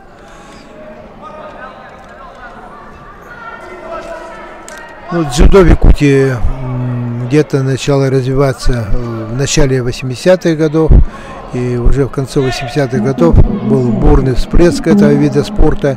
Так, восточные виды единоборств, они были как бы модой единоборств. Тогда были запрещено карате, было запрещено. За карате даже привлекали к уголовной ответственности тренеров. Ну и дзюдо тоже было под запретом, но в 80-е годы начало бурно развиваться, так как многие спортсмены, обучаясь в центральных вузах или в армии служа, они вот начали обучаться этому виду спорта, очень интересному, красивому виду спорта. И основное развитие было в обществе «Динамо». Это общество «Динамо». Ну, в «Динамо» всегда развивались все силовые виды борьбы. Это и вольная борьба, и бокс, дзюдо, самбо. Тогда на улице Орджоникидзе при старом МВД, здании МВД, был маленький спортивный зал борьбы самбистов и дзюдоистов. Оттуда выросло очень много известных спортсменов. Впервые тренером уже в 60-х годах начинал тренировать Виталий Измеров. Впоследствии он стал генерал-майором, возглавлял управление, называется, управление по борьбе с организованной преступностью. Также он возглавлял Федерацию дзюдо и самбо республики. Ну и он в 60-х годах начал тренировать, занимался трудными подростками, работая в органах МВД. И вот начал прививать сперва борьбу самбо. У него такие вышли все известные спортсмены, как по всей России, тогда Советский Союз был, Борис Айкаров, 15-кратный чемпион Советского Союза, войск КГБ Советского Союза. Уйдя в армию, он боролся за вооруженные силы Дальнего Востока на России. И вот, служа в армии в Владивостоке, остался там и тоже тренировал детей Приморья. Наши спортсмены были частыми у него гостями, мальчики, девочки приезжали к нему. Айкаров Борис впоследствии был и завучем детской спортивной школы, и принимал наших якутян с радостью, показывал город Владивосток, организовал экскурсии. Ну, поэтому дети всегда с удовольствием ездили в Владивосток, так как имели своего земляка, спортсмена. Хорошо боролся по дзюдо в 80-х годах Миша Апросимов. Он был 3-м призером России среди мужчин. Также 2-м призером России был такой известный борец вольной борьбы Хапсагая Боинов, Тяж. И вот они уже добивались успеха. В 90-х годах хороших успехов добивались. Была Аня Бирюкова, Она становилась первой чемпионкой России по самбо. Среди девочек боролась под дзюдо. И впоследствии была двукратной победительницей первенства Европы среди молодежи. Один из первых мастеров спорта стал Александр Козырь с речного училища. Он был третьим призером России среди молодежи. Это первый результат среди дзюдоистов. Третий призер России среди молодежи. Обучаясь в Челябинском институте физкультуры у известного тренера, заслуженного тренера России Миллера, который воспитал плеяду известных спортсменов, чемпионов России, Европы, мира. Ну, вот, также тогда в Ленинграде обучалась наша спортсменка по направлению наших вот клубов, особенно детская университетская ассоциация дзюдо и самбо Япон. Тогда была создана в 90-е годы Лена Колпакова, она была вторым призером России. И потом при поступлении в Санкт-Петербург, где детская университетская ассоциация дзюдо и самбо Япон готовила свои кадры и в Челябинске, и в Питере, и в Монголии. Вот Лена Колпакова стала чемпионкой России среди студенток и готовилась к первенству мира в Канаде, но ввиду того, что ей было 17 лет, она не могла, ее не допустили, не дали визовые документы, а боровшись вторым номером девушка из России, она стала чемпионкой мира, так что мы могли бы чемпионку мира видеть ранее, уже в 90-х годах, поэтому вот такие были успехи наших дзюдоистов. Наши юные дзюдоисты боролись от Сахалина до Одессы по всем соревнованиям, добивались хороших показателей, были чемпионы всероссийских, международных турниров. Ну а с приездом тренеров из Монголии мы стали добиваться еще лучших результатов. Тренеры из Монголии, можно сказать, дали новый толчок развитию борьбы дзюдо республики, и по сегодняшний день тренерами в Жатае работает Бунтар Гамбадорж, уже ветеран спорта. Его сын Дамдин является старшим тренером сборной республики по дзюдо, подготовил 3 чемпионок России, это Нургуяну Никифорову из школы СОШ номер 19, Моисееву из клуба ДЮСШ-2, и также была чемпионка России у нас Ефимова Карина. Кстати, Моисеева у нас 2 года назад на большом международном турнире в Владивостоке стала 3-м призером, и лично награждал ее Владимир Владимирович Путин. Аина Моисеева получила хороший такой подарок из рук президента России. И, в общем, наши дзюдоисты были довольны, что мы можем воспитывать в своих стенах таких сильнейших дзюдоистов. Особое внимание можно уделить нюрнбергскому дзюдо, где тренером уже ветеран, тренер Соловьев Федор Тесаевич в прошлом году получил звание заслуженного тренера России. Он подготовил плеяду сильнейших спортсменов, как Люция Перцева. Наши девочки борются и мальчики по дзюдо и по самбо. Люция Перцева была 3-м призером России среди женщин по самбо, 2-м призером азиатской чемпионата Азии по самбо в Ташкенте. На сегодняшний день борется ее воспитанница Лихота Ольга, участница игр «Дети Азии». Она входит в сборную команду России, 3-й призер России. Вот буквально недавно, 2 месяца назад, также ее воспитанница Иудина Полина стала чемпионкой России в городе Красноярске. Сейчас входит в сборную России. прошлом году у нас был такой очень, как его сказать, обильный поток не только чемпионов и призеров России, но и получение званий заслуженных тренеров республики. Такое звание получил Луднев Николай из Максагалка Хангаласского улуса.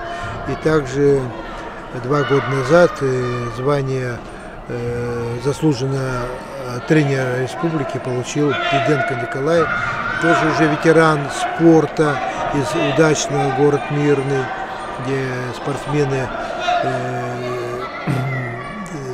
дзюдоисты добиваются больших успехов. Его воспитанник Олег Ешимов, чемпион 5-х игр «Дети Азии», впоследствии стал чемпионом России и стал чемпионом Европы среди молодежи. В данное время он живет и работает в Челябинске, входит в сборную России. В сборную России также входили у нас, кроме Елены Колпаковой и Ани Бирюковой, и Александра Козыря, Алена Федулова. Алена Федулова была призером Кубка Европы, входила в сборную России уже в течение многих лет. Входила в сборную России у нас еще воспитанница поселка Жатай.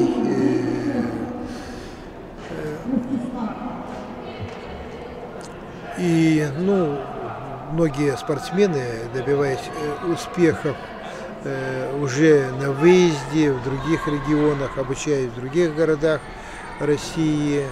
Можно отметить, что в Монголии у нас в 90-х годах обучалось 3 спортсмена, получили специализацию тренера по борьбе дзюдо, это бакалавры наук. Борис Малявка, закончивший институт физкультуры, сейчас работает тренером в Краснодарском крае.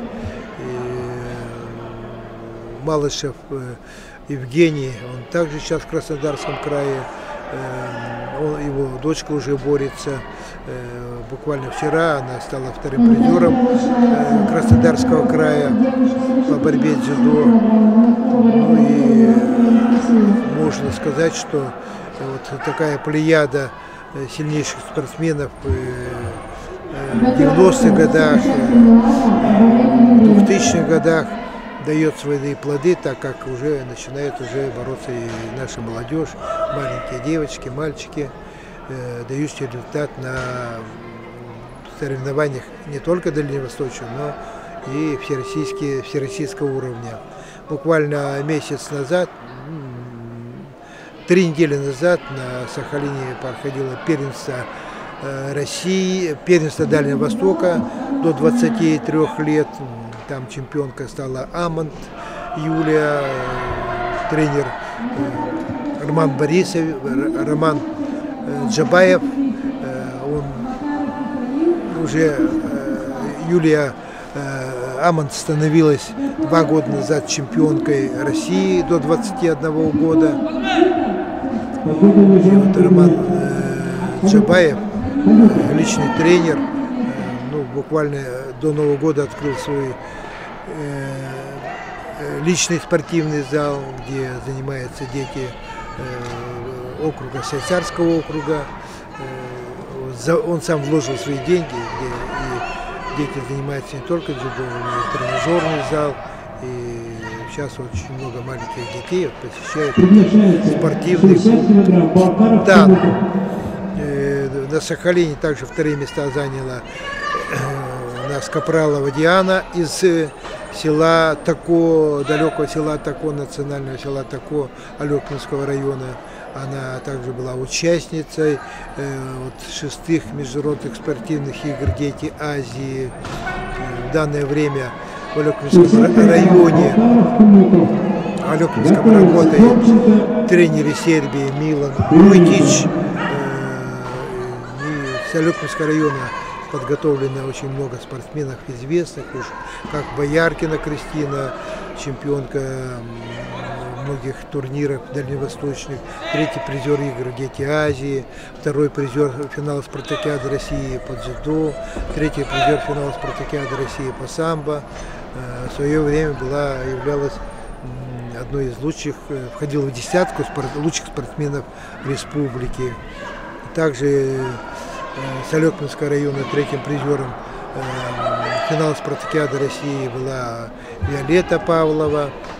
Ну и очень много сильных спортсменов сейчас борются в данное время. Вот как Диана Капралова, она уже обучается здесь в Якутске, студентка, и борется. Вот в декабре месяце она была 3-м призером чемпионата Дальнего Востока по дзюдо. Так что дзюдо не стоит на месте.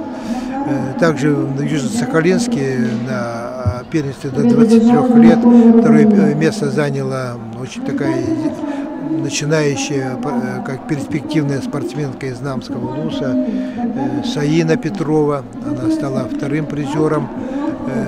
Сейчас готовится к первенству России до 21 года. Месяц назад также она боролась на первенстве России по самбо, где стала 9-й, вошла в десятку сильнейших России в городе Армавире. Сейчас идет борьба за 3-е места, и буквально минут через полчаса начнутся финальные схватки на всех татами. Но если будет такая вот возможность техническая, то, возможно, покажут финалы на одном татами.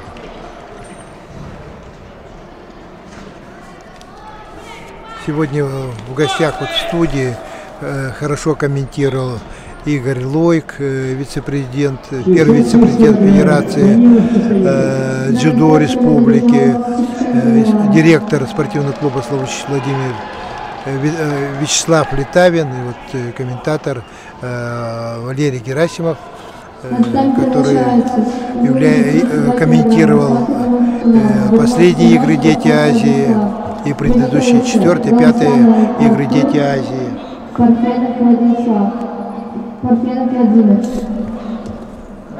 Повторно приглашается Данилов Анатолий Нюрба.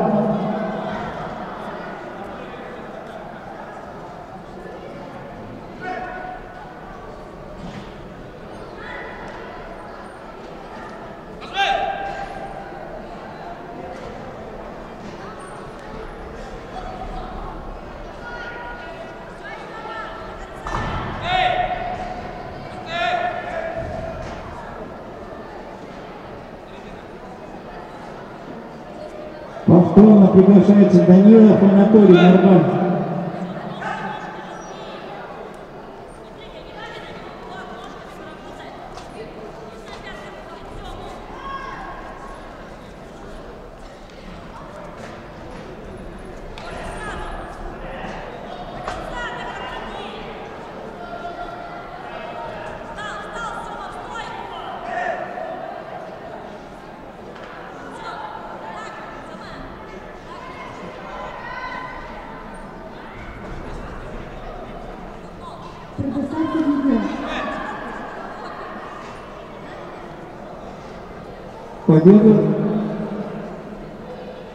Победу уже Чистоедов Данилов, занял 3-е место.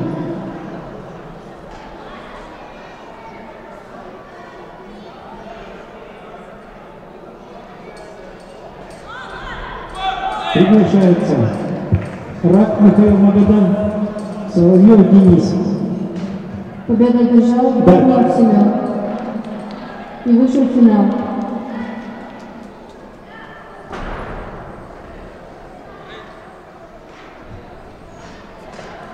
Капитан приглашается Галстян Артур, Парфенов Владимир. Приготовиться. Учительные встречи. Борисов Эрчин, Рахматов Ибрагим.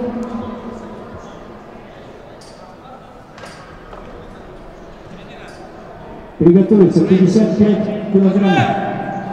Юрий Ловец, Найманов. 55 килограммов. Юрий Ловец, Найманов готовится.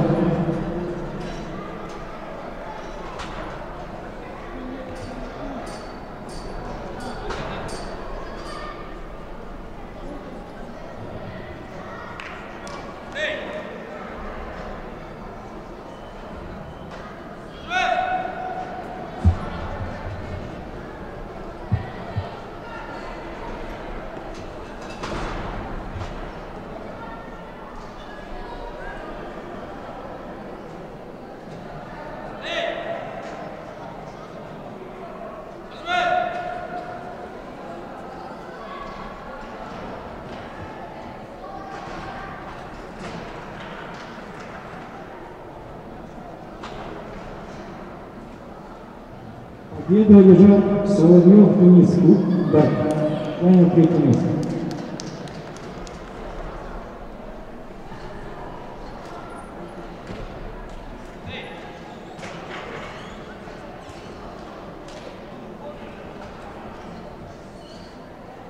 Приглашаются 55 килограмм. Юрий Ловец, Нейманов.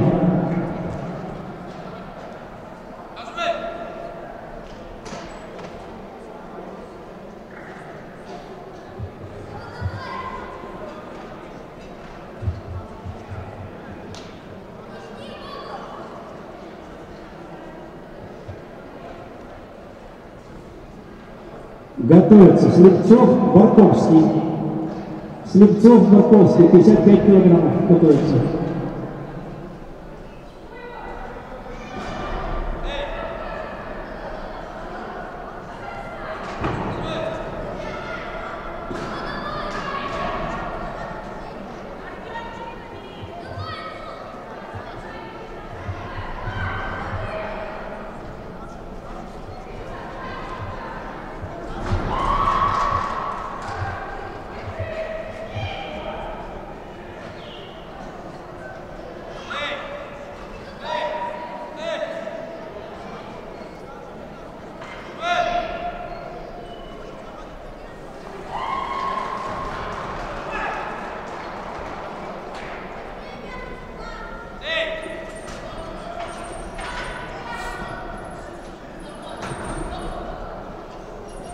Победу взял Юрий Ловец и занял третье место.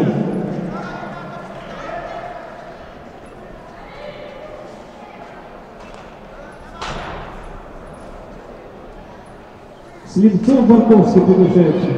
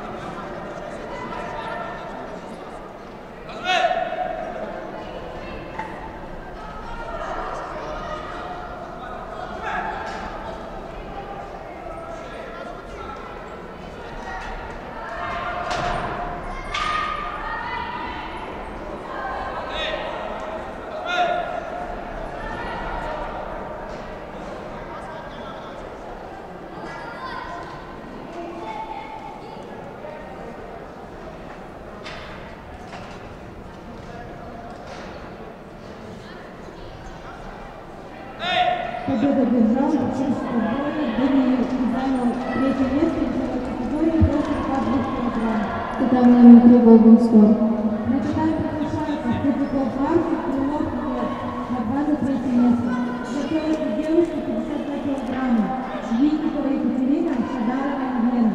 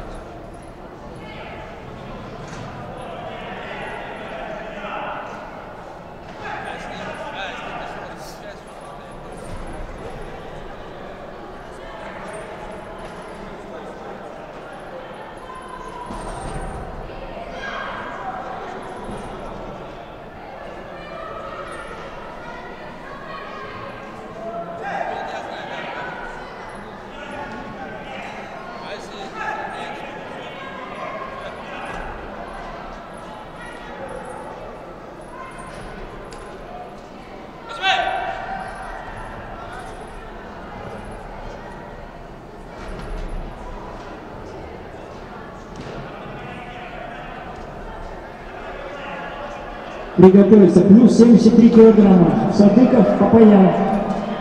Плюс 73 килограмма. Садыков, Папаян готовятся.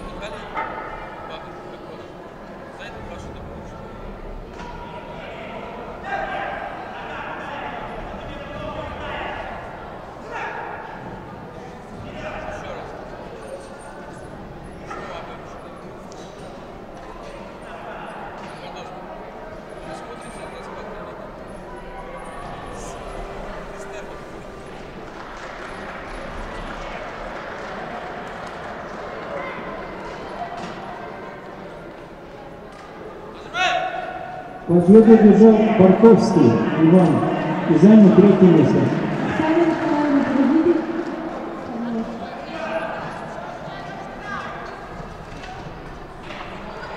Плюс 73 килограмма. Садыков Папаян.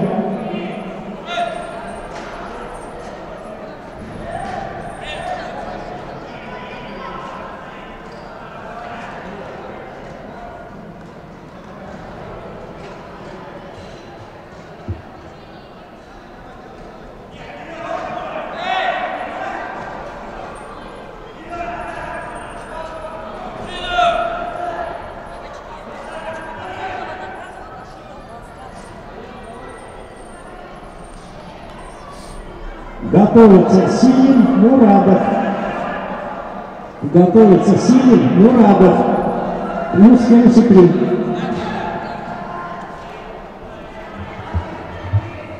Данную встречу победу одержал Ганстан Артур и вышел в финал.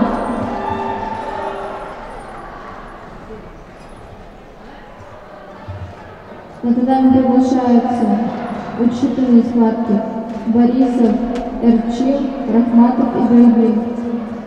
Победу взял Садыков и занял 3-е место. Победу одержал Кубанов Марков и занял 3-е место.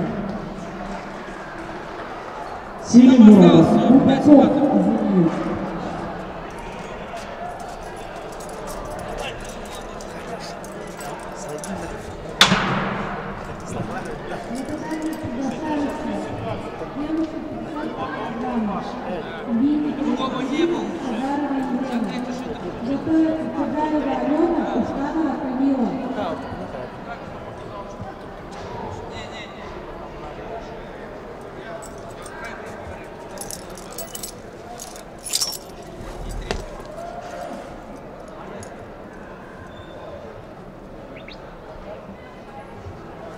Жалко, что я проиграл две.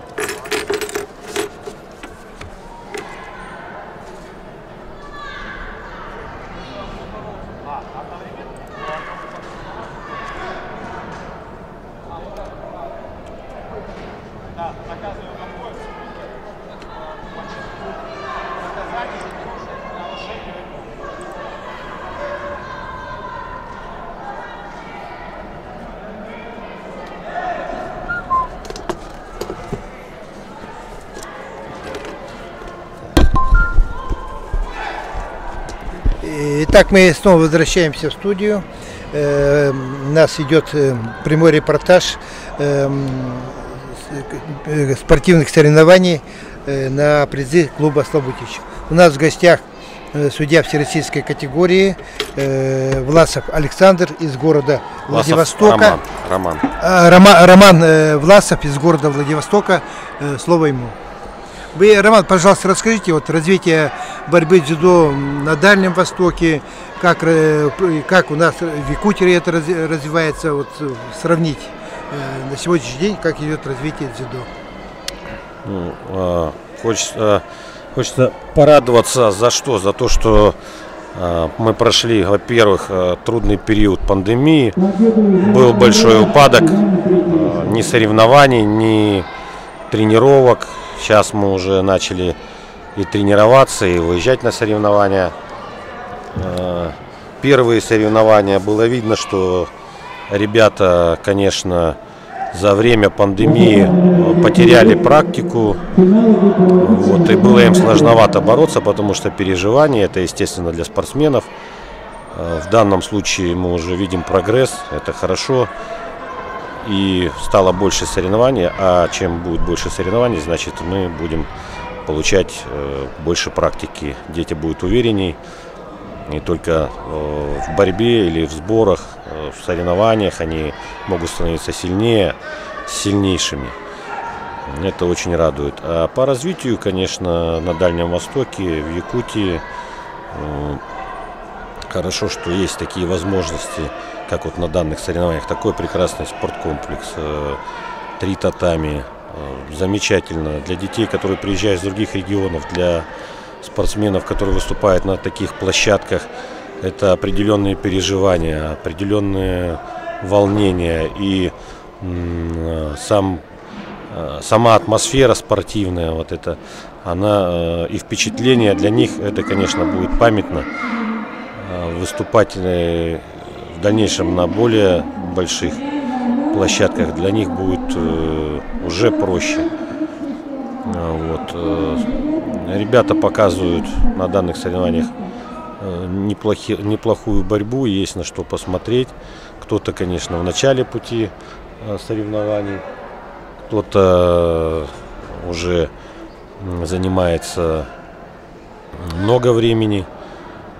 Хочется пожелать ребятам, чтобы они также дальше продолжали и нас радовали на других стартах, дальневосточных стартах, на турнирах всевозможного разного уровня в разных городах. Наша задача как тренеров их довести до этого уровня и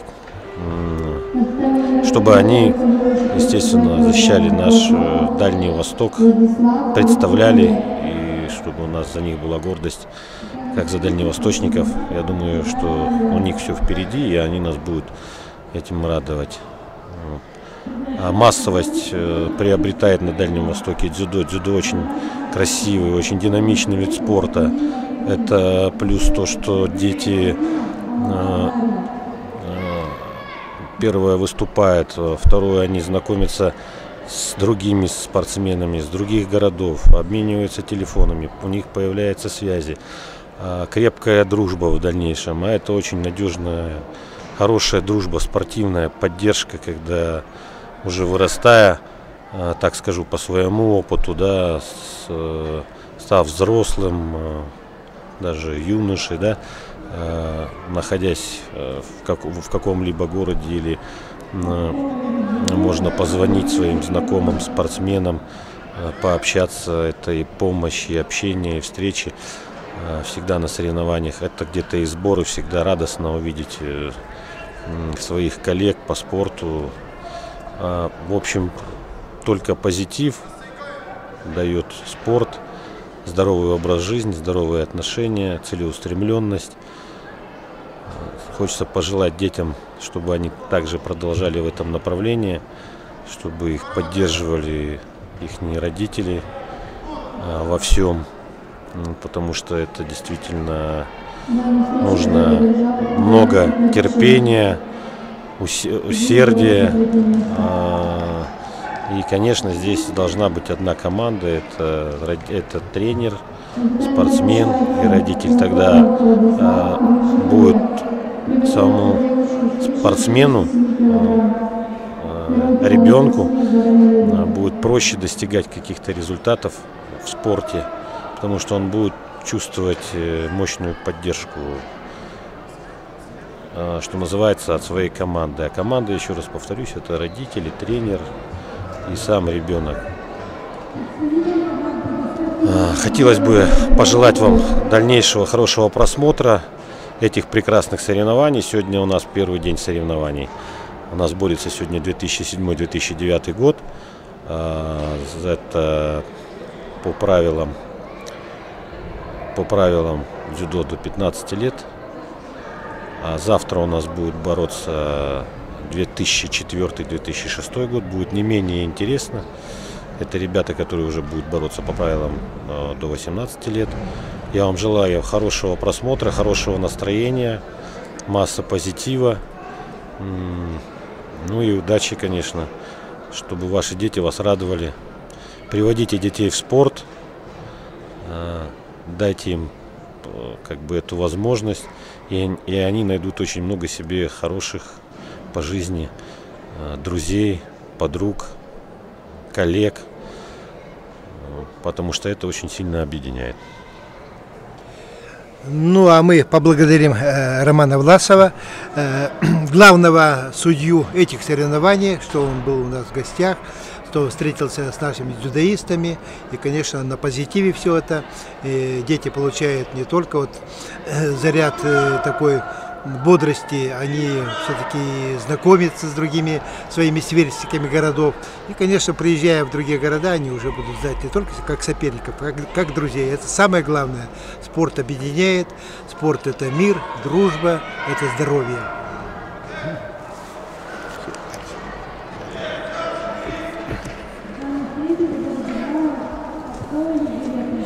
Но мы продолжаем наш эфир. Здесь, я думаю, многие уже ориентируются в технических действиях наших спортсменов. Именно персонально комментировать нет возможности в отсутствии протоколов, но вы уже, наверное, видите, когда спортсмен выходит в белом кимоно, это его вызывают первым, объявляют, откуда он, с какого города, и второй тоже также дзюдоист, они уже выходят, встречаясь на татами. Вот этот белый квадрат, то есть желтый квадрат, это основная зона борьбы, называется татами, и вокруг него вот синяя такое, эта зона тоже выходит на татами именно через вот такие синие татами, и начинается схватка. Схватка продолжается у маленьких 3 минуты. За это время надо сделать обилие приемов, добиться успеха. Но побеждает тот, кто на сегодняшний день настроен, можно сказать, морально, есть волевые качества, характер. Ну, конечно, очень много новеньких, это сразу видно по схваткам. Те, кто занимается уже более какое-то продолжительное время, они, конечно, выигрывают. Но новенькие приобретают опыт борьбы, и в дальнейшем, конечно, они будут стремиться, чтобы победить. Как говорится, не проигрывая, никто не побеждает. Через проигрыши к победам и российского, и уровня России, мира и Олимпийских игр. Но мы надеемся, сейчас в данное время мы болеем за нашу Нургуяну Никифорову, которая в составе сборной России набирает рейтинговые очки на Кубках Европы и мира. Вот буквально 2 недели назад в Ташкенте проходили соревнования, называется «Большой шлем». Это Кубок мира, где Нургуяна Никифорова боролась, и жалко, что она прошла всего 2 круга. Первую схватку она выиграла чистым броском япону алжирки, и во второй схватке она проиграла дзюдоистки из Польши. Но, тем не менее, в актив пошли какие-то рейтинговые очки. На этих соревнованиях «Большого шлема» в Ташкенте, конечно, большее количество медалей завоевали основатели борьбы дзюдо, это японцы. Но можно отметить, что очень хорошо борются монголы. Это их национальный тоже вид борьбы. Борьба для них нет разницы. В советское время каждый второй спортсмен из Монголии был чемпионом мира или призером мира по борьбе самбо. И все-таки Советский Союз доминировал на чемпионатах мира по самбо. А второй командой можно было считать Монголию. И мы еще говорим, что у нас дзюдоисты борются и по самбо, и дзюдо. Жалко, что буквально 10 лет назад изменились правила борьбы в дзюдо. Раньше можно было хватать за ноги, делать такие красивые перевороты, выхваты за ноги, мельницы. Но сейчас дзюдо превратилось в классическую борьбу, более динамичную, где нельзя брать ниже пояса, называется это, брать за ноги. И в случае, если соперник один из них берет за ноги, то идет наказание, это хансоку мака, это уже дисквалификация. Поэтому в основном все хотят бороться в прямой стойке, не загибаясь. И такие приемы амплитудные, как броски через бедро, спину, подхваты. И, соответственно, нужно спортсмена подготовить, вывести на прием, делать обманные движения, зацепы, подсечки. Это очень умная, грамотная борьба, которая дает возможность бороться, и не только физически такому сильному качку, но и тем детям, которые еще идут на стадии укрепления своего организма, путем мышления. Сейчас очень хороший бросок рывком на себя, переднюю подножку делала спортсменка с сейчас синим поясом, не разберешь, но более маленького роста. Оценка этого в зале полпобеды. Но сейчас посмотрим, как она может добиться успеха. Если она начала первую атаку, я думаю, она будет продолжать так и бороться. И, я думаю, добьется, вот, делает прием. У нее идет очень хороший прием. Передняя подножка. Обе пока взяли захваты. Это классический захват, отворот, рука. Далее, если идет захват одноименный, отворот, один отворот и рукав, это идет одноименный захват. Ну и задержка этого захвата наказывается. Идет наказание шида за неправильные технические действия или нарушения. Вот сейчас спортсменки отползли за зону борьбы, но удержание продолжается. Продолжается здесь, можно было бы остановить, но арбитр пока не останавливает. Далее, да, уже идет удержание, она вышла за объективы нашей кинокамеры и победу одерживает спортсменка, да, зеленым поясом.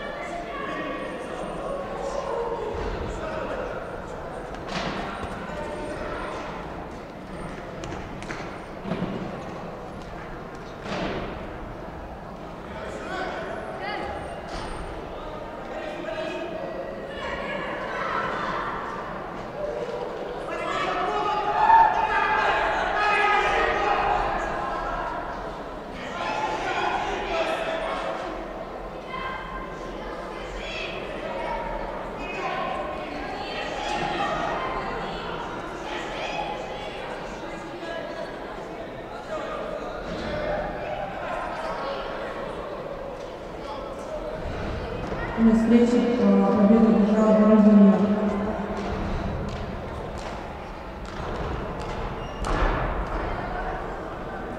Никогда не превышается законного акта с большим финалом.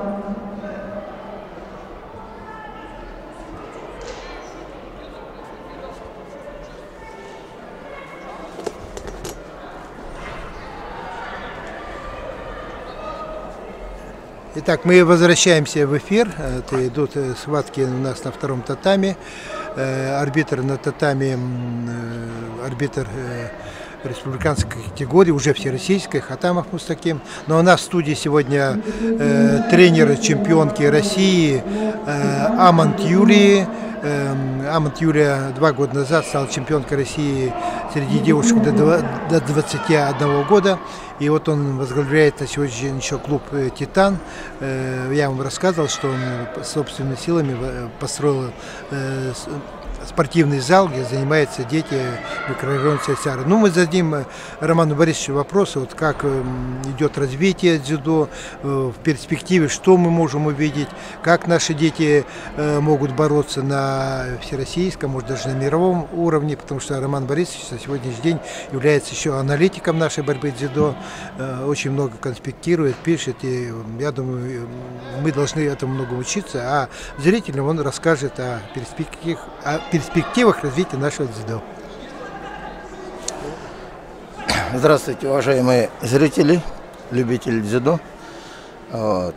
Хочу сказать, это Про наше дзюдо, в общем-то, дзюдо у нас идет, история нашего дзюдо, она своеобразная.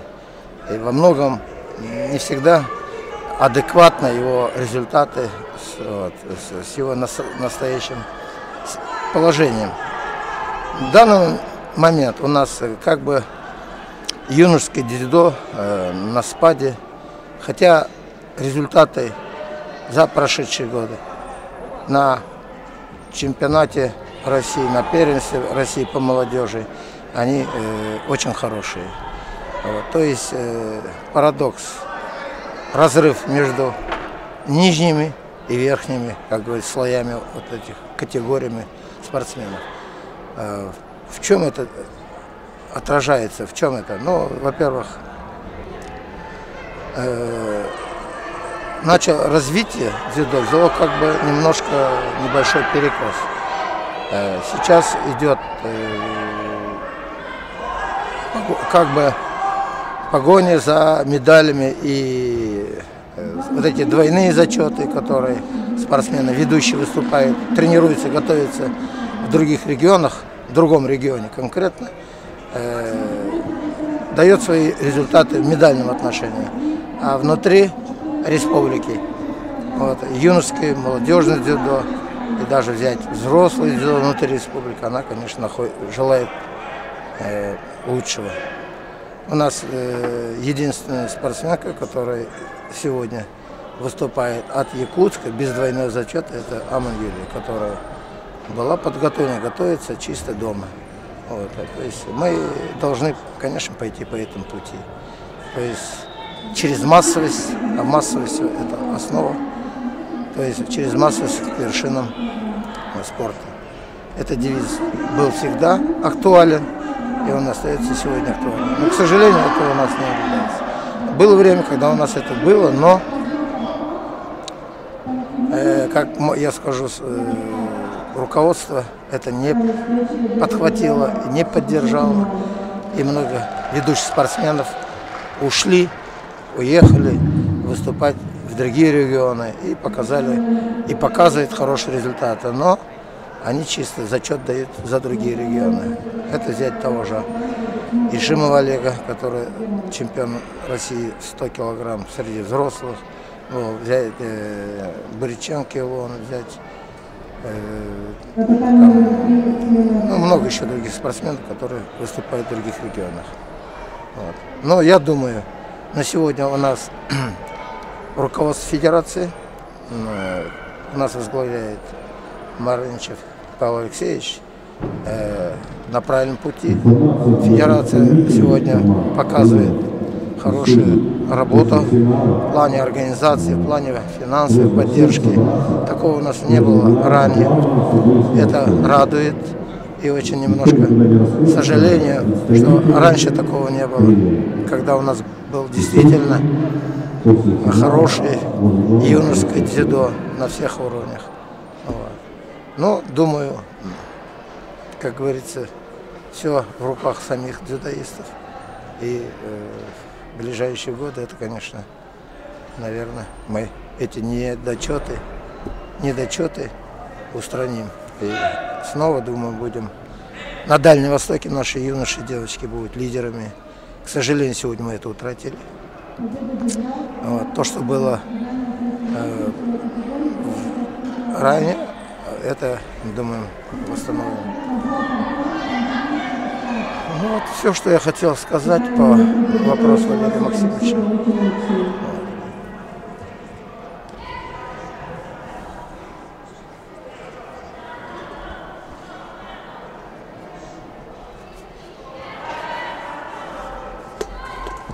Итак, у нас в эфире в гостях был тренер Юлии Амонт, чемпионки России, Арман Борисович Джабаев, один из ветеранов развития борьбы с дзюдо в нашей республике. Ну и вот он поделился своими мыслями о будущем развитии нашего дзюдо. Ну а сейчас идут у нас уже схватки за третьи места, и буквально через несколько минут мы в эфире встретимся в борьбе за финалы, это за первые места, за чемпионские звания во всех весовых категориях.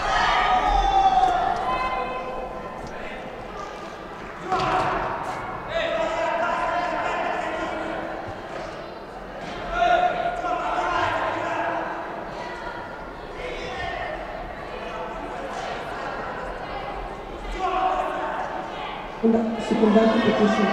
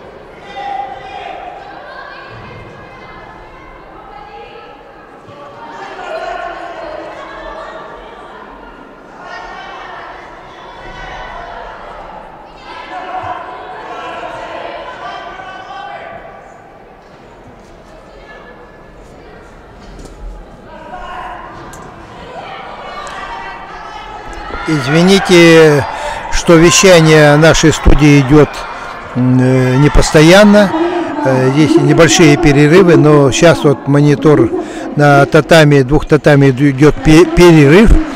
Поэтому, я думаю, через несколько минут вы включитесь в прямой эфир и увидите финальные схватки на одном татами во всех весовых категориях.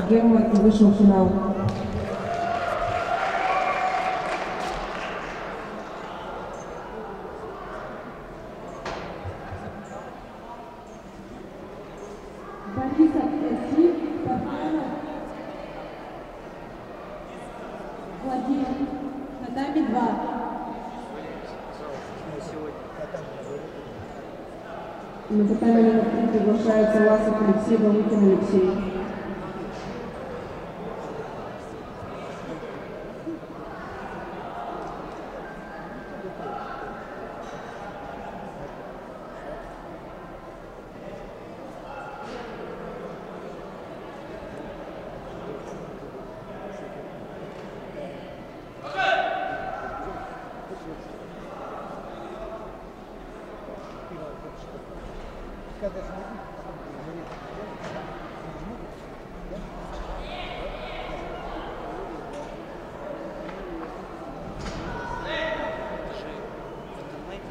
Повторно приглашается Борисов Антин, Подъемов Владимир, татами номер 2. Борьба за третье место.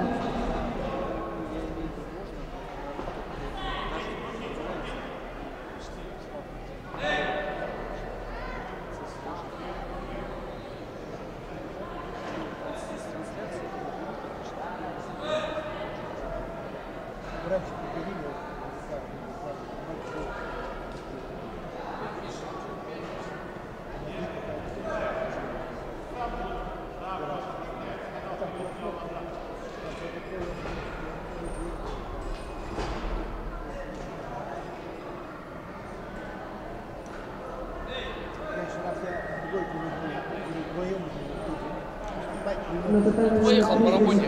Не, молодцы очень. Может, подъехать?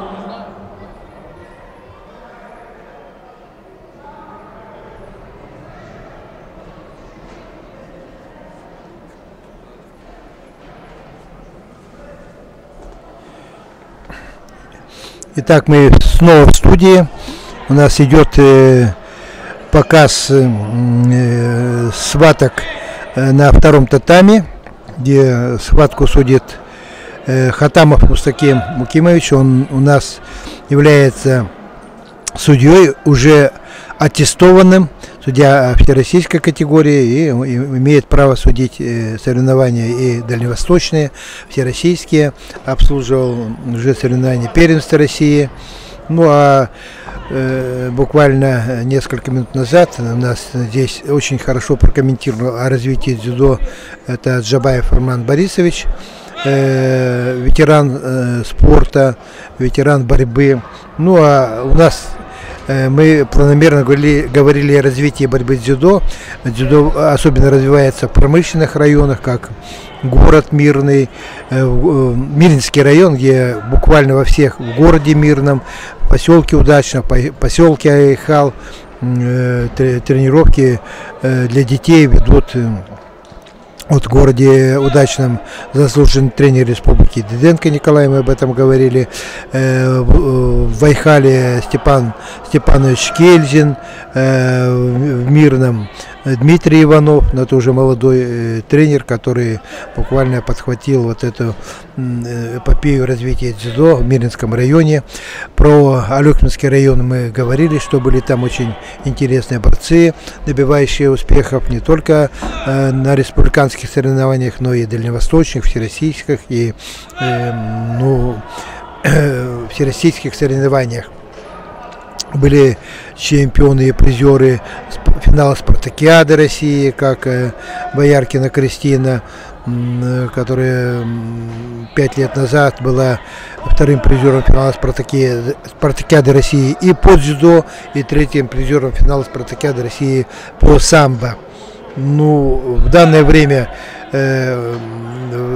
хорошее развитие борьбы дзюдо идет в Хангаласском улусе, где есть единственная специализированная спортивная школа Олимпийского резерва, директор Куприянов Александр Амосович. Он собрал возле себя дзюдоистов, которые помогают развитию дзюдо в Хангаласском улусе. Работает здесь мастер спорта, тренер из Монголии Гансух Шагдар. В Максагалке работает Лоднев Николай Петрович, заслуженный тренер республики. Ну, у нас очень многие тренера стали заслуженными тренерами республики. Ну и есть у нас два заслуженных тренера России. Это Лойк Игорь и Вячеслав Литавин. На этом вот сейчас идет монитор на третьем татами, где арбитром на татами у нас ветеран спорта Хаметов Валерий Рустамович, мастер спорта Советского Союза по дзюдо и по самбо. Он у нас, можно сказать, судья, официальный судья на всех соревнованиях и по дзюдо, по самбо. Это его общественная работа, тренерской работой он не занимается, он преподаватель промышленном техникуме, заслуженный работник народного хозяйства России, ну и очень такой уважаемый человек, тренер, ну и отец двоих детей. Поэтому наравне с ветеранами сегодня соревнования обслуживают молодые судьи. Вот, как мы видели, Рысов Ильдар с 20-й школы, он отсудил буквально и на днях республиканские соревнования. Есть и еще молодые судьи, которые вот мы сейчас, если монитор пройдет по ним, мы увидим их воочию. Поэтому хорошо, что на сегодняшний день у нас, кроме ветеранов, начинают уже в судейство вовлекаться молодые спортсмены. Ну, они же сейчас будут переквалифицироваться как судьи. Ну, а у нас небольшой перерыв, мы вернемся попозже.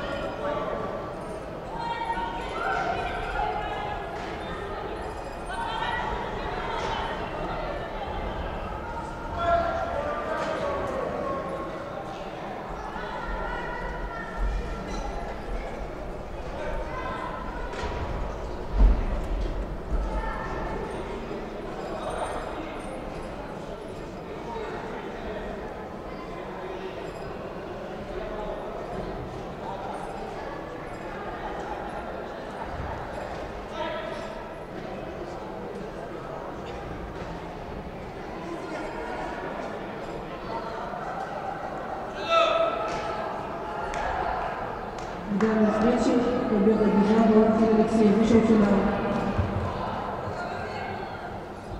Поправка. Власов Алексей и вышел в финал. На татами приглашается Победу держал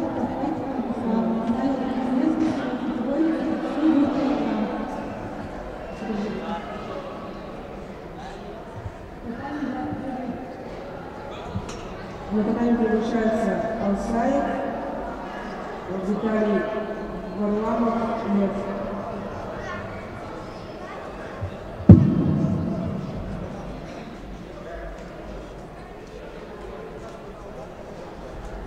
Рома! Рома, ну чё, как?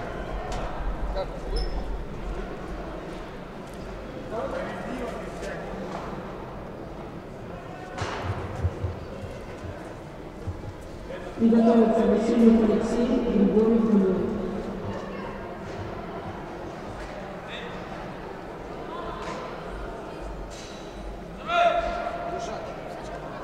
Это финал сейчас, да?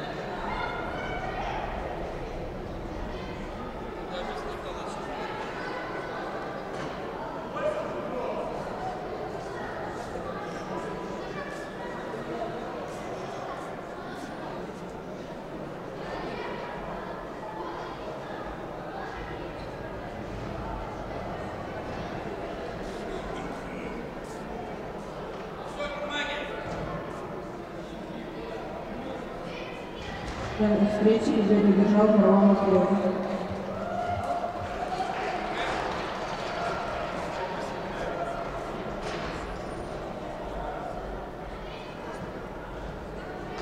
На татами номер 3 приглашается Васильев Алексей, Григорьев Данил.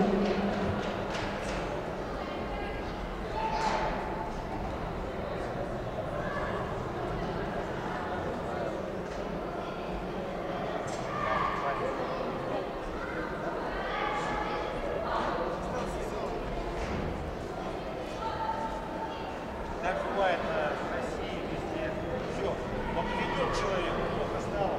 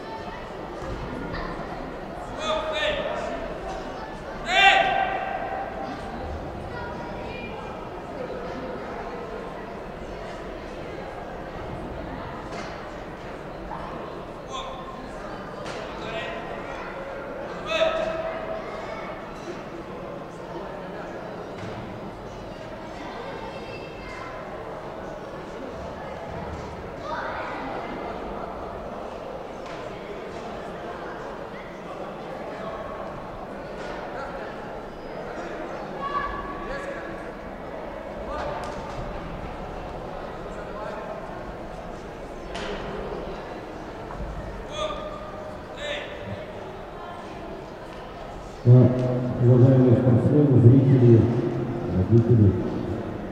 Данный случай победу держал Григорий Данил.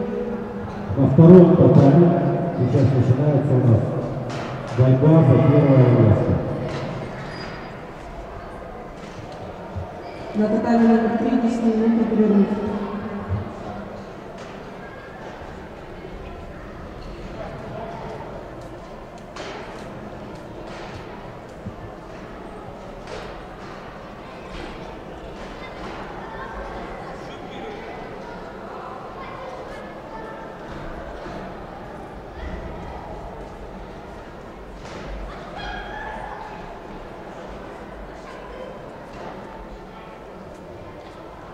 Уважаемые спортсмены, найдена карта на имя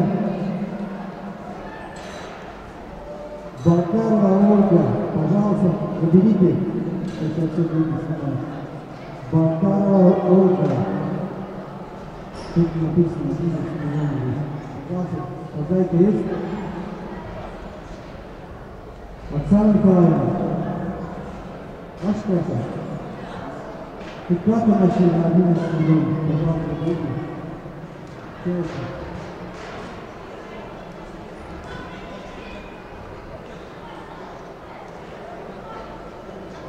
Найдена карта на имя Балкарова Ольга.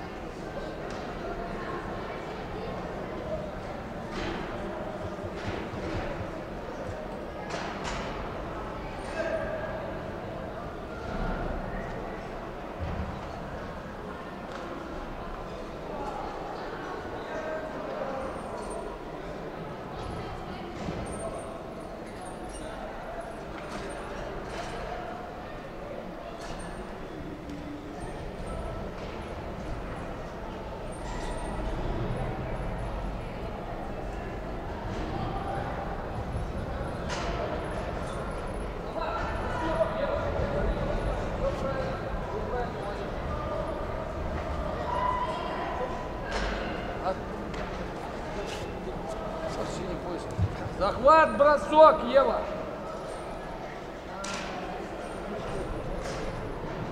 Бросок. Молодец. Молодец. А, это не мне. А, Славучно? Тогда попозже у меня в машине.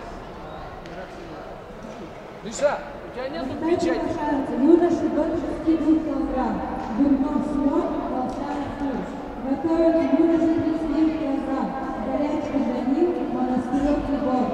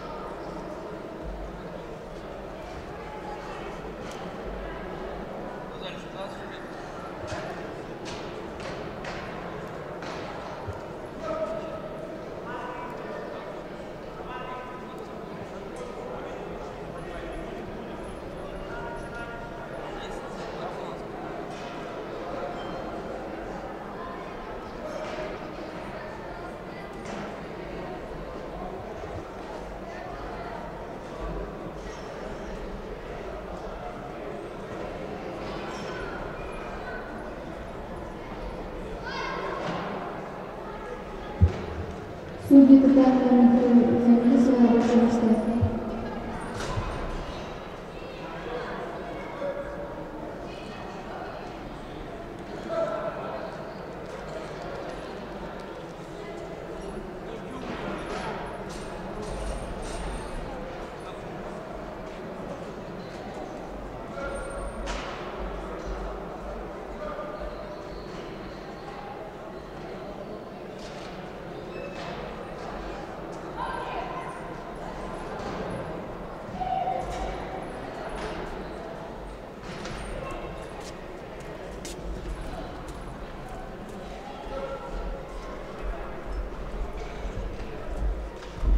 Секундант, пожалуйста, займитесь.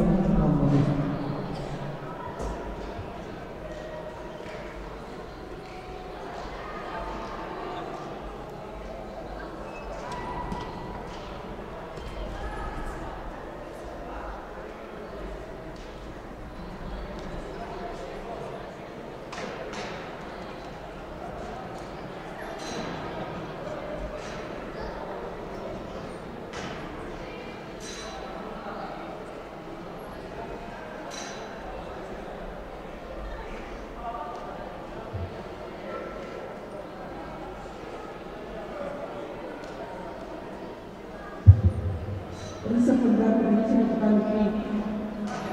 Судья Рысов Эльдар. Рысов Эльдар, судья, победитель Татарстана 3.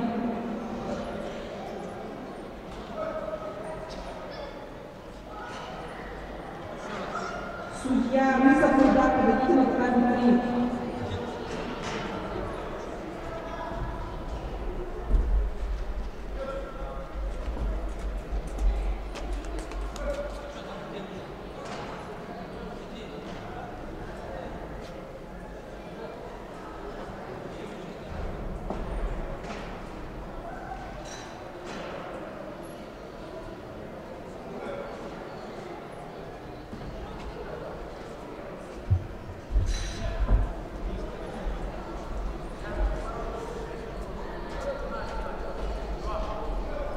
Капитан приглашается Варламов Лев, Даутин Алексей.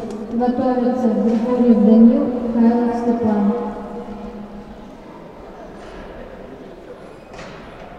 Юноша 36 килограмм.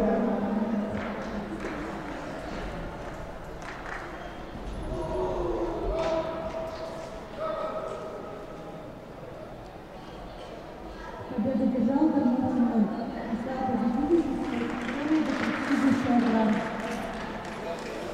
На татами приглашается юноша 39 килограмм. Горячий Данил, Монастырев Егор. Юноша до 40 килограмм. Гаврилов Данил. Данил, Басканян Марат.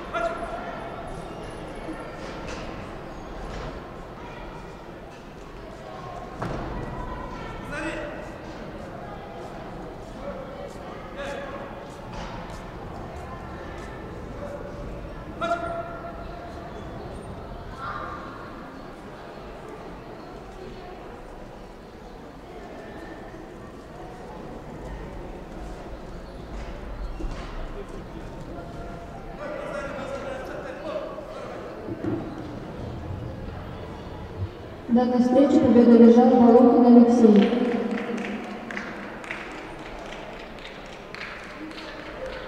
На татами приглашается Григорьев Данил, Михайлов Степан.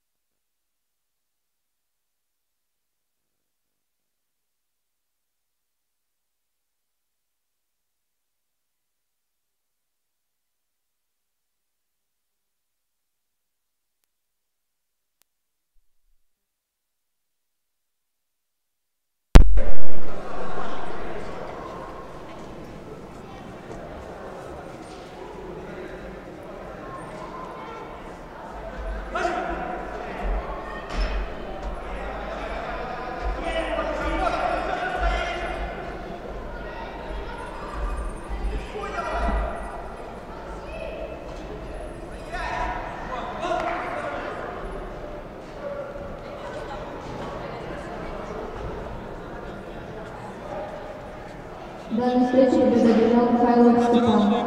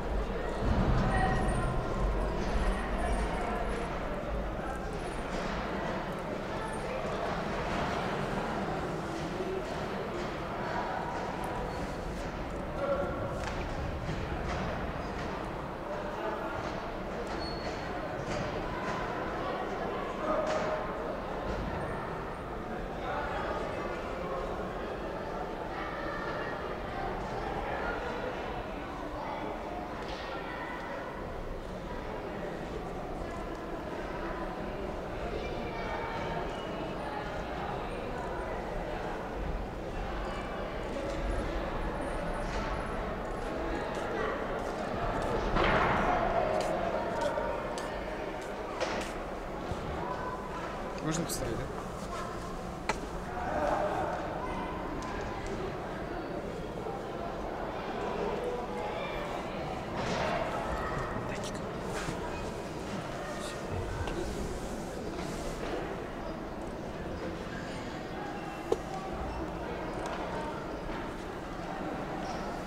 Пишет.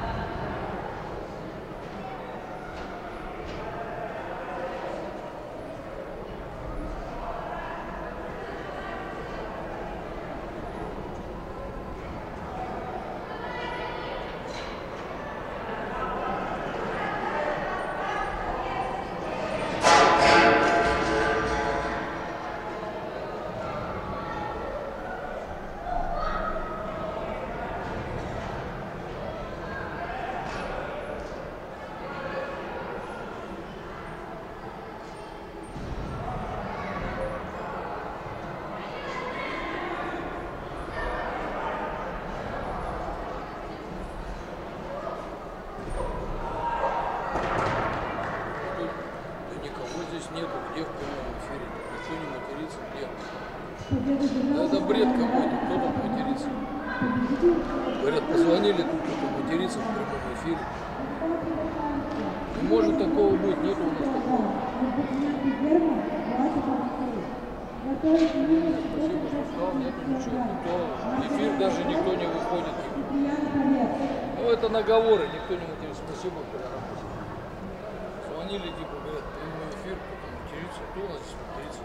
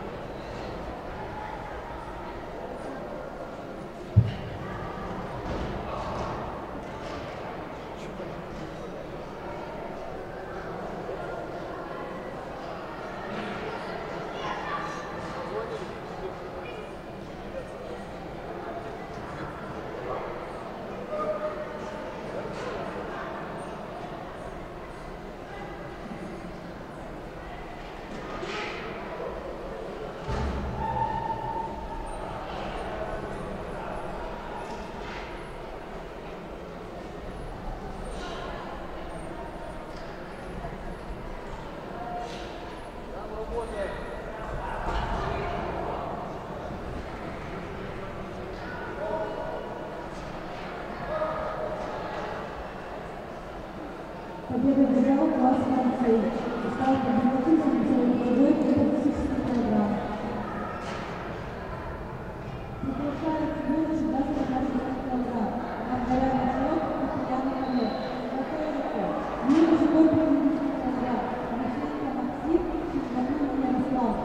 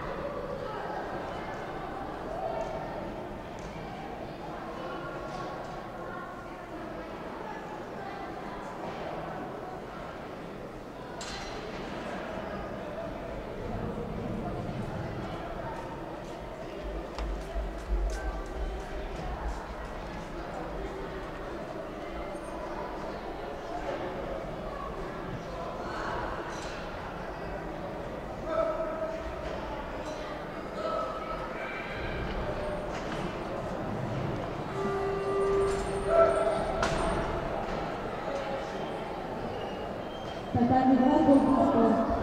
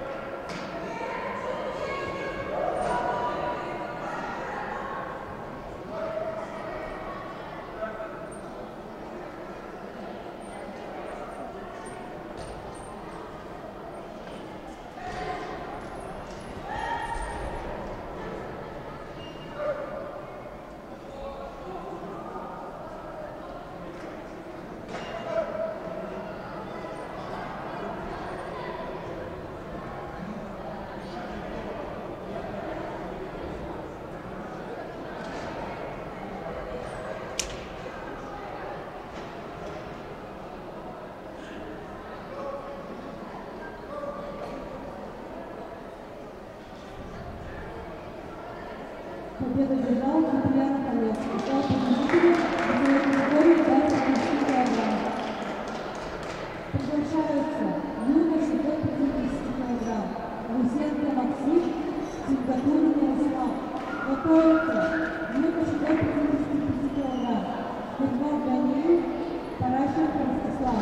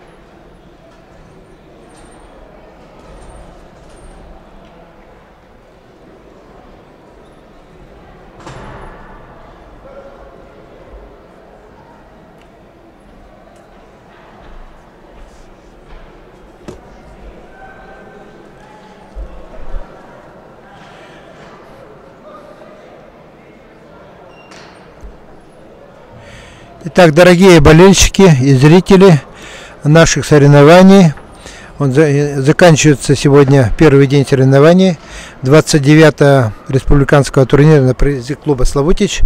Идут финальные схватки на татами номер 2. Мы также все равно различаем наших спортсменов ввиду отсутствия протоколов по поясам и по кимоно. Ну, главное для вас это увидеть амплитуду движений борцов, как они борются, какие приемы делают. Поэтому постарайтесь самим разобраться, во-первых, за кого болеете. Во-вторых, конечно, побеждает только сильнейший. Ну, это борьба дзюдо, чисто субъективное мнение судей, которые оценивают уже не одной парой глаз. Арбитр над татами стоящий, он дает оценки. И здесь за монитором сидят два боковых судья, которые тоже следят за ними, и в случае чего они могут оспорить любую оценку или наказание. Поэтому борьба здесь ведется очень честно. Кроме этого, за схватками следит главный судья соревнований. А как вы знаете, главный судья соревнований сегодня у нас гость из Владивостока, судья всероссийской категории Роман Власов. Это опытный судья. Сегодня, кстати, соревнования у нас уже заканчиваются, но самое главное, когда по окончанию соревнований все мы, тренера, все радуются, что соревнования заканчиваются без травм. Это очень хорошо. Поэтому будем надеяться, еще и раз переплюнем, чтобы не было никаких травм, чтобы дети ушли здоровые, крепкие, довольны со своими наградами, порадовали своих родителей, порадовали своих друзей, знакомых, что они добились медали. А те, кто проиграл, это ничего страшного, это не проигрывая никто не побеждает. Для них будущий урок подготовки к дальнейшим соревнованиям, набраться опыта, поэтому никто здесь не остается в обиде.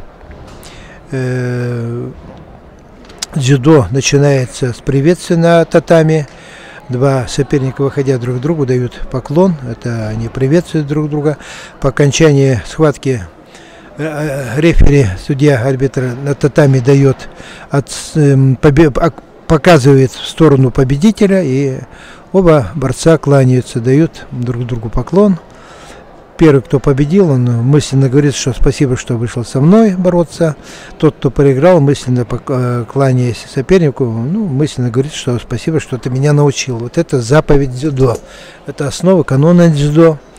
И, конечно, основное это уважение друг к другу, к соперникам, к старшим. Вот и идет наказание борцу более высокого роста. Он, по идее, должен быть с белым поясом. Это за пассивное ведение борьбы. Идет позиционная борьба за захваты. Но это основное, что могут сделать соперники, взять захват и уже там мотивировать свою схватку. Схватка ведется до победы одного из них. В случае, если заканчивается схватка, то соперники не имеют оценок, они борются так называемый golden score до первого броска. Иногда такая борьба длится более длительно, чем сама схватка предыдущая. Поэтому соперники здесь выигрывают тот, кто выносливый, у кого есть характер, у кого сила воли.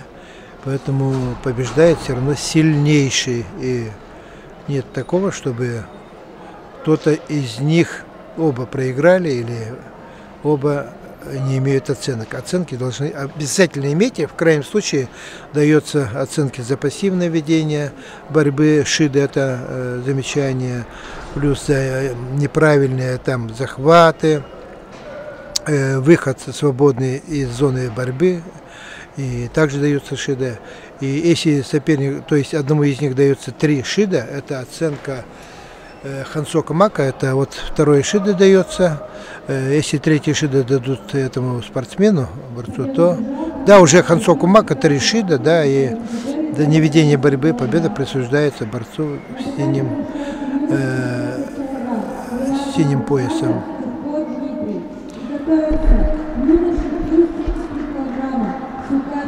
Вот сейчас мы посмотрим интересную схватку в синем кимоно. Это Артем Тюбко, он из поселка Жатай.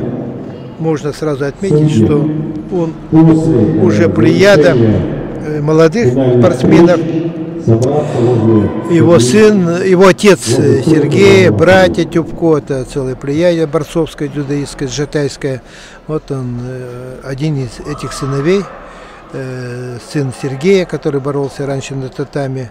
Вот уже те дети, которые занимались дзюдо, ну, в Жатае тренером уже почти 30 лет работает Бунтарын Гамбадорж. Это воспитанник, его воспитанник привел уже своего сына. Но вот уже сыновья такие большие, рослые, сильные. Ну, идет позиционная борьба. Конечно, посмотрим, кто здесь сильнее. Так, да, оценка здесь в Азаре. Борец в белом кимоно делает бросок, называется плечо с колен. И Тюбко у нас буквально перекатывается через спину. Но могли бы дать оценку япон, но оценка япон дается быстро, если качественно делается бросок. Здесь немного бросок был задержан, и вот Тюбко перекатился через спину, поэтому оценка идет в Азаре. Но более активный борец в белом кимоно. Будем. Еще время есть, можно отыграться, проигрывая даже вот в Азаре полпобеды. Спортсмен может отыграться, тоже проведет чистый бросок, япон или два в Азаре. Время есть. Вот так, ну все здесь. Явно, что к схватке был подготовлен борец в белом кимоно, провел яркую такую хорошую схваточку.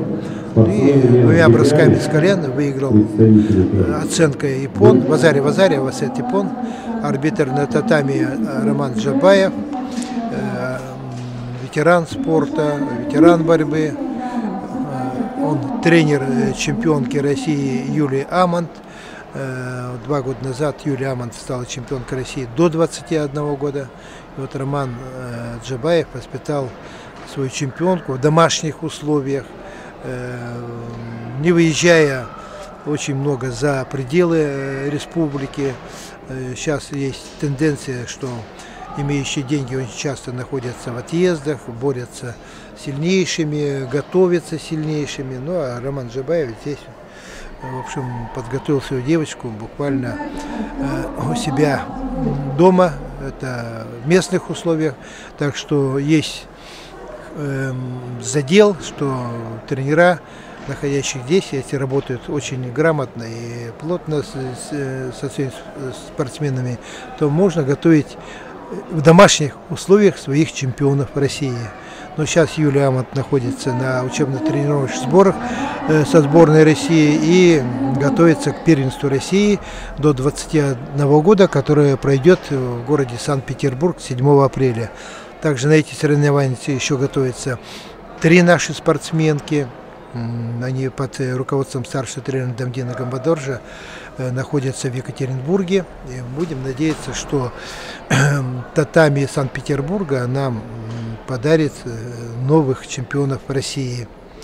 Ну а тройка призеров России входит в состав сборной России. И они обкатываются, набирают рейтинговые очки на Кубках Европы, которые проводятся почти каждый месяц в разных странах, разных городах всего мира. Поэтому Кубки Европы, то есть в странах Европы. Есть Кубки мира, но на Кубках мира обкатываются более старшие наши дзюдоисты, входящие в сборную России, как Нургуяна Никифорова. Она воспитанница школы номер 19 на птицефабрике. Поступила в училище Олимпийского резерва и под руководством тренера Дамдина Гамбадоржа стала чемпионкой России впервые в истории развития дзюдо республики. Стала чемпионкой России среди взрослых в городе Назране 2 года назад. Это очень большой успех наших дзюдоистов республики. Конечно, жаль, что награды были скромные для Нургуяны. Мы сравним, что когда у нас был чемпионат России в городе Якутске, борец Петров стал чемпионом России, ему подарили квартиру, а пока Нургуяна имеет небольшие подарки, скромные, можно сказать. Поэтому хотелось бы, чтобы правительство республики и Министерство спорта обратило на это внимание, что надо как-то поддержать и наш вид спорта дзюдо. Вот здесь было замечание за блокировку борцов в синем кимоно. И борьба продолжается. Это борьба в финал. Дается оценка в Азаре борцу в белом кимоно. Он лежит сверху. Это в партии идет удержание. Ну, предыдущее было. Вот зря надо было ему держать. Удержание 10 секунд, и он бы мог выиграть чисто. Но продолжается борьба, болевой прием. Болевой прием все-таки он сделал. Значит, он уверен в своих силах, знает, что болевым приемом мог выиграть, что и продемонстрировал тем всем любителям борьбы, болельщикам. Ну, а вообще можно было удержание 10 секунд сделать, и это уже было бы все равно победа. Но спортсмен рискнул, удержание до конца не сделал, быстро перешел на болевой прием. Чем и закончилась эта схватка.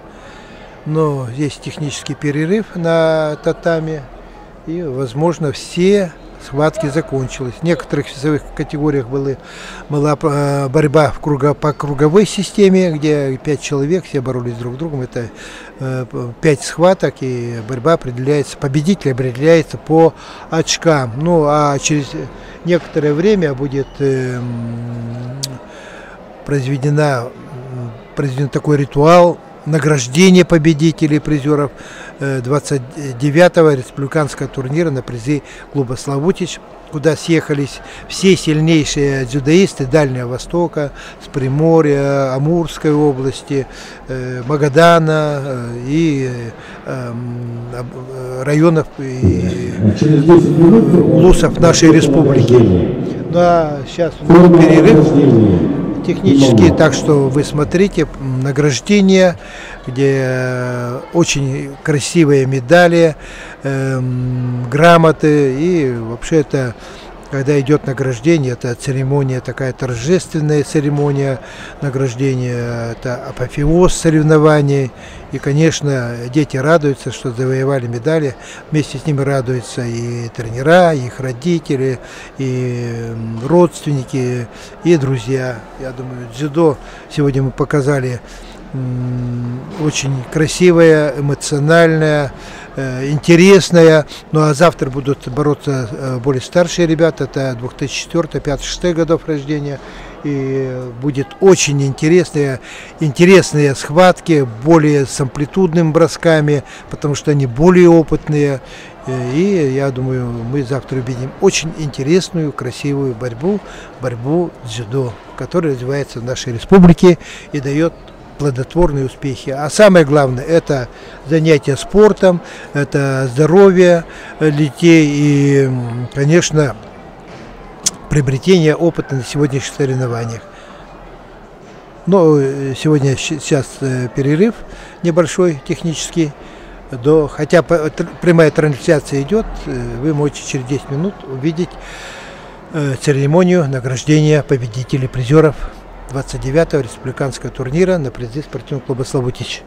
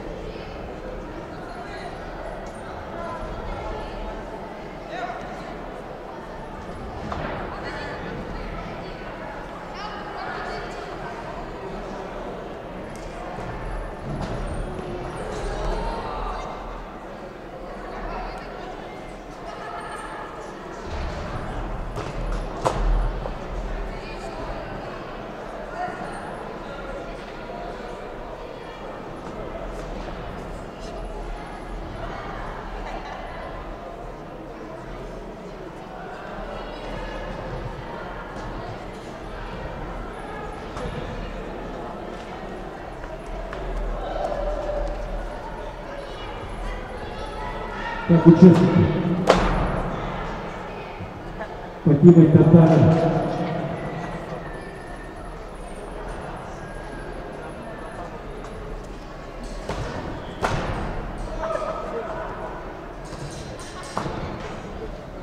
Чемпионы, призеры построятся на награждение.